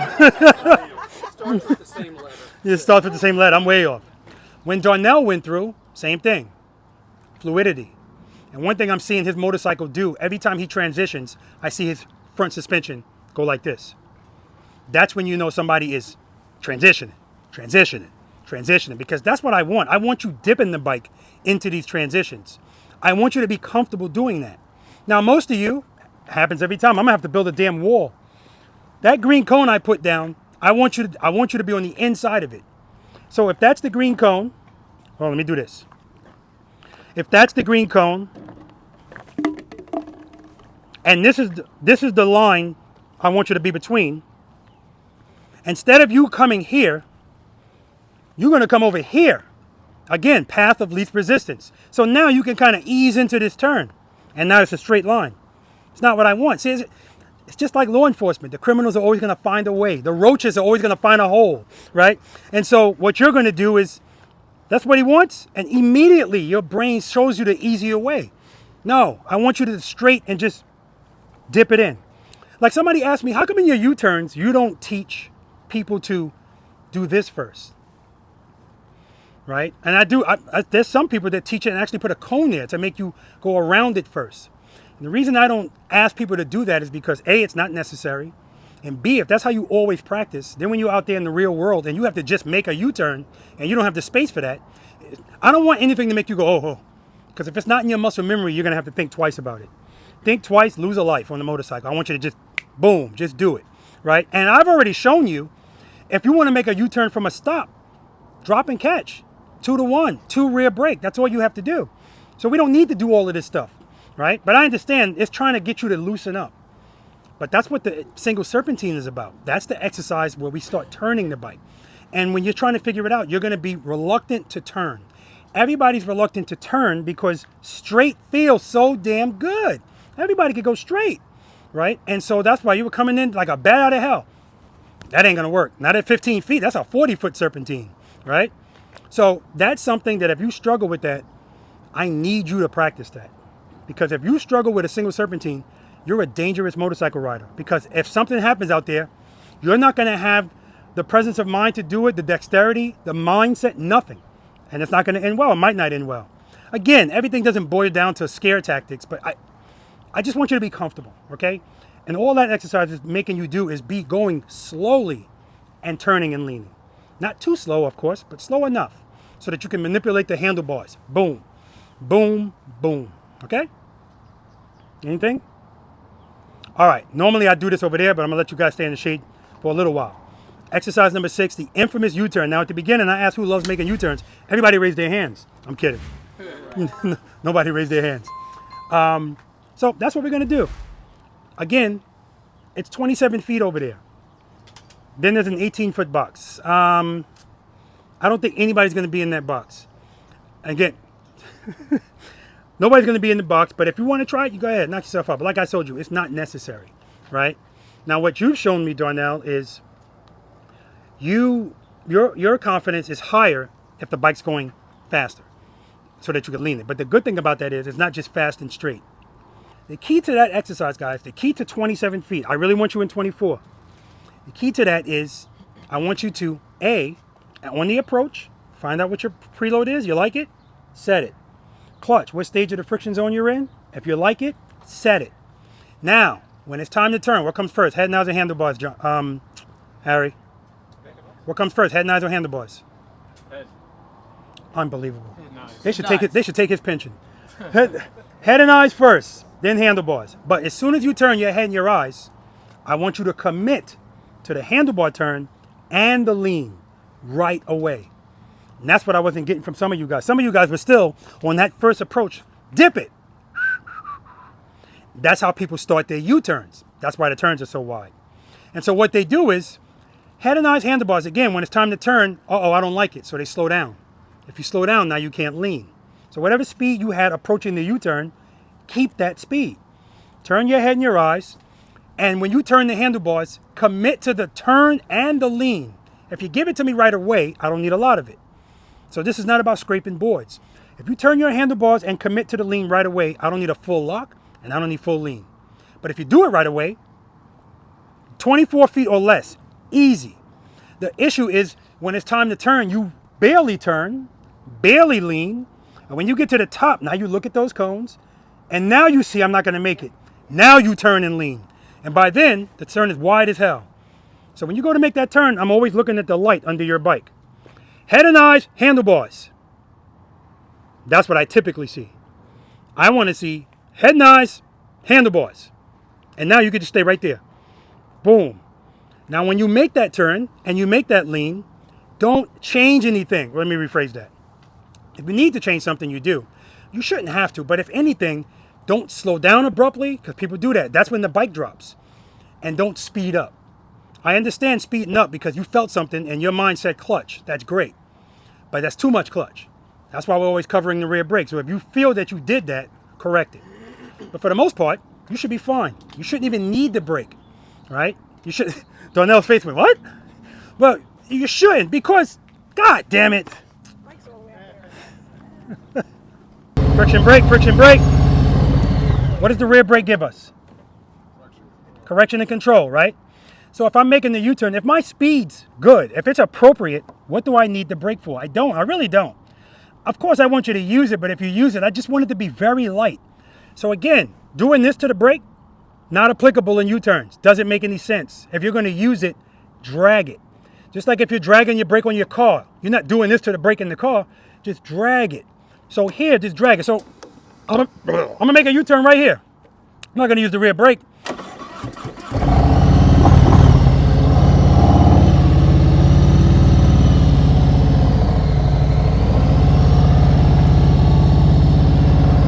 Friction brake, friction brake, friction brake. So how am I staying in control on that U-turn without the rear brake? What am I doing with the clutch? Give me some specificity. Working it? This ain't that kind of channel. Who said it? 2 to 1. That's what I'm doing. I use 2 and then 1. And then I'm standing by, waiting to see what I feel. If I feel like I need to go back to 2, I may not need 2, maybe 1.5, you know. And that's all I'm doing right from the start. When I first go to take off, whatever I do to the clutch is going to determine what I need to do next. So I'm always going to take off with more than I need because I want to make sure the bike doesn't fall. That's where 2 comes from. But I'm not going to stay in 2. I got a curb right there. If I stay in 2, I'm going to Butch. I don't want to hit Butch. I don't want to bend my rim. So 2, 1. 2, 1.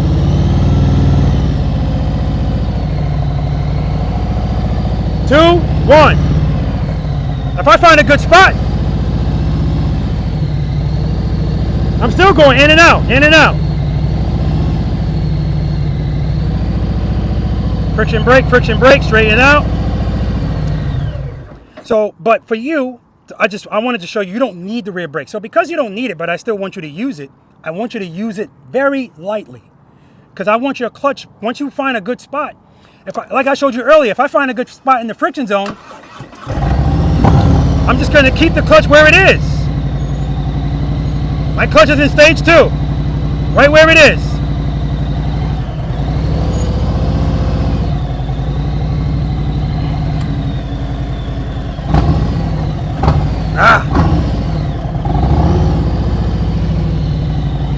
So right here, stage 2. I'm just dragging the brake, light pressure. Light pressure. Clutch is in the same spot.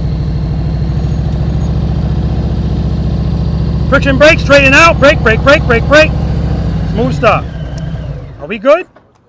So again, light pressure. You're good. Okay. We're going to start making those U-turns left. Again, we're going to do it the same way we did exercise number 4. The first time we go through, we're just going to make a left U-turn going straight through. If you make it, great. If you don't make it, the next time you come through, I'm just going to have you do that again. If you made it, I'm going to have you come to a stop. Then we're going to do a U-turn from a stop. Now, let me be clear. You can go straight first and then make the U-turn. You don't have to make it right from where you stopped. When you make that stop, I'm going to be standing. You're going to see me bending over. Some of you probably saw this. I'm going to be almost on the ground. What am I looking at? Your front suspension. I don't want it to move at all. That's how smooth I want that stop to be. Okay? Then I'm going to have you make the U-turn. Stop. Make the U-turn. Smooth stop. Again, looking at that front suspension. And then we'll do the same thing going right. We're good? All right, now I'm going to have to put the camera over there and go demonstrate it anyway. But I kept you in the shade as long as I could. Let's go over there. That speed's good. Head and knife, commit. Now when you commit, don't speed up. It's not necessary. Keep the speed the same. Head and knife, commit. Commit.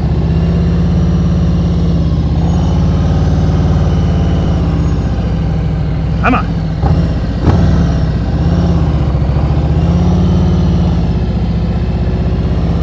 See, if you commit right away, it's not a lot.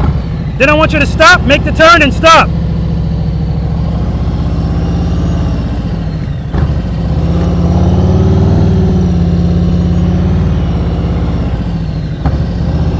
Well, you guys do it on the outside. Friction brake, friction brake.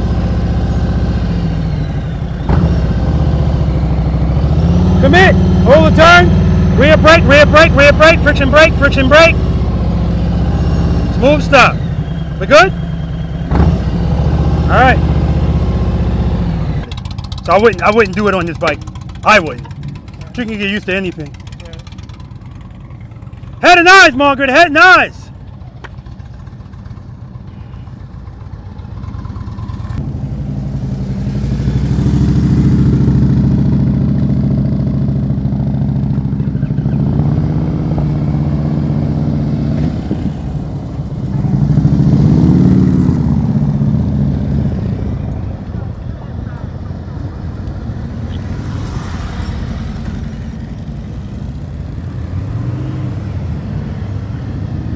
Nice.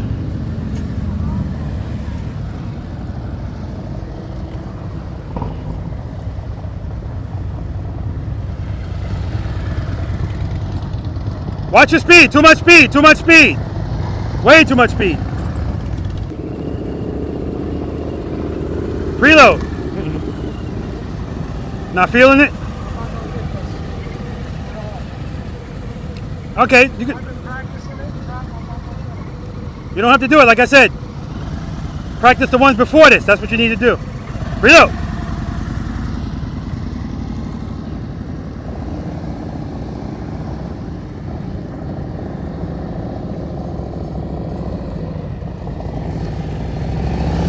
Watch your speed, watch your speed. Good correction, good correction.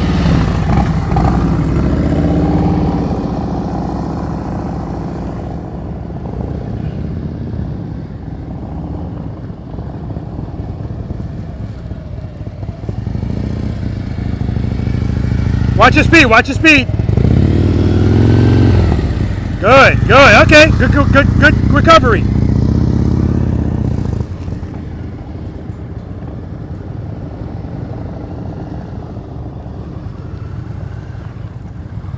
Keep that speed up, speed up. Keep the speed up, head and eyes, commit. Keep the clutch open, clutch, clutch, clutch.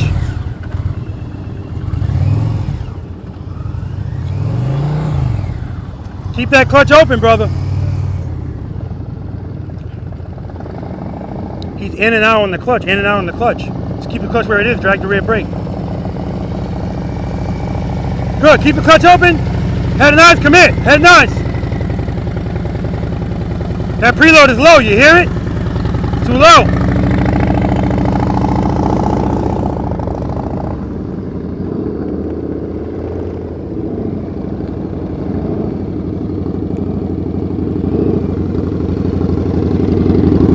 Good head and eyes. Easy on that brake. Nice and easy on that brake.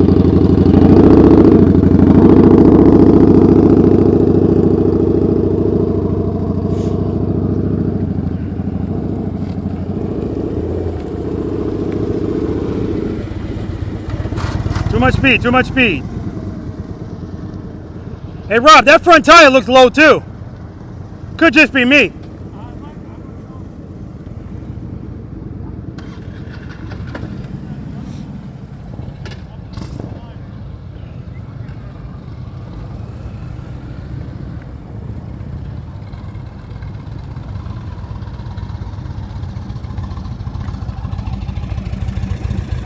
"40 push-ups." All right, straight through. When you come out, go that way. Reload. Reload. Head nice, commit. Head nice, lean it over. Easy, easy.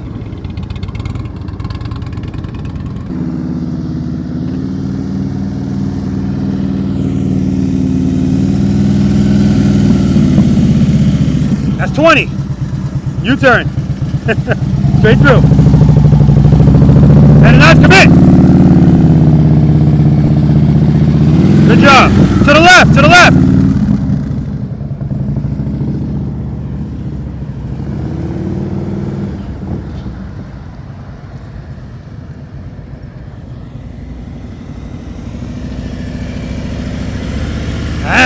Right at the end. Dive. Yeah, okay. U-turn, straight through. Head nice. Head nice. Good. Go to the left. Go to the left.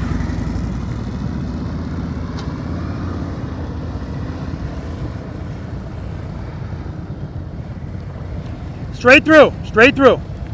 Watch your speed. That's a good speed right there. Head and eyes, commit. Rear brake, rear brake, rear brake, rear brake. There you go. Go to the left. Good job. Oh.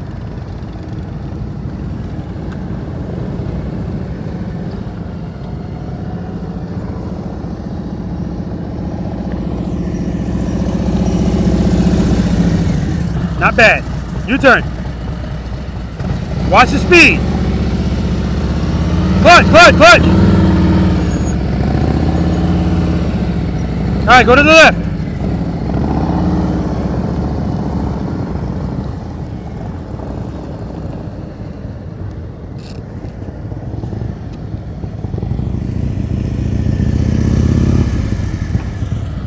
U-turn.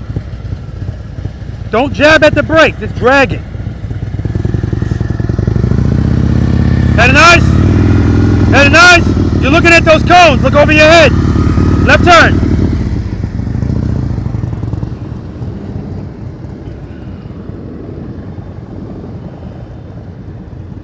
Straight through. Watch your speed. Watch your speed. Head and eyes, commit. Drag the brake. Drag it. Just drag it. Clutch, clutch. That's 10.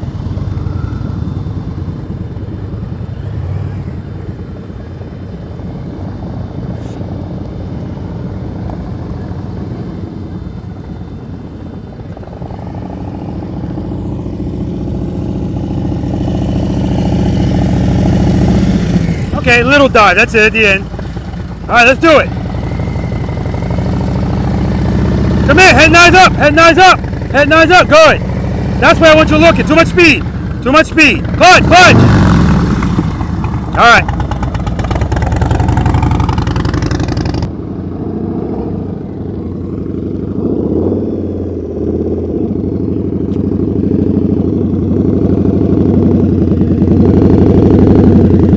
All right. U-turn.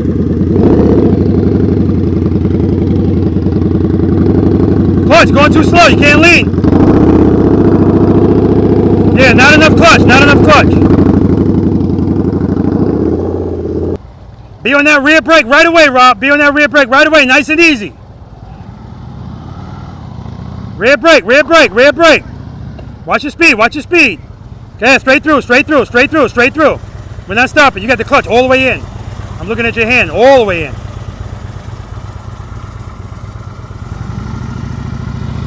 Clutch, clutch, clutch, clutch, clutch, clutch, clutch. Rear brake. Don't stop with the handlebars turn, Rob.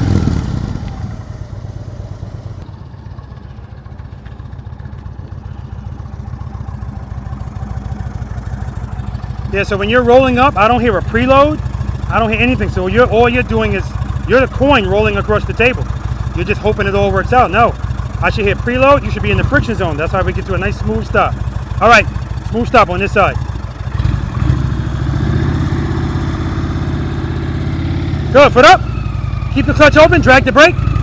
Easy. Head and eyes over here. Easy on that brake. All right, right turn's next.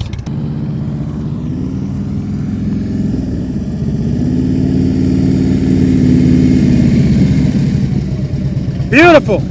But 10 push-ups, 2 taps. Smooth stop over here.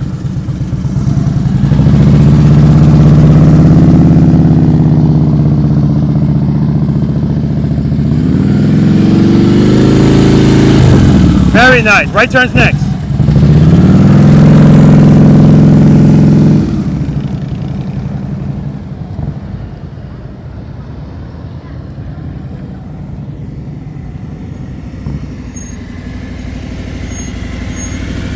All right, smooth stop over here. Looking good, man. Good, head nice.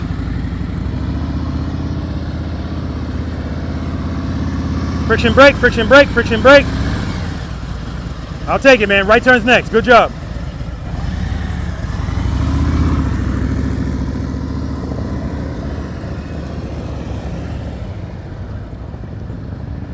Straight through, straight through.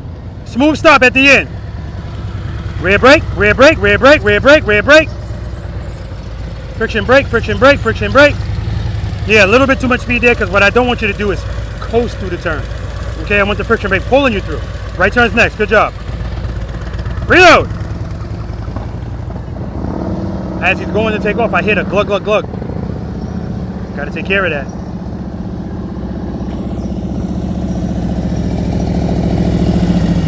All right, smooth stop over here.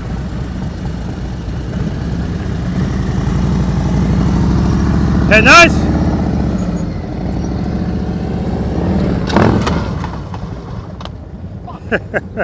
So I see exactly what's happening. Your U-turn would have been great, but you're going for that 18 feet. You're trying to get it in there. I was. Yeah, I was. Shut that off. Damn it, the hell. I had it. You did, so what happened? Why'd it drop? I looked down. That don't make a bike fall. I looked down and it's like trying to get inside that cone right there. But why'd it drop? So I pulled in the so There you go. That's it. It's always the same answer. Now you're good. It's always the same answer. All right, right turn's next. I don't want you to worry about this 18 feet. I'd rather you just do a nice smooth 20 feet. Because what you did is you slowed down so much trying to get into it. Yeah. Timber.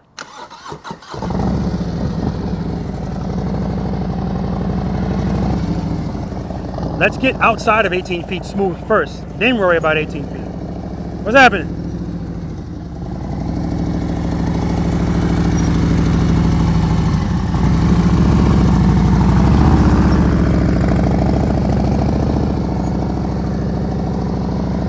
Smooth stop.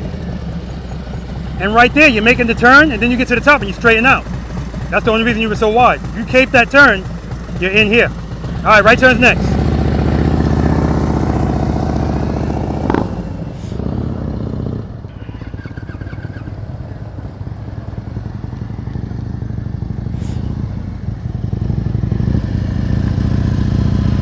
Smooth stop over here.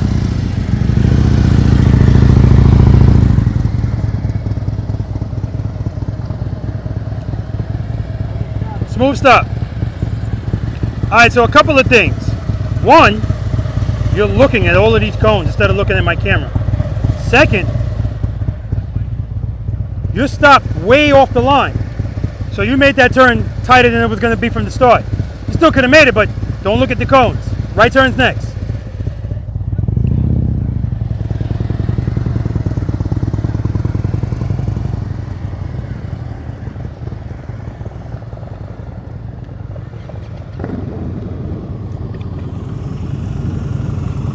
Yeah, see, right now you're gliding. And right there, you saw how quick your foot was coming out.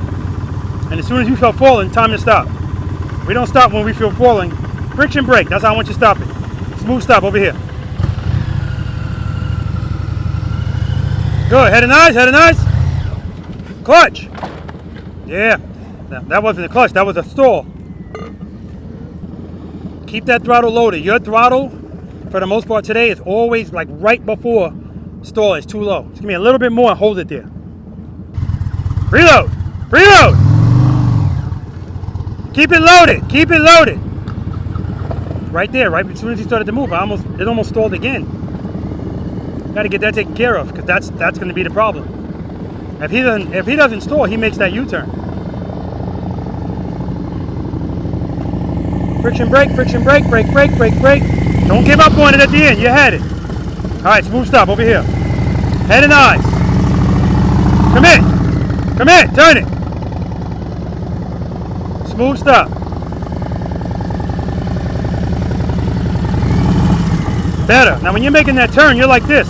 You didn't look like this until you're all the way at the top. As soon as you look, your handlebars went like that. Head and eyes right away. Right turn's next.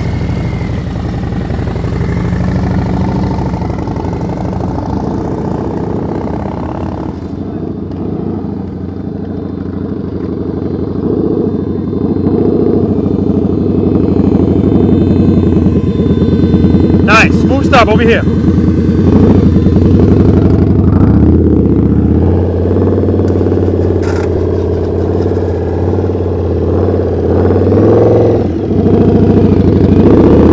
Alright, it's nice, but you're going too slow. So you're doing that straight up. We want leaning in here. Right turn's next.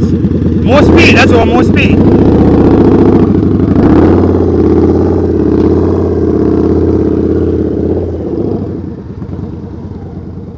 Head knives, Rob, head knives. Watch your speed, too much speed. Too much speed, Rob. Straight through, straight through, straight through. Clutch, clutch, clutch. All right, shut this down. You're not ready for this yet. Not the bike, I mean, the exercise.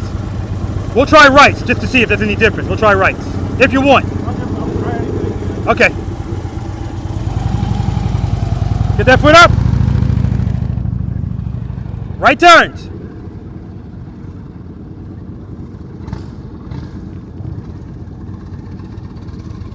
Slow down, slow down. Good. Good, good. Keep speed, speed, speed. Come on. Keep that speed. Head and eyes, commit. Going too slow, too slow. Too slow. Clutch, clutch, clutch, clutch, clutch. All right, go to the left. Too slow. Like I said, this is not just about getting through it, it's how you get through it. And now we want lean. We're not doing anything straight up anymore.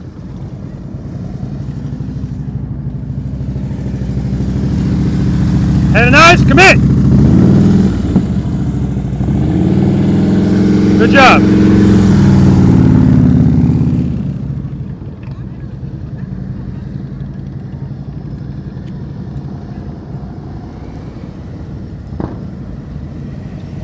Good, good. Head and eyes, commit. Good job.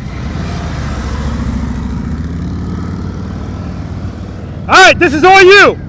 This is all you. Your favorite side. Good. Head and eyes, commit. See how you're not committing? Oh, no, no, you're not committing. You commit, baby, commit. He likes rights better than left, but I want him to commit. Slow down. Good, good, good. Head and eyes, commit. Yeah, higher bars would help you, trust me. Yeah.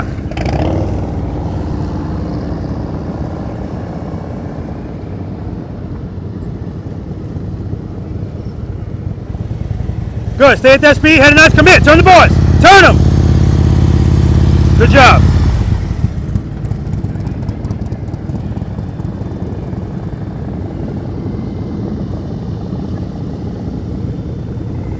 Good, good. Head and eyes, commit, turn them, turn them. See how you're not barely turning, and now you turn? That's why you're so wide.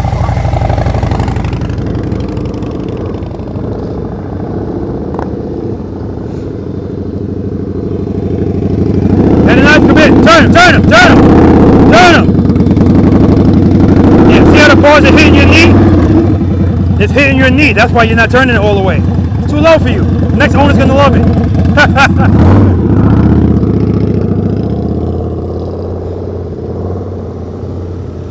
Yeah, this is one of those examples. The only thing holding him back is his bike. Keep the speed up. Wow, don't speed up. Too much speed. Clutch, clutch. All right, yeah, shut this down, man. Not ready for this yet. All right. I don't want him to hurt somebody else or himself. He hits that throttle real fast and squeezes that front brake. Good. Keep that speed. Keep that speed. Head and eyes, commit. Rear brake, rear brake, rear brake, rear brake. There we go. There we go.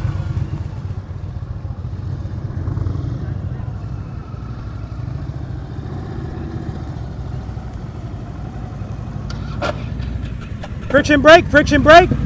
Clutch, clutch, clutch, clutch, clutch, clutch, clutch. That's what I'm talking about, Margaret. Straight through. I don't want you straight up. I want you leaning. Cover the brake. Cover it. You don't have to press it. Just cover it. Preload. Good. Commit. Turn those bars. Lean it over. Head and eyes. Head and eyes. You're looking down. There you go. Throttle out, baby. Throttle out. Gotta get it to pick our head and eyes up.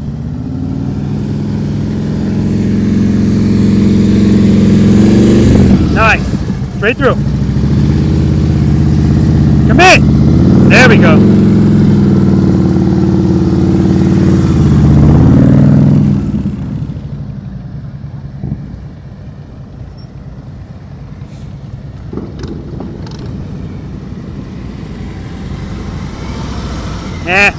All right, straight through.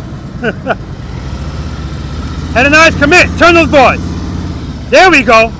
There we go. Beautiful.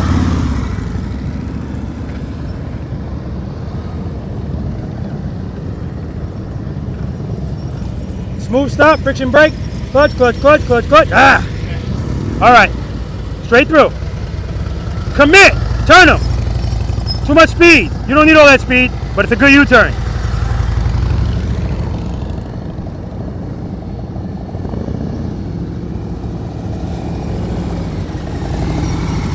All right, straight through.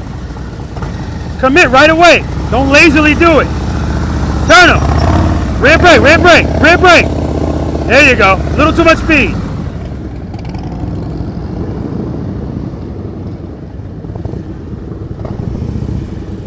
Friction brake, clutch, clutch, clutch. All right, straight through. Turn those bars right away. Commit. Rear brake. Just drag it. That's 10, 20, 30, 40.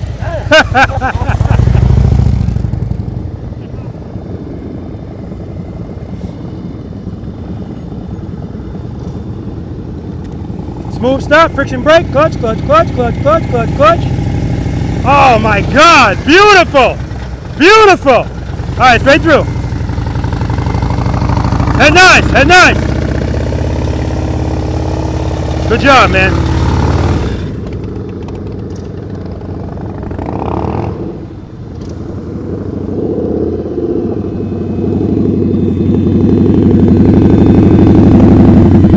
Straight through.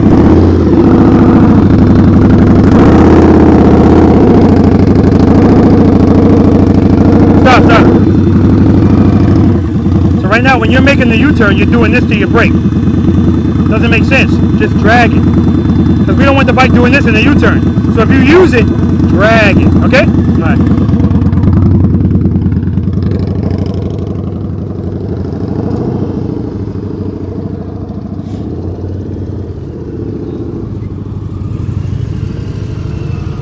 All right, come on, we got this, man.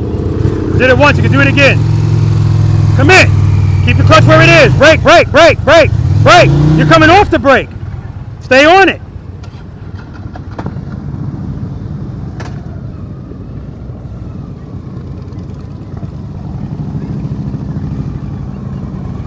Friction brake, clutch, clutch, clutch, clutch, clutch. All right, smooth stop over here.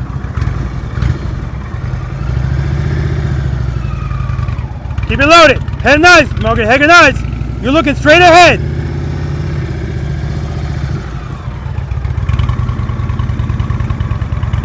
And it don't matter what I say. I'm saying head nice. You're like, nah, I'm good right here, Rob. All right, take a break.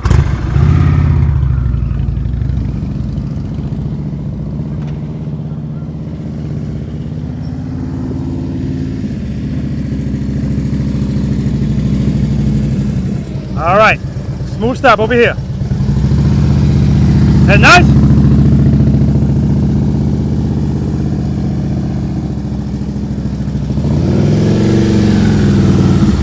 All right, need a little bit more speed so you can lean more. You're kind of straight up right there, right? Take a break.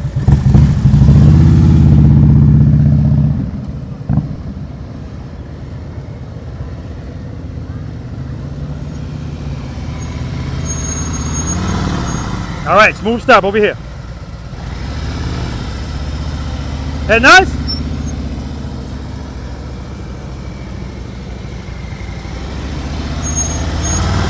All right, so same thing. When you're making the U-turn, I see your foot doing this on the brake.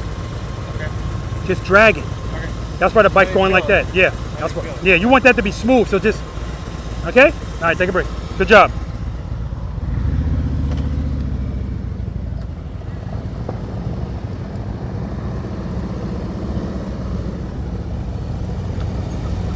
Smooth stop, friction brake, clutch, clutch, clutch, clutch, clutch, clutch, clutch. Yeah, when you make that turn, I want you to make it nice and easy. All right, smooth stop over here. Good. Commit, rear brake, just drag it, drag it, drag it. That's what I'm talking about. Straighten out, friction brake, clutch, clutch, clutch, clutch, clutch, clutch, clutch. Ah, I don't care. That was an excellent U-turn. Take a break, man. Dan over here practicing smooth short starts and stops. I love it.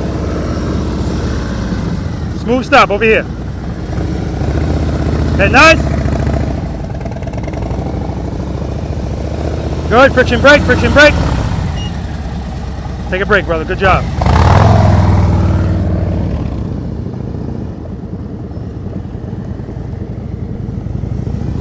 Smooth stop, friction brake, clutch, clutch, clutch. Ah. Don't give up on it. At the end, you're giving up on it. Let that friction brake bring you in. Smooth stop. Good. Head nice.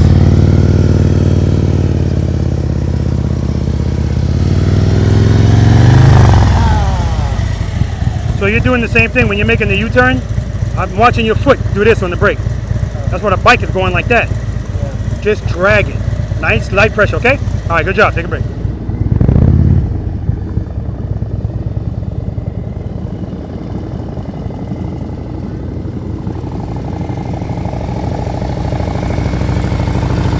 Yeah, you got that, man. You got that. Smooth stop over here. Breathe out. And nice.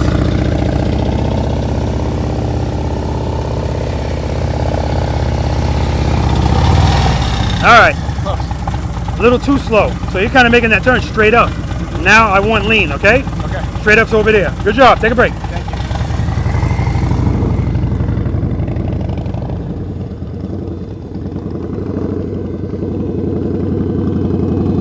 Friction brake, friction brake. All right, smooth stop over here. Lean it over, lean it over.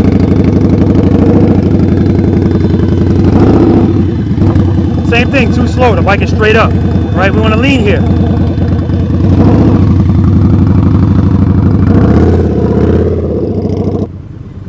Friction brake, friction brake. All right. Smooth stop over here. Let's go, baby. Good. Head nice. Good. Hold that turn. Hold the turn. Start brake, brake, brake, brake, brake, brake, brake, brake, brake. Better. Money, brother. Take a break. Oh, that's it. 10, 20, 30. All right, guys, we're going to move on to exercise number 7, the figure 8. We're going to be right here. Let's do it. Any questions? Infamous U-turn. Like I said, if you come in here and you feel any sort of hesitation to lean the bike over, practice everything before this, especially trust and believe. Because as soon as you go to dip the bike, that feeling is what's holding you back. So that's the single serpentine. Usually, if you struggle with that, you're going to struggle with this, right? There's a direct correlation between the two. Some of you guys are going too slow. Like I said before, it's not just about making it, it's how you make it. So straight up turns had their place. We ain't doing it no more, and now we're leaning, okay? Just so you know, because again, I said it in the beginning, I'm going to say it again. When I start getting up to 6, 7, 8, the numbers start getting smaller. That's expected, right? Again, I don't want you to keep trying something you're clearly not ready for. You're going to get hurt or you're going to hurt somebody else, okay? It's just not worth it. Shout out to Dan, because while we're practicing this, Dan's practicing 4, 1. And that's what I let people do safely, as long as you're not in somebody's way. So if you see you're not ready for one thing, feel free to practice something else, all right? You're good. All right, no questions? That brings us to exercise number 7, figure 8. Who's never practiced a figure 8? Okay. Same width, 27 feet. If you struggle with the U-turn, don't even bother, right? Now the length is relevant, 46 feet. So we have plenty of space. That's the entrance where my bike is. This is the exit. As a matter of fact, let me double this cone so it looks a little more prominent. That's the exit. We need to do this 2 times. Who doesn't know what a ka-ching is? Okay. You do this clean. 2 figure 8s. You don't put a foot down. You don't hit a cone. You enter and exit at the proper location. You're going to hear ka-ching. Not here. I'm not doing it. I'm going to put it in the video. Okay? Ohio people were like, where's my ka-ching? I'm not doing it. Okay? Again, guys, the key to this, now I want wheel placement. This is part of the dating process. So when you come in here, fixed fairing people, or any fairing people, I want you to, I want your wheel in the vicinity of here. I want you as close to this line as possible. Now, with that being said, some of you guys are going to turn here because that's the last time you saw the line. Whatever you give up here, you're going to have to make it up over there. I also want you to go to the top. So when you come here, head nice, handlebars. Come to the top. The closer you can get to this cone, the better, because whatever you give up here, you're going to have to make it up down there. Now, if your left turns, if your right turns are better than your left turns, not too much of a big deal. If you give up the space here, it's going to make it tighter down here, but because your right turns are your strength, not a big deal. You'll lean the bike over. But I'm looking for wheel placement. That's what we're practicing. Placement. Hold this turn. What is holding turns by us? Space and time. Hold it. Head and eyes. Look at that green cone. Hold it. Hold it. Don't start coming out early. Hold the turn. When you transition, you should be facing this way, not like this. Because if you're facing this way, you're losing space. We're making a fat 8. Right? Not a skinny 8. Hold the turn. Transition. We already started transitioning, so some of you guys in that exercise, you were transitioning like this. No. Transition. It's the same kind of transition as over there. Do that twice. That's your exit. What's up, Boris? Oh, I thought you had something. Any questions? I told quite a few of you, after we left exercise number 4 and we went to 5, I told you that this, on the brake, is no longer relevant. It doesn't make sense. Because now you're making your bike do this while we're trying to have fluidity. Drag the brake if you're going to use it. So if you need it, put your foot on it, take it off. If you're making a U-turn, put your foot on it and keep it on it. The difference between a U-turn and the single serpentine is the U-turn takes you 1.5 seconds, 2 seconds to do. Single serpentine, you're doing that for a while. You don't need to be on the brake that whole time, right? But if you're going to make a U-turn, yeah, just drag it, okay? Don't try. Do your best not to do this. It's just not necessary, okay? All right, demo. So as I'm approaching, just like a U-turn, I'm gauging everything. Preload, do I like it? Good, I'm going to keep it there. Clutch, what stage of the friction zone am I in? Is it working out for me? If it's working out for me going straight, why would it be any different turning?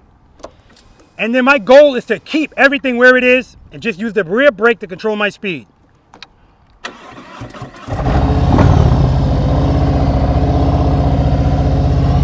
I like this speed.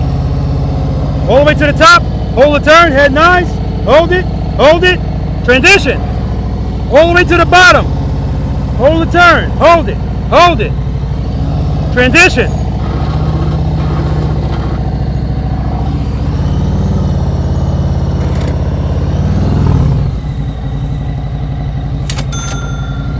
I appreciate your trust.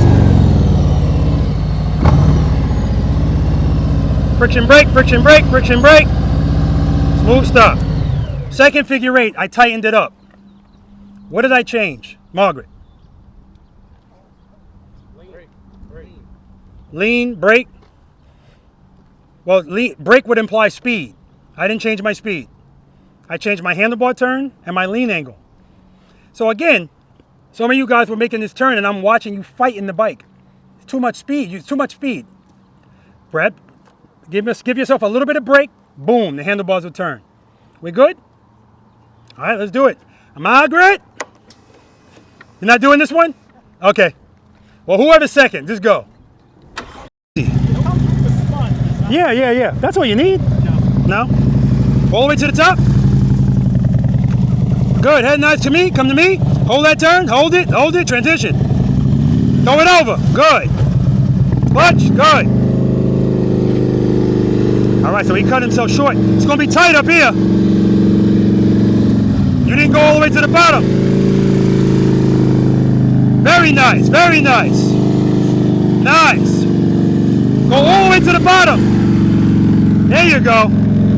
Look for the exit. Oh shit! Oh, that's a sad ass shame. No ka-ching. Oh, we only got 2 people doing this? Okay. That makes sense. All the way to the top, brother. All the way to the top. See, you cut that early, but it's okay. Easy, easy, easy.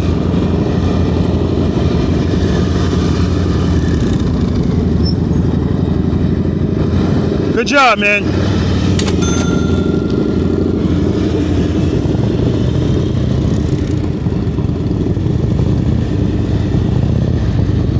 Good, all the way to the top, all the way to the top.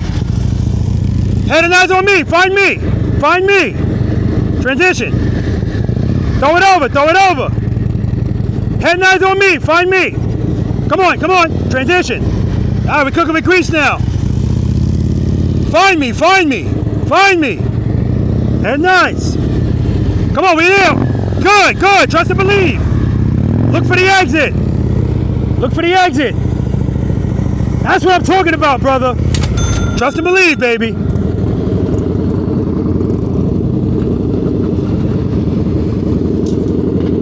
All the way to the top, all the way to the top. And nice.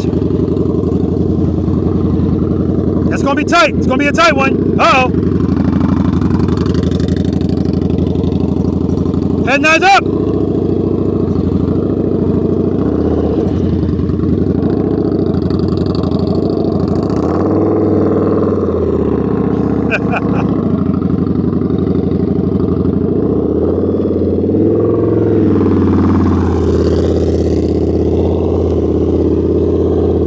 Come on, transition. There we go. Now we go and cook them in grease. Lean it over.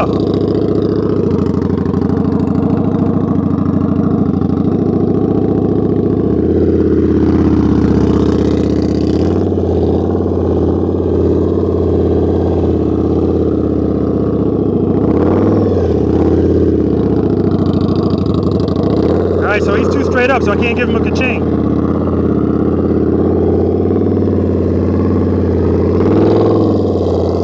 Going too slow. You can't lean if you're going that slow. Come on, boys. We're going to do it again. One more time.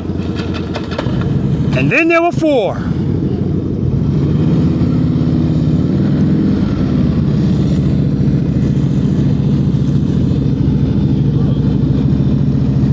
All the way to the top and then all the way to the bottom, Boris.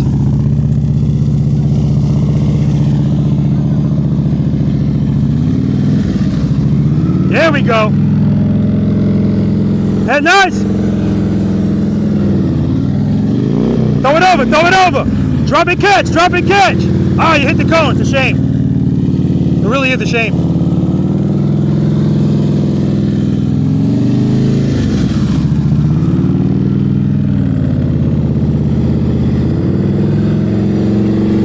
Take a break.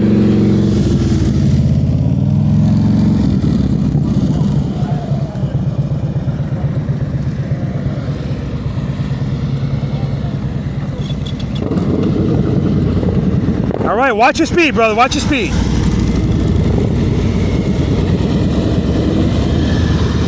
I want him to hold those longer.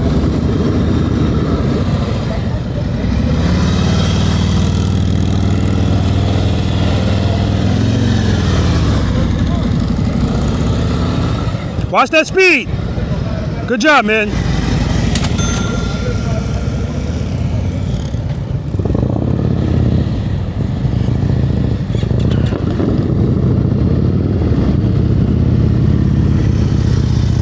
He's early. That's going to be tight. Let's lean it over.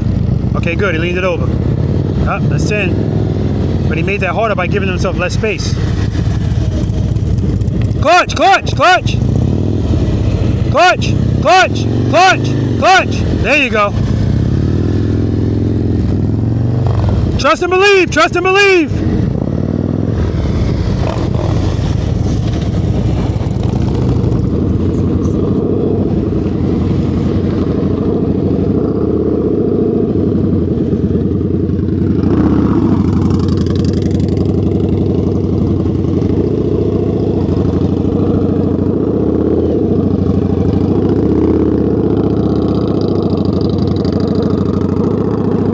More speed, more speed. There we go, lean it over.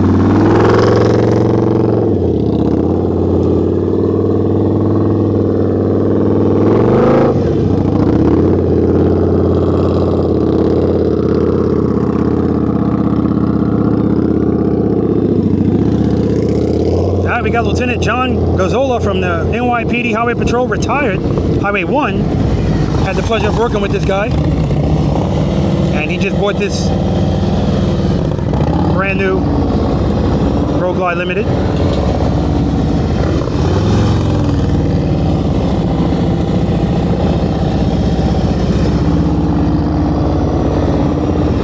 Nice, John. Tab performance. I didn't even know he had tab performance. All right, guys. Last numbered exercise is the Abominable Snowman. I don't think it's going to be Abominable today, but you never know. All right, let's do it. For those that did do the figure eight, any questions on that? I saw you getting frustrated with yourself. Don't. Yeah, I know what I did wrong. Yeah, don't get frustrated, man. I mean, well, I always tell people, try not to get frustrated.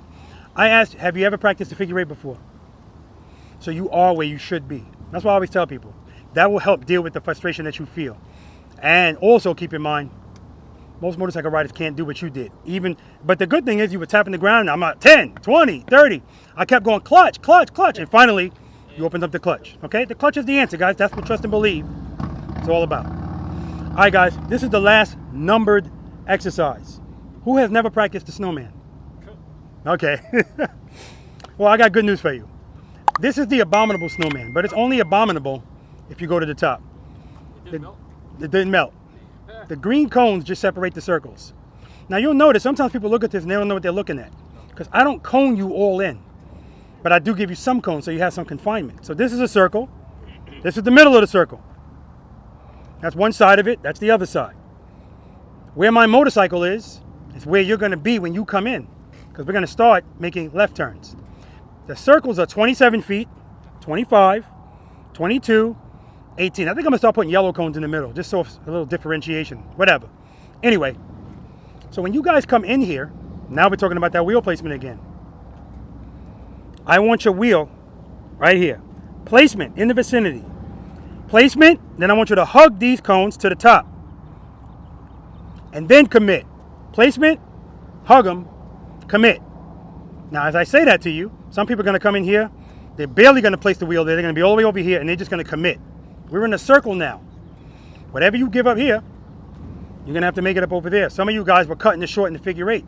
So, yeah, you made it tighter. The only reason you messed up on that other one, you gave up so much space up here. And now when you came down here, it's forcing you to do stuff tighter, right? You didn't have to if you just used all of that space. So, placement, hug them, commit. I like this exercise because it's usually something in here for everybody. What am I talking about? This is a 27-foot circle. If this is where you live, this is where you live. You don't need to go past the green cones. I'm looking for clean runs. Come in, placement. All we're doing here is holding turns. Everything else is the same. Placement, hug them, commit. Hold that turn. If you only want to do one revolution, go right back out. This is your entrance and your exit. You want to do 2 revolutions? Do 2. You do 2, and now all of a sudden you're feeling froggy, and you say, oh, I want to keep going. Boom. Go through the green cones. Same thing. Placement. Placement's always going to be right after the cone on the side. Placement. Hug them to the top. Commit. If that's what you're going to do, go back in there. Go back out. And so on and so forth. Again, if you know you're not ready for another circle, put a quarter in your ass if you want to play yourself. All right. Again, I'm looking for clean runs, but at the end of the day, I want you to do what you feel comfortable doing. Okay? You feel, because every now and then, not often, but every now and then, somebody surprises me and they go up to 27 or 22. I'm sorry, 25 or 22. But do we all know what we're doing here? All we're doing, guys, is holding turns. Now, tell me your name again. I'm sorry. Will. Unfortunately, I can't give Will a ka-ching in the last exercise because he's doing it straight up. It's going too slow. I don't want you doing this straight up. I need you to lean the bike. And then so some of you guys, you're kind of struggling with where I should be. So the bike is like, Find a good spot and just try to stay there. That's the goal here. That's where dragging the rear brake comes in handy, because if you're trying to use the clutch, you got to make a lot of changes. If you just drag the brake, you're good. Again, can I do this brakeless? Absolutely, especially the bigger circles. Sometimes if you take people's brake away, now they're going too fast, okay? All right, I'm gonna do a demo. I'm gonna do the whole thing. I already got my placement, so I just need to do hug 'em and commit now. Hug 'em, commit. Hold the turn, hold it. To the top, commit. Watch your speed.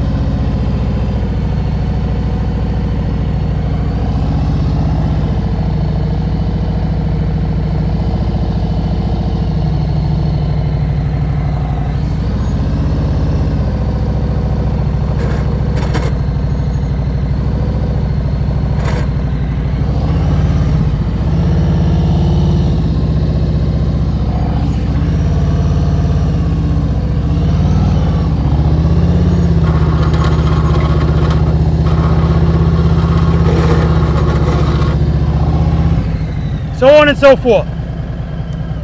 I got no power. Friction brake. I don't have any friction. All right. We're good? Who's doing it? Okay. Whoever's doing it, top of the circle. Placement.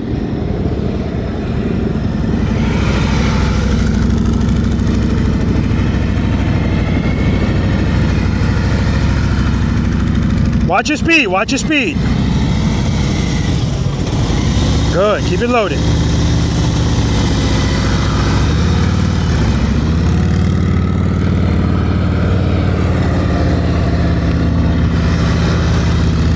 Uh-oh!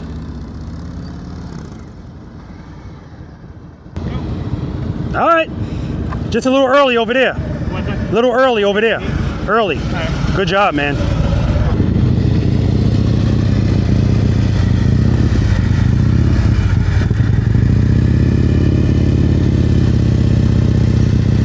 Good.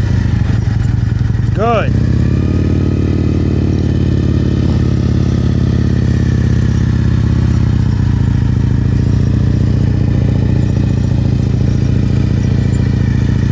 All the way to the left. All the way to the left. Commit. Commit. Commit. Clutch. Clutch. You're good. You got it. You got it. But this is where he should be staying, in my opinion. Nope, he's going for the other one. Too early, too early. Yeah, all right. But right there, that's a sign of confidence. He said, I don't know if I'll make the first one. And he was trying to do the third.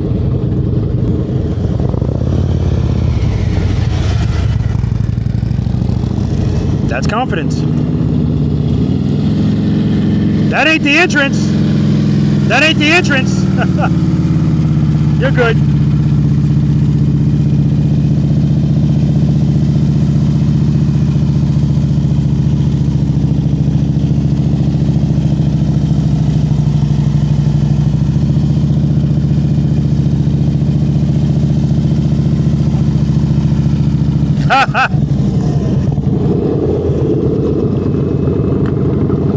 Boris got me dizzy.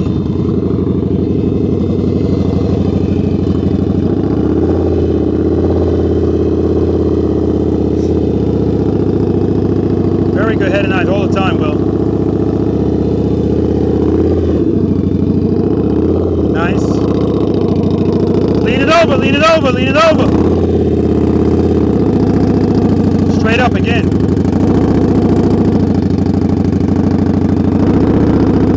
Easy on the brake, just drag it.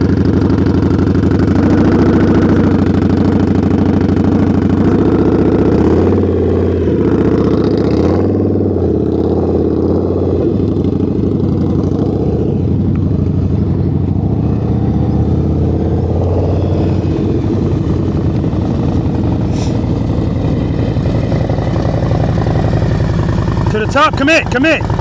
Rear brake, good.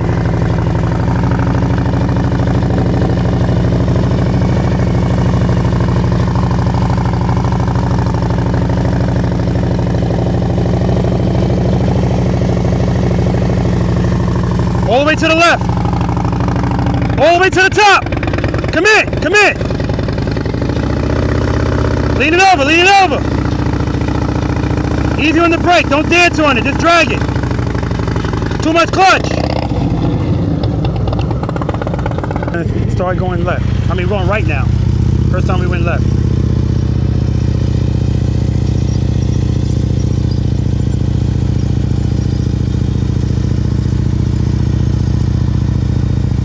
Very nice, very nice. All the way to the right, all the way to the right. All the way to the top, commit. Nice, nice and easy on that brake, that's good. Nice smooth inputs. Don't dab at it, just drag it. All the way to the left, all the way to the top. Commit, commit. Clutch, clutch, clutch, clutch, clutch. Trust and believe, baby. All right, that's 50, 50. That's confidence, though, that's confidence. Good job, man.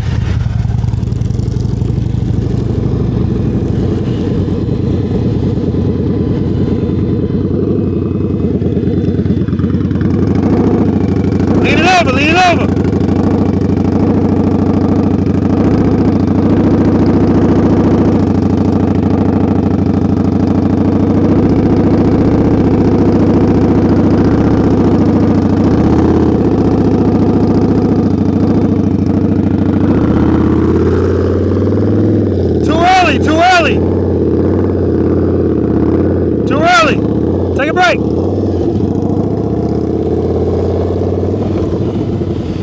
Started that one way too early. Reload.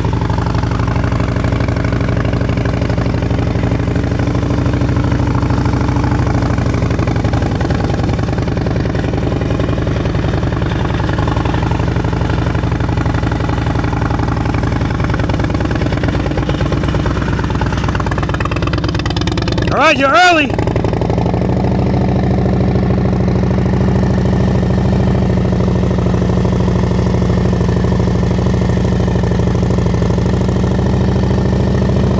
See your bike jumping? All the way to the left, all the way to the left. Hey, nice, look over your shoulder. Look over your shoulder. There you go. Clean run, baby, clean run. Good job, man. Excellent.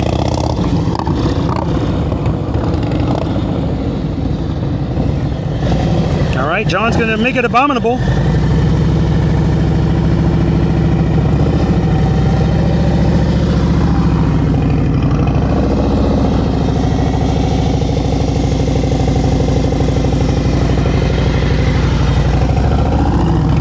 And John asked me, "You gonna do the snowman?" I was like, "Yep." Yep.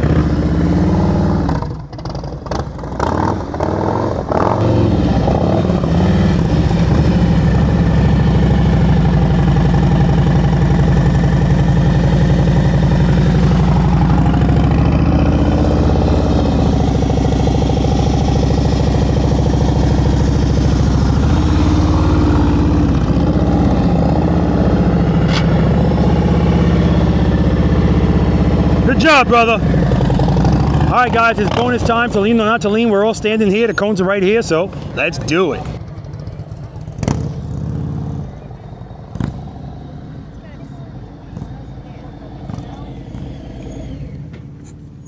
Unacceptable. Where do you want it? Right here is good. I'm talking about the stop. How do you cut the bike off while it's still rolling? I know. I mind. Thank you, man. You're welcome, precious. I'm not gonna complain because you actually hooked me up this time. Did you? Yeah. All right. Who's unfamiliar with the bonus exercise, to lean or not to lean? This exercise would have came in handy for Boris. Boris was in the figure 8, and I'm watching him make this turn, and I'm watching him coming towards this cone. And I'm like, Boris! I said, drop and catch. And Boris said, screw you. I'm not doing it. He kept going, and his tire ran over the edge of that cone. No ka-ching. All he had to do was pull the clutch in, let the bike drop a little bit. Because again, what determines the radius of a turn on the motorcycle? Speed, handlebar turn, lean angle. So in that case, he's got the handlebars turned all the way. He's got to introduce lean. Well, how do I introduce lean and the bike's barely moving? How do I introduce lean if it's not moving at all? Drop and catch. No, not speed. I got to let the bike drop into the lean and catch it with the clutch. That's all he had to do. But this is what I mean when I say over time, you start to get a presence of mind of what you need to do based on what you feel, what's going on. I'm trying to make this turn. I see already, because I dated my motorcycle. I understand the radius of the turn. I got the bars locked all the way, and I'm looking, I ain't going to make that. So I got to make a decision like now. I'm not going to keep waiting, because the more I wait, the more I have to lean. So as soon as I see that, drop, catch. I got to create the lean. This exercise, the cones are 10 feet apart. Those were 15. We're going to do it one time. Whoever gets the most cones, you got it. Without hitting a cone or putting your foot down. Now, it's called to lean or not to lean because you have to decide whether you're going to do this straight up, or you're going to do it leaning, or you're going to incorporate both. And what I mean by both is this happened plenty of times, just like with Boris. I'm coming through the cones. I got 5 cones. I need this cone to win because somebody else has 5. I need 6. And I see I'm not going to make it straight up. I need to drop the bike in to make that cone. All right? That's how it is. I'm going to be behind you with a handheld camera. 1 cone, 2 cones, 3 cones. If I say that's it, shut it down. That's it. Don't keep knocking down cones trying to, it's over. Move on with your life, right? and that's it, guys. I don't give any advice in this exercise except to say apply everything that you've learned today. And if you have highway pegs, fold them in. Okay? I'm going to demonstrate it going down that way, straight up, and then come back leaning. I'm going to try to purposely get to the last cone too close and force me to have to lean a lot to get through it. We'll see what happens. Sometimes it works out, sometimes it doesn't. 2, 1, rear brake.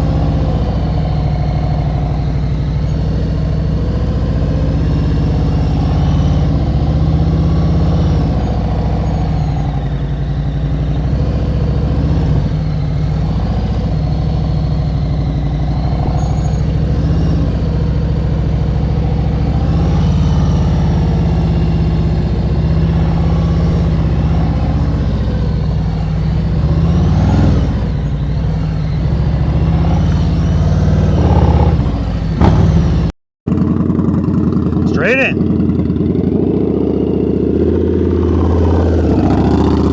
1 cone, 2 cones, 3 cones, 4 cones, 5 cones. 5 cones, 5 cones. Speed was his enemy. Slow and steady wins the race here.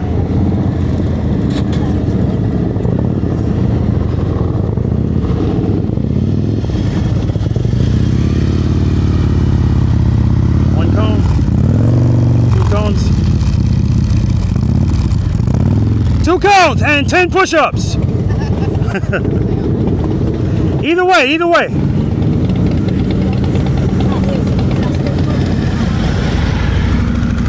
1 cone, 2 cones, 2 cones and 10 push-ups. Speed is not the answer. I wish I could help him, but I just can't. I told him I'm not going to give you any advice on this.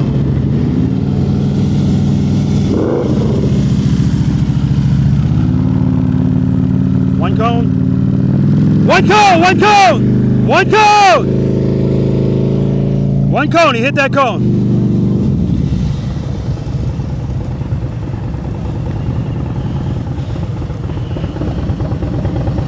There we go, the speed looks good. 1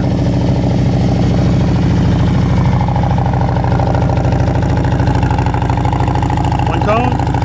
Now this is the speed that's appropriate, but he's got to turn those bars. 1 cone.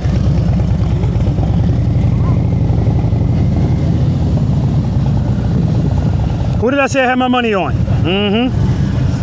Mm-hmm. 0 cones, that's it. You hit the first cone, shut it down. I can't let him go out like that. Do it again, one more time. How many I got? You got 5 cones. You won that. I told you I had my money on you. Do it again, do it again. You got money on there?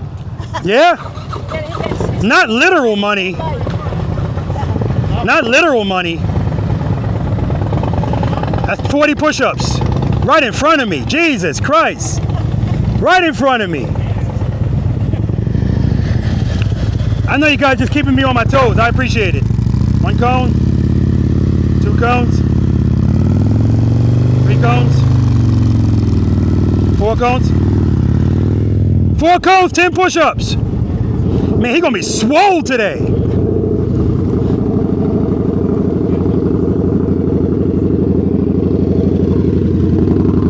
1 cone, 2 cones, 3 cones, 4 cones.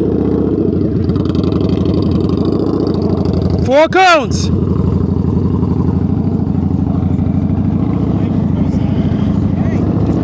All right, he got 5 and 4. You need 6 here.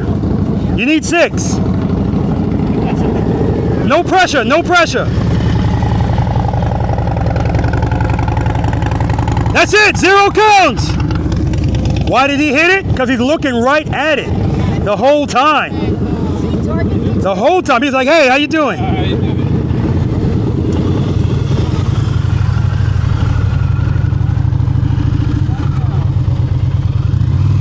1 cone, 1 cone. All right. Scouts got it. Exit interviews, guys. Exit interviews. Let's do it.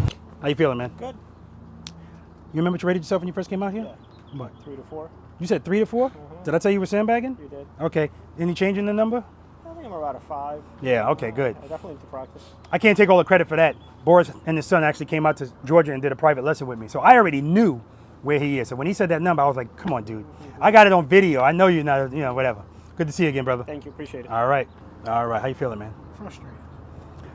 Why are you feeling frustrated? How long have you been practicing in cone, slow speed? 2 or 3 months. 2 to 3 months, okay. And what are you practicing? My bike? What are you practicing specifically on your bike? Slow starts and stops. Mhm. I tried to cone weave. Okay. U-turns. Well, there's the problem. Slow starts and stops is exercise 1. And then the next thing you said is cone weave. That's 5. You should be doing 1, 2, and 3. And that's it. Get good at that. Trust me, it's going to make the other stuff easier to do. Because the only thing holding you back from that is the fear. That's it. That's the only thing holding you back. So if that's what's holding you back, we got to go back to when I said to you all the way in the beginning, a few hours ago, that I want you to feel discomfort. And I want you to feel it until you don't feel it anymore. We have to be comfortable being uncomfortable. And for all of us, that's different. So I need you to know that this is why some people want to do private lessons. I don't want you to feel like if you're in a group and it looks like everybody is excelling at something and you're not, that now you're holding people back and you feel, I can say what I want, but how you're going to feel is how you're going to feel. I don't want anybody to feel any negative way about not being able to do something because everybody else seems to be doing it. We all learn differently. We're all different. And that's why when I say this is an each one teach one environment, we're all in this together, right? So if you need anything, you pull to the side, somebody's going to talk to you or say something to you. Hopefully they're not saying something dumb to you. I doubt it if they will. Because I will tell you something about Preloader Nation, guys. This is going on 5 years I've been doing this. Oh my gosh. I have not yet met one person that when I walked away, I said, what the hell is wrong with them? Just amazing people, above and beyond personalities. You attract what you are. I say that all the time. And the positivity is what brings people into this too. So you could come here, not be good at this, been riding 40 years, and not have to worry about somebody saying, how come you don't know how to do this? Not going to happen here. Who would say that? Most people don't know how to do it, right? So don't worry about that. Please try not to get frustrated, okay? Yeah. All right, brother. How you feeling, dear? A little sore. A little sore? Okay. What did you rate yourself when you first came out here? Stupid 5. Okay. No, it's not stupid. That's what this is all about. Any change in that number? Yeah, probably about a 3. Okay. Okay. What are you going to work on after this? Everything. What's everything? First 3. That's things, it. Definitely. That's all I want you to work on. Because when this video comes out, and I always tell people, if you've never watched a video all the way through, it's going to be the one you were in. Watch the whole video. When you skip around these videos, there's nuggets that you miss. You never know what your epiphany moment's going to be. And people that want to, this is just how we are. We're Americans. I want it now. I don't want to do a lot, but I want it right now. Just watch the whole video. And don't just watch your stuff. Like people do that. They just fast forward to them. I expect you to do it, but at some point, just watch it all. Because somebody else might do something, and I said something, and that's what did it.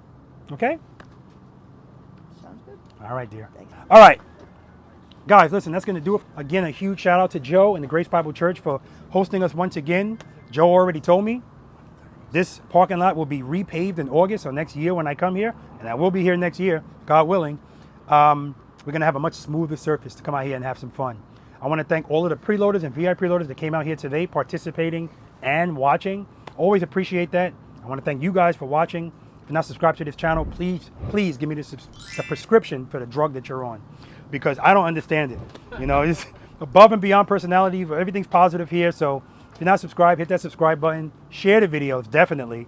Like the video, and if you don't have the notification bell turned on, turn it on, guys. All right, that way you'll never miss a video that I have coming out. All right, guys. So, oh shoot, huge shout out to some preloaders and V.I.Preloaders that actually picked up all the cones for me. That's just outstanding. It saves me so much time. I'm gonna pack up. Oh, right here. Appreciate you, brother. I'm gonna pack up, pick up my wife from the hotel, head to Maryland, do this whole thing again tomorrow, and I'm looking forward to it. As I always say, guys, spend more time being thankful for the things that you have, less time complaining about the things that you don't. Seat time does not equal practice time, guys. If you have time to ride your motorcycles, you have time to practice on them. That's not my opinion. Until next time. Boom! Excellent job, guys. Excellent job.